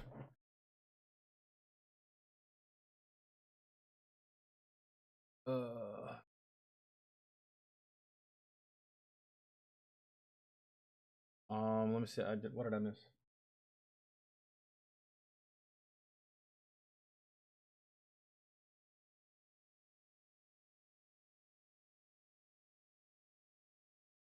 Your retraction. Oh, you're not talking to me. My bad. You okay? Here we go. 47 degrees in Maine. Oh no, it's not that. It's not cold outside. I feel it. Like my body feels it. I can feel it's gonna start to get cold. It feels good outside right now. It actually feels better outside than it does in here right now, man. Fuck all that though. 46 already. I know in Georgia it's probably still in the 80s. That's why I love Georgia, man. Why I love Georgia is because in the summer times, like you said, it's 46. Bro, that's how cold it is in Georgia in the full swing of winter is like 46. And you're already experiencing 46 and it's not even October yet. Fuck that. That's why I love Georgia. I love living in the South. I love the weather. It's ideal and Georgia is perfect. I don't feel any. Wow, I didn't. My apologies. You guys were sitting in fucking silence this whole time because I didn't even play this shit and it was muted. God damn, that's the second time I've done this.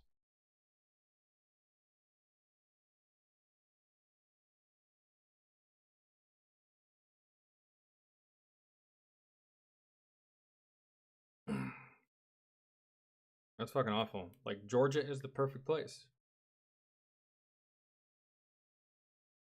Georgia, yeah, Georgia, man. Because, like, I don't feel a certain kind of way of Alabama. I just don't want to live in Alabama. And then Georgia's perfect. Because Georgia is not Alabama. And it's not Florida. It's perfect. We get a little bit of rain from the hurricanes. Not that big of a deal. But we don't actually get hit with hurricanes. Sometimes we get some thunderstorms. Sometimes we get some tornadoes. Maybe a tree falls down. That's it. We're never on fire like California is. We don't have earthquakes. We don't get tsunamis. The only inclement weather in Georgia, bro, is the heat. That's it. So if you can stand 105 in the summer, Georgia's not a bad place weather-wise. Man, I just feel like it's perfect. For me, at least. Y'all feel free to feel differently. Yeah,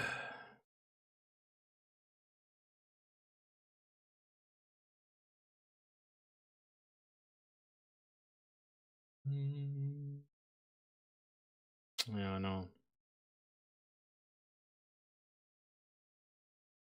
I do like the fall. I love the fall, like when it stops being hot, but it's not cold and all the leaves start turning. I love being outside. Like the leaves are orange and fucking red and all that stuff. Like I love that time of year.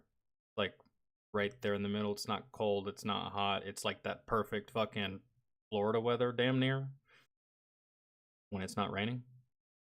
Right. The most successful fighter plane of World War II. Let's see.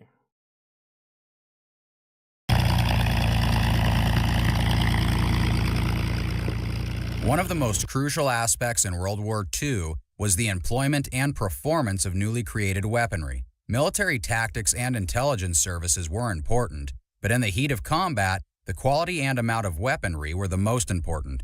As a result, the world's most powerful countries were designing and manufacturing military systems and platforms on an unprecedented scale. Fighter aircraft were among the most formidable vehicles of the war produced. They proved to completely alter the battlefield. Although the fighters had been around for a while, they were nothing like as sophisticated as the revolutionary fighters deployed in the Second World War.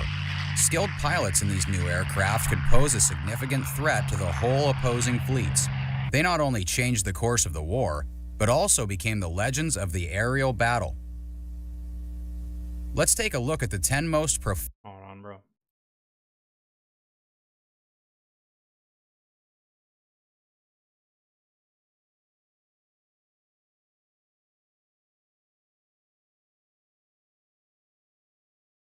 Efficient and No, that's not what I wanted.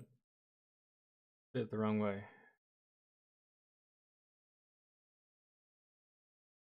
Okay. Successful World War II fighter aircraft. Join large-scale battles with military vehicles. The online action game War Thunder has received a major update. Number 10. Supermarine Mks-24 Spitfire. The Spitfire was the most strategically crucial, as well as the most widely produced British single-seat fighter of the war. Between 1938 and 1948, around 20,351 units of the Spitfire were built. Apart from the insane manufacturing numbers, the aircraft received more versions than any previous fighter. By the conclusion of the war, the Spitfire had been constructed in over 20 fighter versions alone.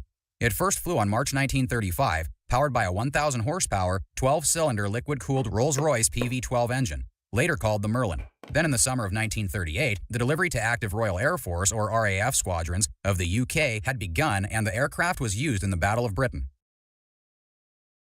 The Spitfire had a top speed of 360 miles per hour and a ceiling of 34,000 feet. It also had a stress skin aluminum frame and an elegant elliptical wing with a narrow airfoil designed by R.J. Mitchell, which when combined with the Merlin's efficient two-stage supercharger, offered it a remarkable performance at high altitudes. The Spitfire fighter bomber variant Is this the plane? Is this the most successful fighter plane of World War II? The Spitfire?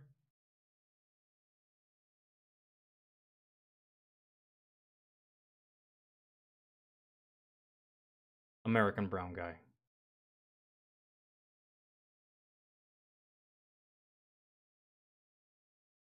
I thought I was going to be watching a video of the most successful fighter plane of World War II, not a top 15 fighter planes of World War II. I feel lied to. I want to watch the most successful fighter plane, not all of these planes. Good for these planes. I'm sure they did great things, but I want to see the plane. Do you know what I mean? Because that's what I read and that's what I thought was going to happen. Do you have a video about the fighter plane and not all of these other ones?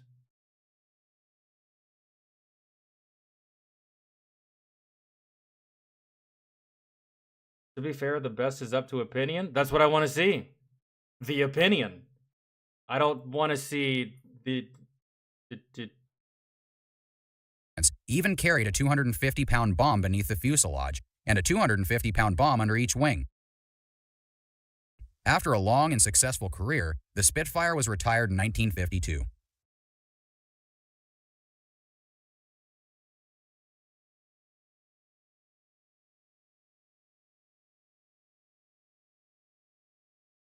Number 9. Soviet Yakovlev, Yak-3. The Soviet Yak-3 was the only Soviet fighter with a single engine and single seat during the Second World War. The fighter was designed by Yakovlev Design Bureau to be a tough, easy-to-maintain aircraft. However, the aircraft had two major drawbacks, which included short range and the glued-on plywood covering on top of the wing's tendency to pull away under high G loading. The Yak-3 entered service in 1944 with a total of 4,848 units built. The first 197 Yak-3s were outfitted with a single 20mm SH-VAC cannon and a single 12.7mm UBS machine gun, with the following aircraft receiving a second UBS for a weight of fire to 6 pounds per second with high explosive ammunition. The Yak-3 was powered by VK105PF2 V12 liquid-cooled piston engine, producing 1,290 horsepower. It would reach a maximum speed of 401 miles per hour at a range of 405 miles, with a rate climb of 3,645 feet and service ceiling of 35,000 feet. Since 1991, Xmclive has produced a number of Yak-3s for the fighter aircraft market using the original design and parts with the designation Yak-3M. Several of these are still in use today, primarily in the United States, Germany, as well as Australia. Number 8. Republic P-47D Thunderbolt. The Republic P-47 Thunderbolt, named after the legendary A-10 Thunderbolt, was the biggest, heaviest, and most costly fighter aircraft ever built. Hey, if you live in one of these cities right here, why don't you own an apartment building? Seriously, let me show you a path. It was first manufactured by Republic Aviation in 1941. Just give me $39.99 and I'll show you how to do it. Yeah, I know. I get it. I fucking see fuckers all the time. With a single piston engine. Based on the powerful Pratt & Whitney R2800 double wasp. Hey, what up, dog? I used to work there. For those of you that didn't know, I used to work at Pratt & Whitney. It's a company that designs, retrofits, overhauls jet engines. Still in business to this day. I did not work on jet engines, guys. I worked in the records room. I was a records clerk. But yeah, I worked for this company once upon a time. Engine, producing 2,430 horsepower, it proved to be very effective as a short to medium range escort fighter plane in high altitude air-to-air combat. I wasn't even allowed on the shop floor because I didn't have the proper clearance. You walk into that building, bro, security guards at the front door, security guards in the hallway, security guards on the other side of the door, security guards everywhere, man. I couldn't even go onto the shop floor because I didn't even have the security clearance. In order for me to even lay eyes on any of these engines inside that facility, I have to have a proper clearance. That's not even including touching the fucking equipment, simply just seeing it. You have to have, just to look at it. Man, I even asked one day, I was like, can I just get a peek just to see? Like, I work here, I just want to see what they'd be working on. Let's see some of these things. They were like, no. And the door is like this fucking heavy-ass metal, almost looks like a vault to a bank door. It's not circular, though. Looks like an actual door. And they take it very seriously. Like, it's a thing. And when used as a fighter bomber, it proved especially adept at ground attack in both the European and Pacific theaters of World War II. The P-47D Thunderbolt had a range of 1,900 miles and a top speed of 433 miles per hour. Its cruising speed was 350 miles per hour and service ceiling was 42,000 feet. The fighter was armed with 6 or 8 50 caliber machine guns and either 10 rockets or 2,500 pounds of bombs. Before the manufacturing of the P-47D Thunderbolt was discontinued, there were a total of 15,660 units produced. Number 7. I was obsessed with the exact opposite of this, Katai. I was obsessed with cars when I was little. Fast cars, Hot Wheels, fucking all that shit. Planes didn't do it for me. When I was a kid, it was cars, man. Toy cars, RC cars, model cars, cars that I built. Fucking, yeah, all types of shit. North American P-51D Mustang. The P-51D, also called Mustang, was built by North American Aviation as a long-range fighter with bomber capability. More than 15,000 Mustangs were built, and the plane survived long enough to fight in the Korean War. The P-51D Mustang was one of the greatest fighters of World War II, with excellent vision and extraordinary speed and range thanks to the low-drag laminar flow wing and effective low-drag engine cooling system. The initial Mustang was powered by a liquid-cooled inline Allison V1710 engine, allowing for a top speed of 437 miles per hour and a combat range of about 750 miles. Its operating range could even be increased to 1,375 miles by the addition of external top tanks. However, due to no effective high-altitude supercharger, the P-51 Mustang was limited to low-altitude operations below 15,000 feet only. The aircraft... When did the Air Force developed the capability of refueling in air? When did that get developed? I know it wasn't during these times. I'm just curious. I'll look it up here in a minute. Made its first flight in October 1940, went into production in May 1941, and first saw combat with the Royal Air Force in April 1942. They were normally armed with 250 caliber nose-mounted machine guns and 430 caliber wing-mounted machine guns, which were largely used by the Royal Air Force as the low-altitude fighters and long-range photo reconnaissance aircraft under the name F-6, while one type, the A-36A, was a dive bomber for the USAAF. Number 6. Mitsubishi A6M Zero. The Mitsubishi A6M, also called Zero, was a single-seat, long-range Japanese fighter aircraft developed specifically for use on aircraft carriers during World War II. It was built by Mitsubishi Aircraft Company, a subsidiary of... I love that one scene in the movie, The Final Countdown. I don't know if you have seen that movie. It's an older movie. It's an older movie from like the 70s. Hell, it's so old that Martin Sheen looks young in this movie. It's a movie about time travel, essentially. And it was so cool, that one scene in the movie where modern jets are fighting against Japanese Zeros in the film.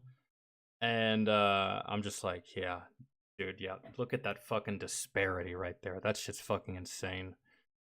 Mitsubishi Heavy Industries, to be one of the most important Japanese planes and the first carrier-based fighter capable of defeating land-based enemies at the time. It was initially powered by a 1,020 horsepower Nakajima Sake radial air-cooled engine with 14 cylinders, 2 staggered rows of 7. Later, its 3-blade constant speed propeller was powered by a 1,130 horsepower engine. It had a top speed of 350 miles per hour at nearly 20,000 feet, and it was equipped with 2 7.7mm machine guns and 2 20mm cannons in its wings. It was also capable of carrying 2 132-pound bombs beneath the wings. When it first...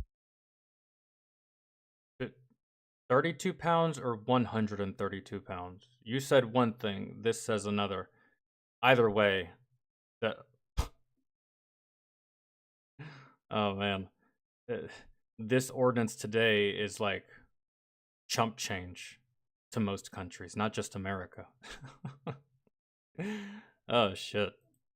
Debuted, the Zero could outmaneuver any aircraft it came across. Furthermore, its 156-gallon internal fuel tank was supplemented with a 94-gallon external tank that could be dropped when empty, allowing the Zero to fly considerably beyond its projected range. Yeah, but with less fuel. I mean... This aircraft was used by the Imperial Japanese Navy pros and cons between 1939 and 1945. In total, about 11,000 Zero fighters were manufactured. During the latter months of the war, several Zeros were modified into kamikaze aircraft. Pussies. Sorry, did I say that out loud? My bad. My filter's not on. It's never on, but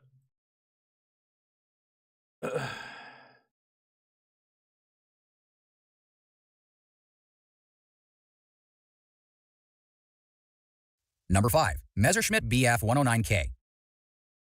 The Bf-109K was the last in the series of the well-known German fighter Bf-109 and the last to see active service. The majority of these aircraft, which were the last Bf-109 type, had ample time. Yeah, that's what I said, the final countdown. Yeah, that's exactly what I'm thinking of. That's what I said, right? Final countdown? I can't remember. That was like 2 whole minutes ago, bro. Time to participate in dogfights. The development and maintenance of the aircraft were costly and difficult after so many revisions and development of new variants. One fascinating fact about the K4 variant, however, is that it was the fastest 109 of World War II. Utilizing MW50 and maximum boost from Daimler-Benz DB605 DB-DC engine, the Bf-109K could attain a top speed of more than 440 miles per hour at an altitude of 24,600 feet. It was armed with a 30mm 108 motor cannon and 2 MG-151 cannons on the fuselage. Number 4. Lockheed P-38J Lightning. The P-38 was used in 3 separate roles, as a fighter, Lockheed Martin, right? Yeah. A fighter bomber, and an aerial reconnaissance aircraft. When it was first introduced in 1940, the P-38 could rise to 3,300 feet in a single minute and reach 400 miles per hour. It could also carry a greater payload than the early B-17s and had a range of 1,150 miles. It's like the Lightning has an unrivaled legacy as a World War II fighter. During the war, more than 10,000 P-38s were built, with 18 different versions flying more than 130,000 missions in various locations across the world. It was armed with 2 12mm MG-131 and 3 20mm MG-151 guns. The P-38 pilots shot down more Japanese planes than any other fighter, and as a reconnaissance aircraft, they recorded 90% of the aerial footage captured over Europe. The fighter was decommissioned from the USAF in 1949. Number 3. Grumman F-8F Bearcat. The F-8F... I wonder if he did this video in any kind of order. I don't think so. Bearcat was a single-seat, single-engine fighter used by the U.S. Navy and deployed from aircraft carriers. Its reconstruction began in the middle of World War II, but the aircraft was not ready to fly until the end of the war. Therefore, because it was too late for World War II, the F-8F... Dude, matter of fact, I think I saw some of these on the carrier in that movie, The Final Countdown. There was a lot of carrier footage and, like, footage of jets in the film as well. Was deployed by the French in the French-Vietnam War in 1953. In terms of speed, time to climb, rapid takeoff, and battle maneuverability, the F-8F outperformed all previous fighters. It was the most powerful single-engine, propeller-driven aircraft ever built with a small airframe. First flown in 1944, the aircraft yielded a climb rate of 4,500 feet and a ceiling of 38,700 feet with a maximum speed of 424 miles per hour and cruise speed of 163 miles per hour. It was powered by a P&W R2800 34W engine with a slightly increased fuel capacity. In 1946, the fighter set a new record for the quickest climb, reaching 10,000 feet in 94 seconds. The Bearcat was armed with 4 Browning 12.7mm cannons and could also carry 2 1,000-pound explosives or 2 drop tanks. Number 2. Focke-Wulf FW-190D9. The D9 was one of several variants made for the FW-190 fighter. Although it flew just a few times, the specific variant was built for the operation against heavy bomber attacks. It was powered by a powerful inline, liquid-cooled Jumo 213 engine, producing 2,240 horsepower with a methanol water injection. Despite its rare look in the sky, the aircraft was quite powerful, with a top speed of 426 miles per hour, cruise speed of 280 miles per hour, and a range of up to 590 miles. Its service ceiling is an even 40,000 feet. It also had excellent defense and a lethal arsenal of weaponry. These included 2 20mm MG-151 cannons in its wings and 2 13mm MG-131 machine guns in the nose. Number 1. Chance Vought F4U-4 Corsair. The American F4U-4 Corsair, carrier-based... So what was the most successful fighter plane of World War II? Which one had the most kills? Which one had the most downs? Which one was the most useful? Which one had the most longevity? I feel like those things can be taken into account for the most successful fighter plane. Not just giving me the statistics of 10 of them. I mean, maybe I could do all this myself and be the judge of it myself, but I don't really want to go back and forth on this video for 2 fucking hours so I can remember all the damn statistics on what is the most successful. American Brown Guy. Based fighter bomber developed and constructed by Chance Vought was the most capable fighter of World War II. More than 12,500 Corsairs were built between 1942 and 1953. This aircraft was powered by Pratt & Whitney R2800 double wasp engine that produced up to 2,450 horsepower. As a result, the F-4U could attain a top speed of 453 to 446 miles per hour at 26,200 feet, with a cruising speed of 215 miles per hour and a service ceiling of 41,000. Just because you're the fastest don't mean you're the best. 500 feet. The F-4U Corsairs were the first American fighters to achieve 400 miles per hour and the first to feature a 2,000 horsepower engine. This fighter's maximum range was 1,560 miles, while its effective combat range was 900 miles. Beside its outstanding characteristics, the Corsair possessed excellent agility and lethal weaponry. It could carry 4,000-pound bombs or 8 5-inch aircraft rockets as a capable fighter bomber. It also had 650 caliber Browning machine guns and 479 caliber AN M3 or 20mm cannons. That's all for today. Thanks for watching and see you next time. But was it the most successful?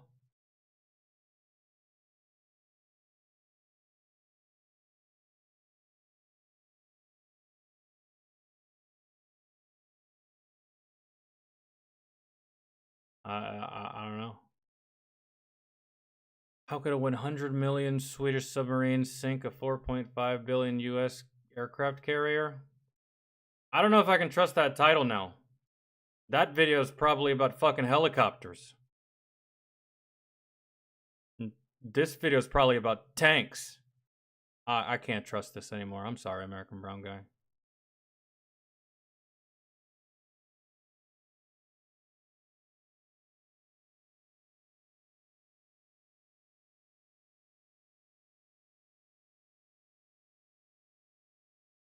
All right.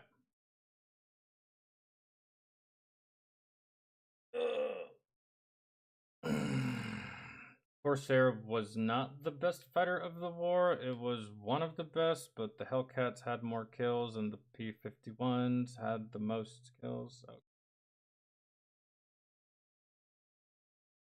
it was number one. Is that what we're using as the basis for what the most successful fighter plane was? It's I don't think he was going in any kind of order here, American Brown Guy. I think he was just listing off iconic planes from World War II. I would have been fine with that had that been the title.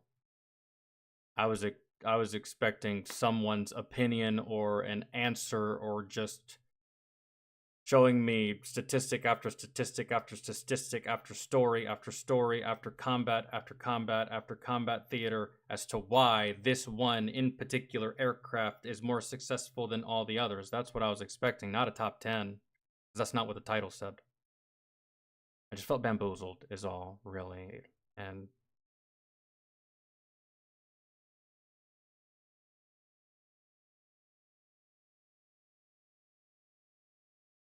all right. That's what I was gonna say. Yeah, it's just watching that video. It's just mind-boggling, really, because 440 miles an hour today. Oh my God, that's the speed they used to take off. No, that's not even flight, man. Everything these days goes Mach. There is no 200, 300, 400 miles an hour. And the bombs, 132, man. One of our jets has enough ordnance. One jet today has enough ordnance to demolish a whole country. Man. Really? One jet. And we have thousands of those fucking things. Well, hundreds. I don't know about thousands. I don't know how many Fs we have in the arsenal. But F-22s, F-16s, F-35s, like, bro, just one of those planes, man, can wreak havoc on an entire country. And back in these times, they needed upwards of 1,500 to 3,000 of these planes to accomplish what one of our jets can accomplish today. It is mind-boggling, man, just the levels to this shit. And as technology progresses and as we discover more ways on how to kill each other, really, at the end of the day. So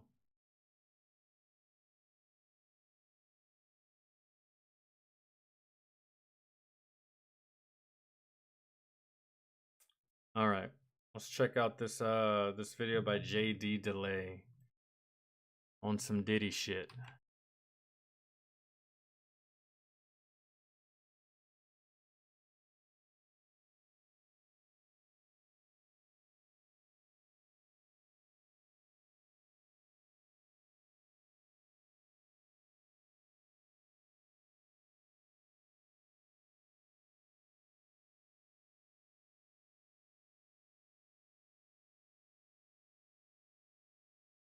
What we got? What was it called? The Epstein of rap. Okay, yeah. All right.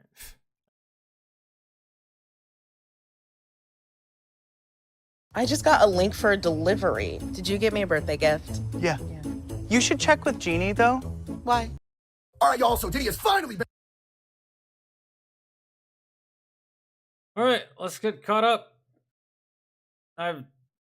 I've seen this has been an ongoing thing for a while, and I kind of forgot when it all started, but once it started, it was a snowball effect, and it started with for the longest time, for decades, it was just rumors, speculation. People didn't want to speak out because they were afraid of this motherfucker, because this dirty motherfucker has illegal videos of them doing weird shit at his house. So, you know, it started there, and then some of the rumors got to some people. Those people told other people. Some of those people told other people. And then those people eventually told the FBI, and then his house gets raided. And what did I say, guys? There were so many people saying like, "Oh man, this is a gross abuse of power, bro. The feds don't just show up for no reason, and if they show up to raid your house, you're beyond fucking guilty. They know it. They're just gathering the remainder of the evidence that they need that they will use against you." I said that from the very fucking beginning. And there were so many goddamn dumbasses that were like, "Oh no, he's innocent, he didn't do anything wrong, and the fucking government has such a heavy hand when it comes to investigations." No, bro. They're using the word RICO. If you don't know what that fucking means, man, look it up or watch Batman the Dark Knight. Like just here we go. Let's start though. I can't imagine there's any fucking moron out here that is like, "Yeah, P. Diddy did nothing wrong." Bro, are you high? You're either high or you're 12. It's one of those two. All right, y'all, so Diddy has finally been arrested by the feds following this investigation that they've been working on for absolute months, if not years. All of that's going to become clear in the future, but we're about to get into... Oh, shit, hold on. I had my bad. You might think that JD Delay here is on cocaine. He's not. It's just the last video, I sped up the video because that dude was talking hella slow and the cuts were mega long. So let me put it back on normal, and then JD will go back to sounding human again. All right, y'all, so Diddy has finally been arrested. There we go. I know that's probably jarring for some of you. Like, what the fuck is happening with JD? Okay, no, he's fine. It's just I had to change some shit. All right. By the feds following this investigation that they've been working on for absolute months, if not years. All of that's going to become clear in the future, but we're about to get into exactly what we know so far. Breaking news. The federal indictment against music icon Sean Diddy Combs has just been released.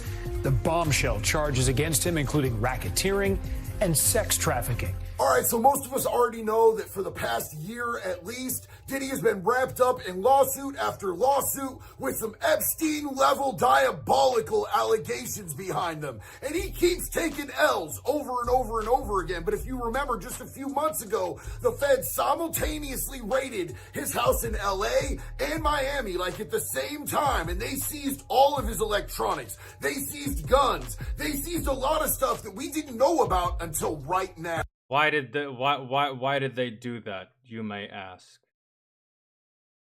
To look for shit, man, that you may have recorded, that you may have said, that you may have stashed, that you may be trying to hide. And they will get that shit, and they will use it against you. Prime example, man, I got court-martialed when I was in Afghanistan. I did some time in jail. And before the investigation started, CID, which is the Criminal Investigations Department of the military, came into my room. They seized my computer. They seized my tablet. They seized my phone, which I couldn't make any calls on. I just played games. It was more like an iPod. Anything electronic, they took it. PSPs, everything, bro. The only thing they didn't take was my Xbox. That's it. They took everything else. And they opened it. They went through it. I know they went through it. I could tell that they had gone through it. They went through it. They opened up files. They opened up folders. They went through my pictures. They saw all of my fucking nudes with me and my at the time wife and all that stuff. They saw everything about me, and they could do that.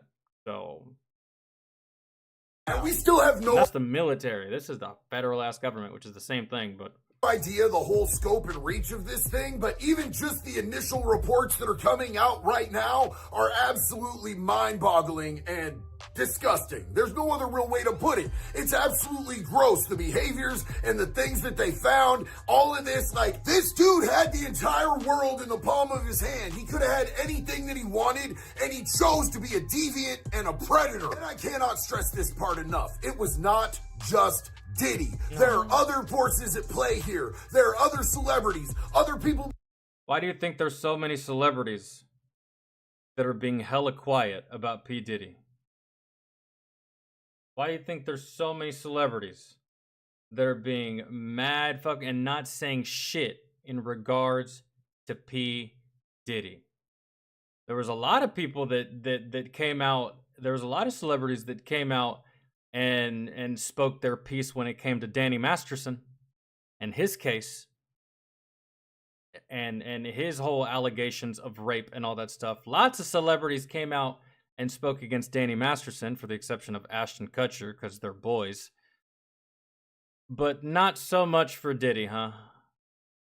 Gee, I wonder why. I wonder if Diddy knows something about you, or he recorded you doing something weird.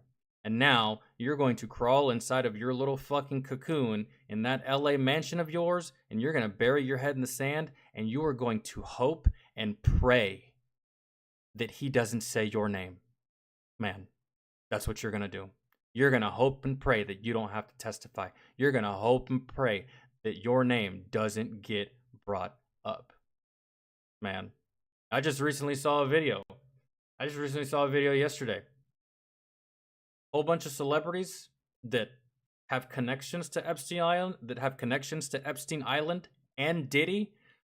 For some reason, these people have been purging their Twitter accounts. Why? Usher purged his Twitter account. Pink purged their Twitter accounts. I think Usher had a total of like 7,000 tweets. Gone. Same thing with Pink. She left up 2 tweets. Purged the rest. Everything's gone. Why? It's so strange. That's like odd behavior. I can understand someone saying, man, you know what? I've had it with social media. I'm deleting it. And you delete Twitter. That's one thing.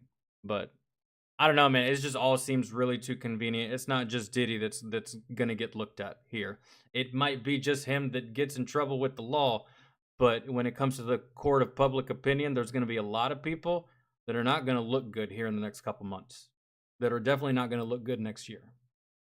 Behind the scenes, other people in power in this country who are engaging in this type of disgusting predatory behavior with Diddy. And like everyone right now is in the process of cleaning house, shredding documents. The same thing that you see in all these cases of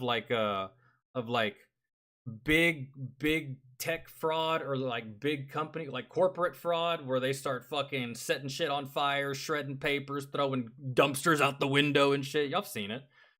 Y'all remember Enron? Yeah, that's exactly what's happening right now with all the celebrities that have any kind of communication or any kind of friendship and or relationship with Sean P. Diddy Combs. he probably has video of all of them. So if they want to unravel this whole thing, arresting Diddy and pressuring him with the threat of charges that could put him into a federal prison for the rest of his life is a great way to get him to go against the other people that he knows about and bring this entire house of cards down. But at the same time, JD, they could also turn it around on the other people. They could get these people to turn on P. Diddy, man. And all they have to do is be like, listen, if you play ball with us, I've already seen the video. Mr. Hanks, cut. I'm sorry. Stop. Mr. Hanks, I've already seen the video. Now, if you play ball with me, and you give me some information on Mr. Diddy over here, I will make sure that he never publishes that video. Yeah, I've already seen it. I know you probably don't want the rest of the world to see it, but I will make sure that P. Diddy does not make that video public, or that video does not enter the courtroom as evidence. All you got to do is play ball with me. They could do that. They could just play both sides. That's what the law does all the time. Good cop, bad cop, make someone snitch on the other, make them turn on one another. It's just too easy. Now, so we're going to jump right into this because we got a lot of stuff to cover. Everybody ready? Let's go!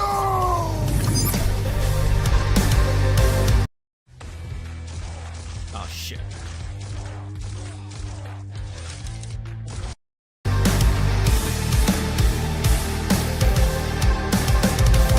Today I'm announcing the unsealing of a 3-count indictment, charging Sean Combs with racketeering conspiracy, sex trafficking, interstate transportation for prostitution. Now, the initial breaking reports had a much longer list of charges. There was talk about narcotics trafficking, there was talk about arson, which makes me wonder, is this just the first set of indictments that are going to drop? Because they keep alluding to the fact that this is just the first set of things to come. Will these other charges be federal, or will they be state charges from the state of New York, the state of Florida, wherever these things transpire? Yeah, I think that either the feds are going to take charge or the states are just going to relinquish it to the feds.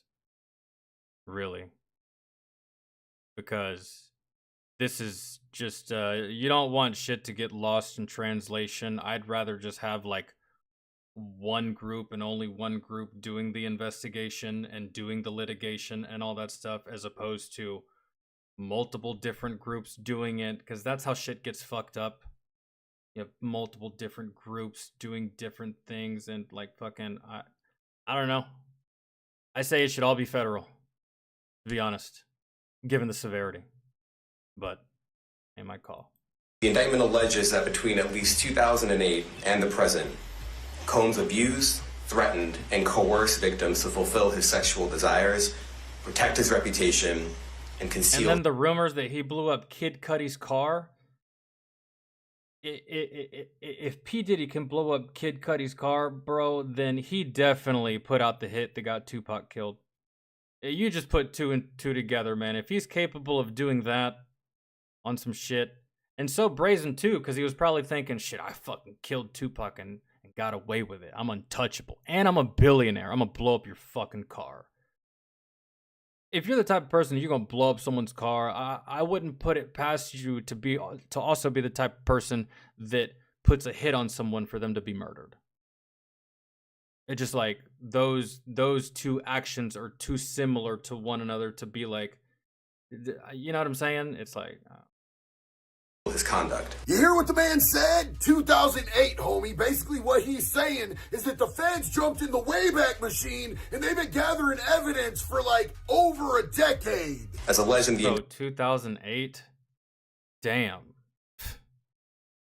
But this is how investigations are supposed to go.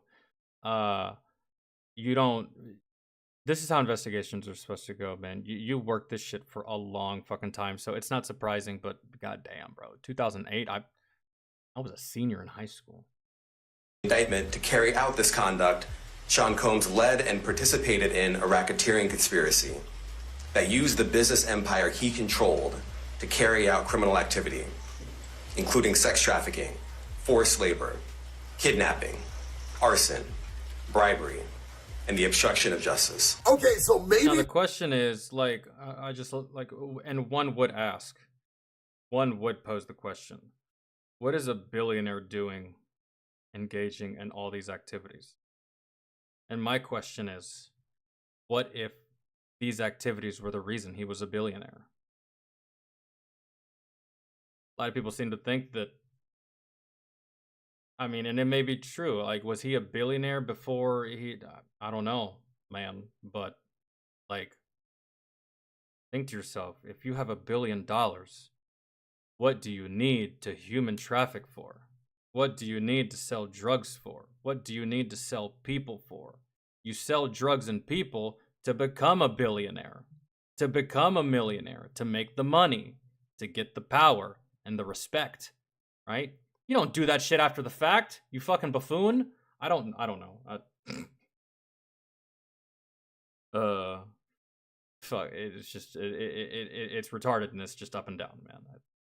they're wrapping up the arson and some of these other charges into the racketeering charge, but arson itself should be a completely separate crime. Yeah. And if you guys understand what because it's such a specific crime. Arson is fire, and setting something on fire, blowing something up.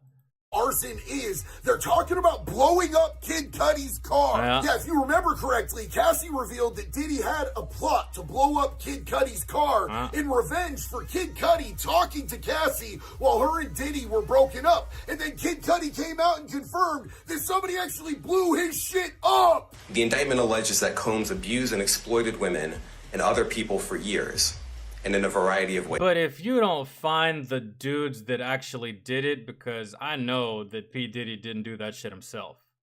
When you're that rich, you don't have to do anything yourself. So if you can't find the dudes that actually did it and you can't get them to roll on Diddy, then that piece of information is just hearsay. Sorry, but that's just what it is. Like she said I did something and it just so happened to happen to you. It's coincidence, but can you prove it? You know, kind of like from the movie Law Abiding Citizen. It's not about what happened. It's about what you can prove in court. Right? So I just don't feel like that one's gonna stick. Everything else, yeah, sure, but that one's iffy. Ways. As alleged, Combs used force, threats of force, and coercion to cause victims to engage in extended sexual performances with male commercial sex workers, some of whom he transported or caused to be transported over state lines. So Diddy was essentially forcing the cuck life on himself. You just like bring all these women in so they can have sex with dudes and you watch.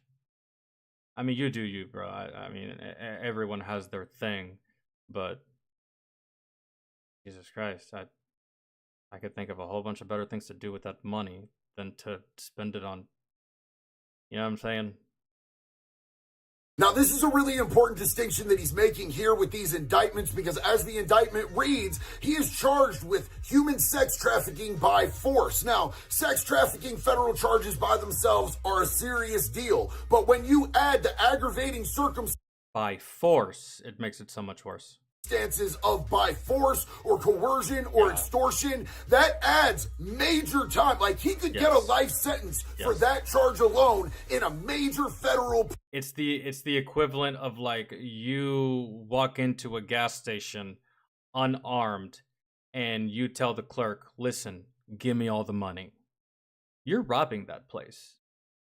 You're robbing that place, and you will go to jail accordingly for robbing that place. And I don't know. How much time do you think you'll get for robbing a gas station, right? Hey, clerk, give me all the money. Maybe he says no. Maybe he does give it to you. I don't know, but you take the money and you leave, right? Nothing more, nothing less. You're going to jail for a couple weeks, man, maybe a couple months. Now, you walk into that same gas station to rob that gas station, but you have a gun. That is armed robbery. You're getting years. You see how that it makes it aggravated, right? You're getting more time than what you would have had you not had the weapon. Not an excuse to just go do it because you'd get less time. That's not what I'm saying. Don't be dumb. But do you understand? Prison, like a violent one. We're not talking about him going to a little camp. We're talking about him going to a big ass USP. This is and on top of that, bro, Diddy, if he goes to jail and he goes to a federal prison, bro, he is going to get extorted for so much money in jail. Man, he is going to get extorted for so much money in jail. Them other inmates are going to look at him like a fucking lottery ticket, and they are going to treat him accordingly. Also, him establishing part of his argument for the transporting across state lines for the purposes of prostitution. And what he was doing is he was swooping up dudes to come and get ran through or run through chicks or get up inside of him for the purposes of these freak-offs. And the freak-offs are going to be a major part of this trial. They are because that's where the sex trafficking comes into place. A lot of people are probably thinking like, he's trafficking them. Trafficking them where? Overseas? Europe? What? He's trafficking them to his house, man. That's where he's taking them. Major part of this indictment. So we're gonna now, however, what is the legal definition for human trafficking? Because what if he picked up someone in the state where he lives? You're not crossing any state lines. You're not crossing any borders. Is it still considered, under the letter of the law, human trafficking? I don't know. I'd have to know the full. I mean, I know the definition of. I know what it means. Just the legal ramifications. Get tons of evidence, and we're going to go into what he says about that right now. Combs allegedly planned and controlled the sex performances, which he called freak-offs. and he often electronically recorded them. Now look, you can call me a conspiracy theorist if you want, but this is just exactly like the type of stuff that was going on with Epstein, and part of the reason that we never got the Epstein list of all of his clients. Epstein was recording high-profile clients doing terrible illegal things with kids. Diddy was doing the same thing, but with other celebrities, other actors, other athletes, other rappers. I heard that there were some fucking political figures at some of these fucking parties, man. So like, I mean, who knows what Diddy has on you? And that's like the most dangerous thing ever. Imagine, like, your congressman or your senator goes to a fucking Diddy party. Either he's a degenerate or he just makes a bad choice and gets drunk, blah, blah, blah. I don't know. He does some weird shit. It gets recorded. And now Diddy owns your senator. Such a dangerous thing.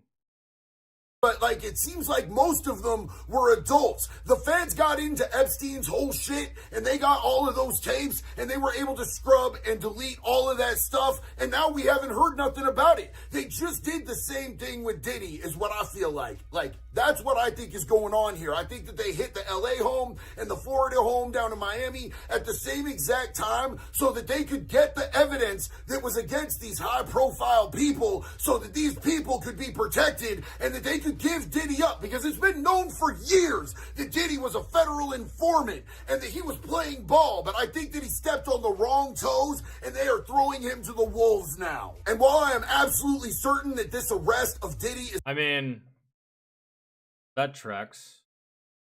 I can get behind that conspiracy theory if you want to call it one, right? Everyone underneath the Diddy umbrella is guilty as fuck. But we can't have the people that Diddy could quite possibly expose being exposed. So we're just gonna fucking bury Diddy. Excommunicado, motherfucker. That's what's gonna happen to you. These people are gonna act like they never knew you. They were never your friends. They were never your homies. They're gonna redact their wrongdoings. And then they're just going to throw you to the wolves. And you are going to have to fend for yourself in a corner all by yourself. That's not a bad theory. Yeah. But I'm kind of hoping that it's the other way around. I'm kind of hoping that the feds have their eyes on these high-profile, high-powerful people that mingle with Diddy, and they are just using Diddy to get to these people. And they will destroy Diddy in pursuit of getting to these people. But I don't know. Who knows? Either he could be right, or I'm right, or he's wrong, or I'm wrong, or I don't know. It just we'll have to wait and see. Is not going to be the last arrest that we see from this. I guarantee you there are people that they are working to protect in this whole situation throughout this whole entire indictment. I mean, that doesn't surprise me at all. Yes, I'll agree to that too. It really is hard to really disagree with anything JD says, man, because he operates with his brain and with logic, and 2 + 2 is 4, bro. So it really is hard to really. There's nothing here I disagree with. It's pretty much spot on, man. It's just like, yeah, that's. If Diddy doesn't play ball the way that they want him to play ball, he will probably be found exactly the way that Epstein was found. The freak-off sometimes lasted days at a time, involved multiple commercial sex workers, and often involved a variety of narcotics, such as ketamine, ecstasy, and GHB. Days at a time. What do you need ketamine for at a freak-off? No, a little bit of weed. Maybe there's some cocaine there. Ketamine? You people in Hollywood, y'all party so odd.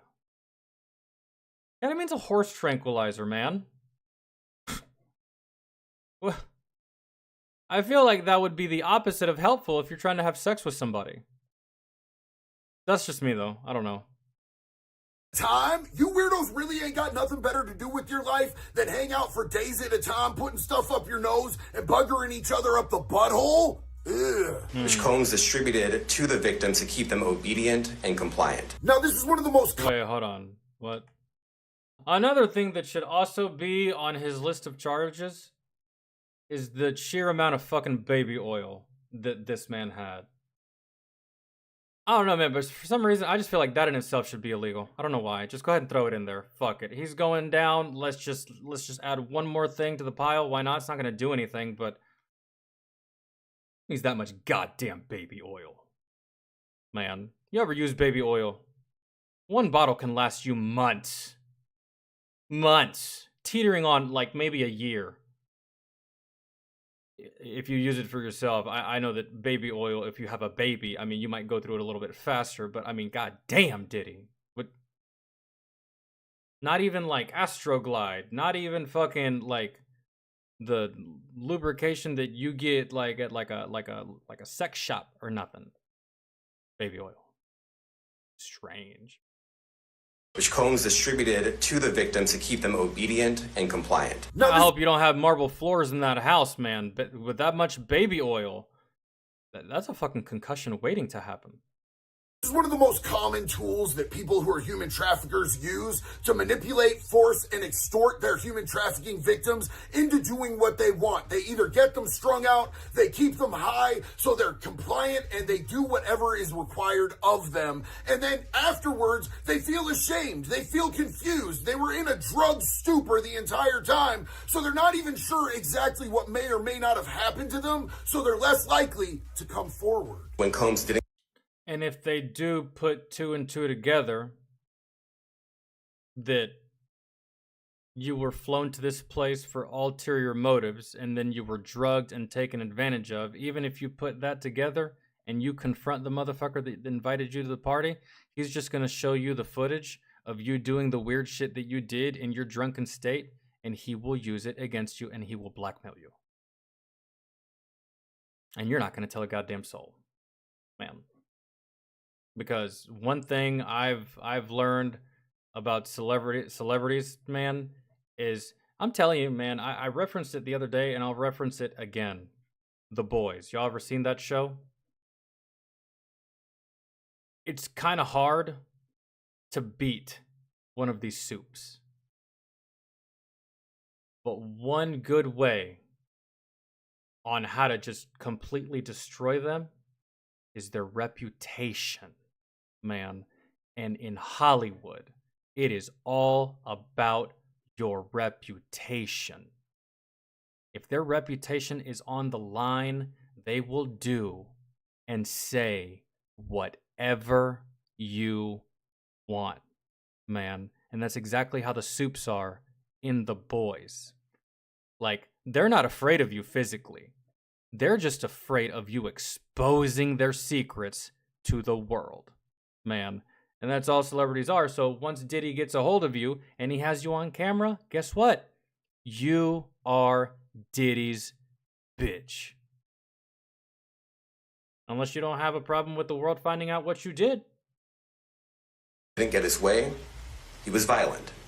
And he subjected victims to physical, emotional, and verbal abuse so that they would participate. And I'm almost pretty sure that he didn't just do this to women. He didn't just do this to commercial sex workers. He didn't just do this to random men that would show up to his party, bro. He did this to artists. He did this to musicians. He did this to actors.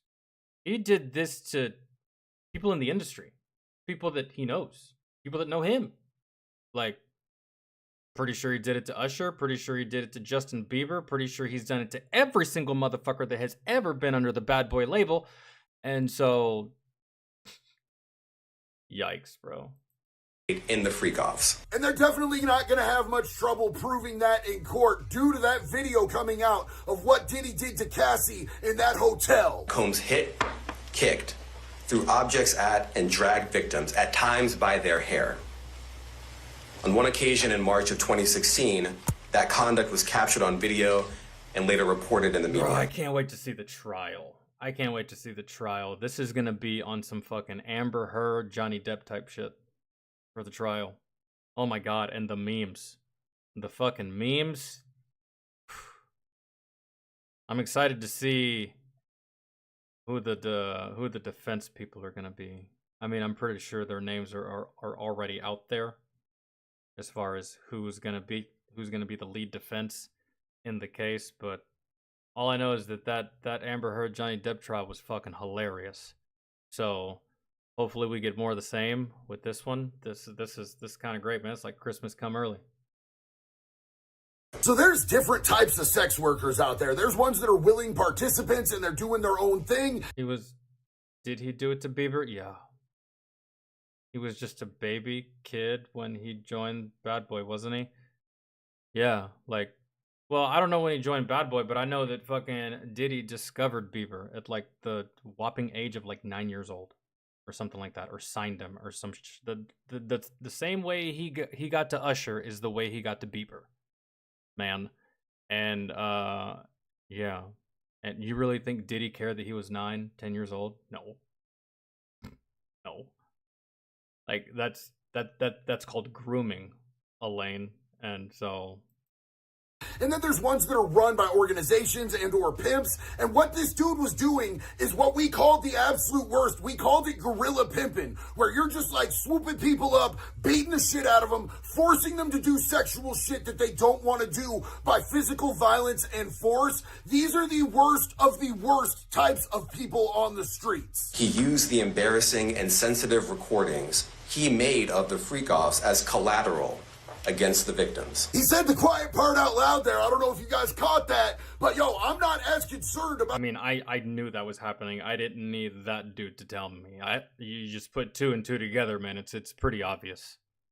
The videos when it comes to the victims, even though that's terrible and atrocious, I'm concerned about the perpetrators in those videos. This right here is the Epstein of rap. The indictment also alleges other acts of violence undertaken by Combs and others, including violence against witnesses to his abuse, kidnapping, and arson. The indictment alleges that on more than one occasion, Combs carried or brandished firearms to intimidate and threaten victims and witnesses. And that part right there might be what makes this even worse than the Epstein case. I have never heard anything in the Epstein case about intimidating witnesses and shit. Firearms being used, this violent force type of shit being used. This is some H&L stuff right here, guys. This is a whole nother level. Also, if you noticed, he said Combs and others. So where are the others? Nobody else has been arrested that I'm aware of except for his mule. Remember that? JD, they're not going to give up. Those names are not going to come to light until trial. They're not. Because if they have others, they're not going to risk these others. Bro, you know P. Diddy, man.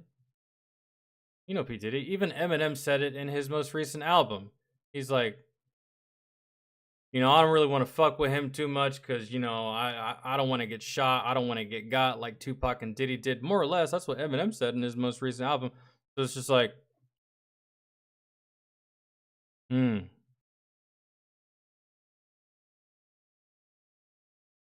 level. Also, if you noticed, he said Combs and others. So where are the others? Nobody else. These others, they're not going to get named, man. Not yet, because if you name them, then they can get. Maybe they already know who they are. My thing is, I think the others. I think they already know who they are.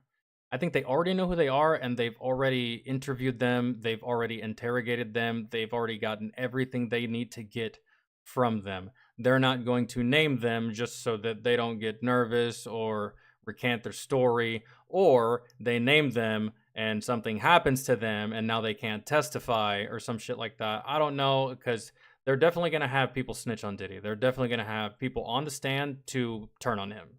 That's definitely going to happen.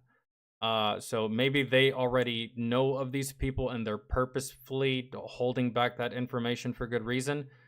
Or they don't know of these people. They just said and others because they're still currently working the investigation and it's not 100%, but there is others at the moment. So I don't know. It could be one of those two. Else has been arrested that I'm aware of, except for his mule. Remember that Brendan dude, the little white kid, the drug mule who got... I do, yeah, he got picked up by police. Got caught with the drugs at the airport. Yeah. I'm sure that dude flipped. Did everybody else flip on Diddy already? Yeah. Are more arrests coming? The only thing that I know for sure... If no more arrests come, That means there's a shit ton of people that snitched on Diddy. Man. That's it. Now, if you start seeing a shit ton of arrests, these people are probably going to get tried in the same fucking way. They said RICO, bro. You can charge one, you can charge them all. And so, at least that's what I've been seeing on the interwebs. There's just a lot of RICO talk. So yeah, I don't... Is that we are going to be getting a lot more of this. So yeah, if no one else gets arrested, then people are singing. If more people get arrested, those people not only are gonna sing, but they're also gonna be tried as well, just like Diddy. It depends. We'll see. Information within the coming days as this whole thing unfolds and unravels, and I'm going to be Because, bro, I seriously do not put it past Diddy to try to kill a witness. I do not, and I don't think anyone else does either. It to you as soon as we get that. So thanks for riding out with me today. Stay tuned, and until the next one love, baby. Be yeah. good or be good at it. Yeah, the next video that JD puts out on this situation, I'll watch it. I prefer to watch JD's videos on this type of stuff because he knows what the fuck he's talking about. And he just has a lot of experience when it comes to, I don't want to say it this way because it sounds bad, but he just has a lot of experience when it comes to pedophiles and when it comes to these types of people and stuff like that. And whereas in, I don't know, he just has better insight really because JD has been to prison and he has done time. He knows the system. He knows how it works. He knows house arrest. He knows all this stuff. He knows the ins and outs of the criminal world. So I'd much rather hear it from him than some dude that just doesn't know. You know what I mean? So the next video he puts out on this topic, we'll watch it, not anybody else's. So yeah. Just read one or two comments. Cough, Jay-Z, cough. Diddy has a list. We better get this one before he doesn't kill himself. Jay-Z and Beyonce are probably jumping on planes, headed to Russell Simmons Island. I mean, I guess we'll find out. I guess we'll find out if Diddy lives through this, then JD's theory about protecting people at the top and higher than Diddy is false. If Diddy doesn't survive this, then JD's theory about protecting motherfuckers at the top is correct. That's the way I'm looking at it. That's the way I'm looking at it. So we'll have to see because yeah, they couldn't let Epstein talk. They couldn't let Epstein speak, bro. They just couldn't. They could not let that man continue to live. So we will see how it pans out with Diddy, I guess. Yeah, dude. Cat Williams was right from the very beginning. Remember, like years ago? Years ago, bro. He told us. Cat Williams told me this when I was a teenager. He's like, motherfuckers be gay in Hollywood that you never fucking expected. I went to the goddamn Playboy Mansion at fucking Hugh Hefner's house. You know, I was interested. I was intrigued. You know, I haven't been famous all that goddamn long, so I wanted to go. And then I'm walking around, and there's a whole bunch of rooms, and I walk past a room, and I'm just like, come here. That two dudes kissing. I'm leaving. Yeah, Cat Williams told everybody ages ago, and everyone thought he was just being funny. Everyone thought that it was just a joke. Everyone thought that it was just an exaggeration. It is not. It ain't. So, yo, David, what's good, man?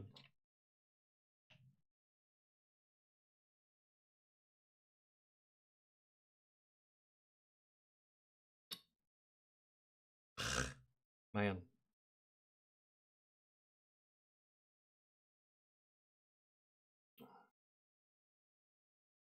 Yeah, I don't know who the fuck Russell Simmons is. I know Richard Simmons. I don't know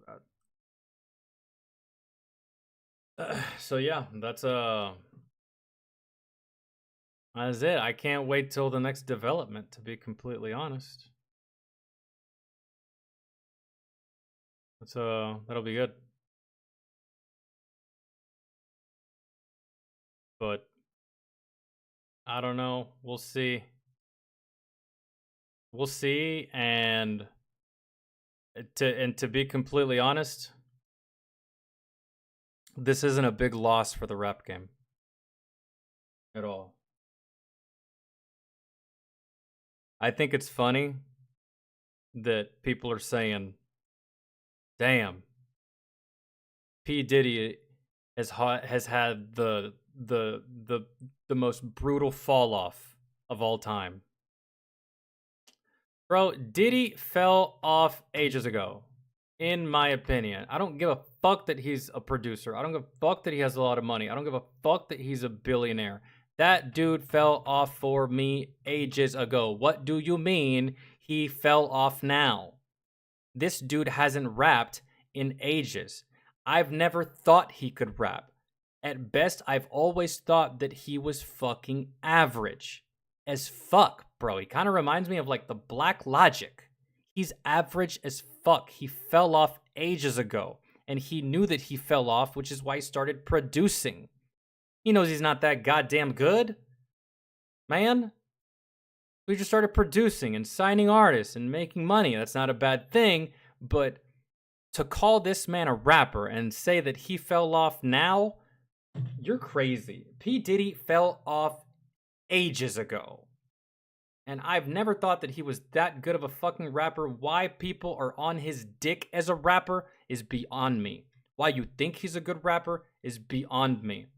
I can name 5 underground rappers right now with less than 1,000 views on their videos that are better fucking rappers than P. Diddy. I don't know why people rode this dude's nutsack for so fucking long, but it's baffling to me. It doesn't make any sense. And if P. Diddy is your idol and I hurt your feelings, fuck you. I don't care. He's fucking trash. Man, washed up. Actually, that's not even a good thing to say. Washed up, that assumes that at one point you were good. P. Diddy's always been average. Below average, actually, in the rap game, as far as rap skill and all that shit. But hey, that's just my opinion. Really. Even before all this debauchery, in my head, I could never imagine being a fan of P. Diddy. Who the fuck was a fan of P. Diddy? Who? Who's jamming P. Diddy today? Nobody. Maybe now for the memes, but nobody. I never understood it. I never got the appeal. I never got the I don't know, man. I don't know.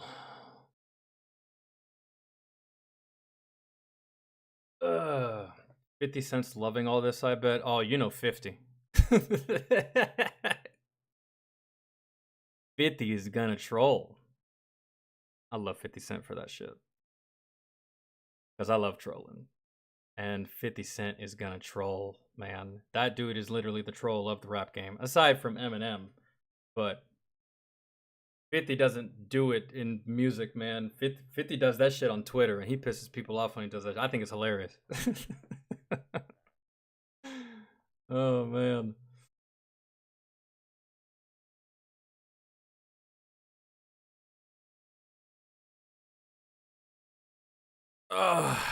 Yeah, that shit's just weird, man. To ever imply that Diddy was a talented rapper is just a weird thing to say, in my opinion. But, I mean, hey, if you like lackluster rappers, then you like lackluster rappers. There's nothing I can do about it. You like what you like. Unfortunately for you. But fortunately for me, because I listen to superior rappers, and superior music. And yeah, like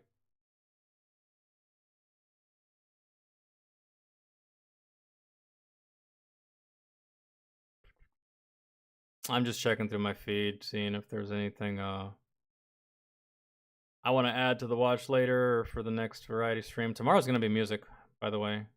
We didn't do it yesterday. I was uploading and editing. I had to.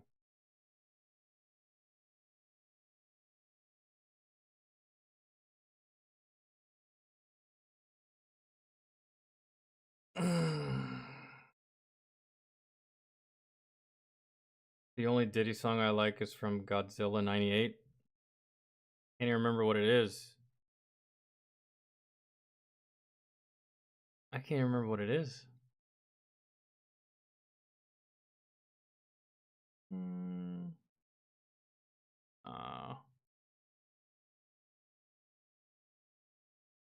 What does that say? Macklemore says F America and white people are guests in hip hop. Oh, who takes Macklemore seriously?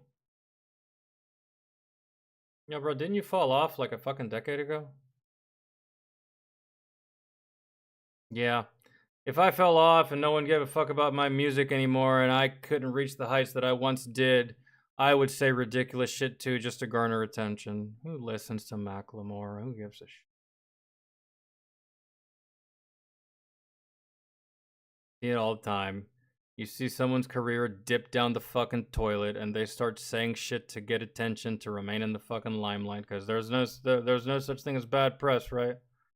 You fucking idiot. You fucking idiot. You're probably first in line to get inside Diddy's house.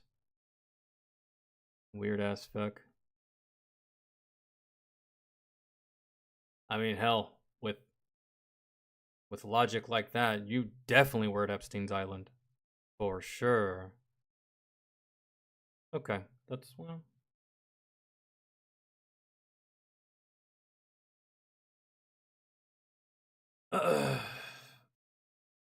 Ow. Yeah, we're probably gonna check that out tomorrow.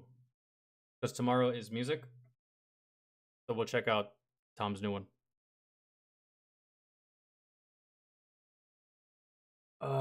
But that's gonna do it, dudes. I'm out. I didn't even realize I've been live I didn't realize it was 9 o'clock.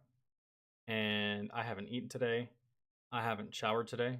I think the only thing I did today, I brushed my teeth, but I gotta go do shit, really. And the day's already over, so. But yeah, I haven't eaten. Yeah. So I'm out. I got like one more video I think I'm gonna edit or two, upload them tonight, and then live again tomorrow. Tomorrow's music. You got any music, put it in the Discord. Patrons, y'all have a section. Non-patrons, y'all have a section. And then, yeah, man, if y'all, twas fun. If y'all, John, with the 5, what was your request that you made earlier? I didn't even see it. I didn't think you made one. That's why I was getting ready to get off. What is it? And thank you again so much for the 5. Tell me what it is and tell Astro what it is and put it on the list. And then hopefully it's not longer than 35 minutes. But whatever it is, if it's the right time, we'll check it out on the next variety stream, which the next variety stream will be Thursday. Tomorrow's Wednesday, so tomorrow's music. So yeah, again, man, thank you for the. I wish I would have seen that earlier because we probably could have had it done by now, man. I'm sorry. And I'm just going off of the list. I didn't see it on the list, so I think Astro missed it too. So again, my apologies. But whatever it is, we'll knock it out on the next variety stream. So have a good evening, ladies and gentlemen. Tomorrow's music. If y'all want to listen to anything, especially Tom's new track. Who else has new music? I think it was just Tom that I was aware of. and then obviously everything else. But love you guys. Have a fantastic rest of y'all's evening. Hopefully I see y'all tomorrow and the next day and the day after that. If I don't, enjoy the rest of your week. Hopefully I see you this weekend. If I don't see you this weekend, enjoy your weekend. Be safe. Make good choices. Don't glue yourself to a highway like a ferry. All right. Love y'all.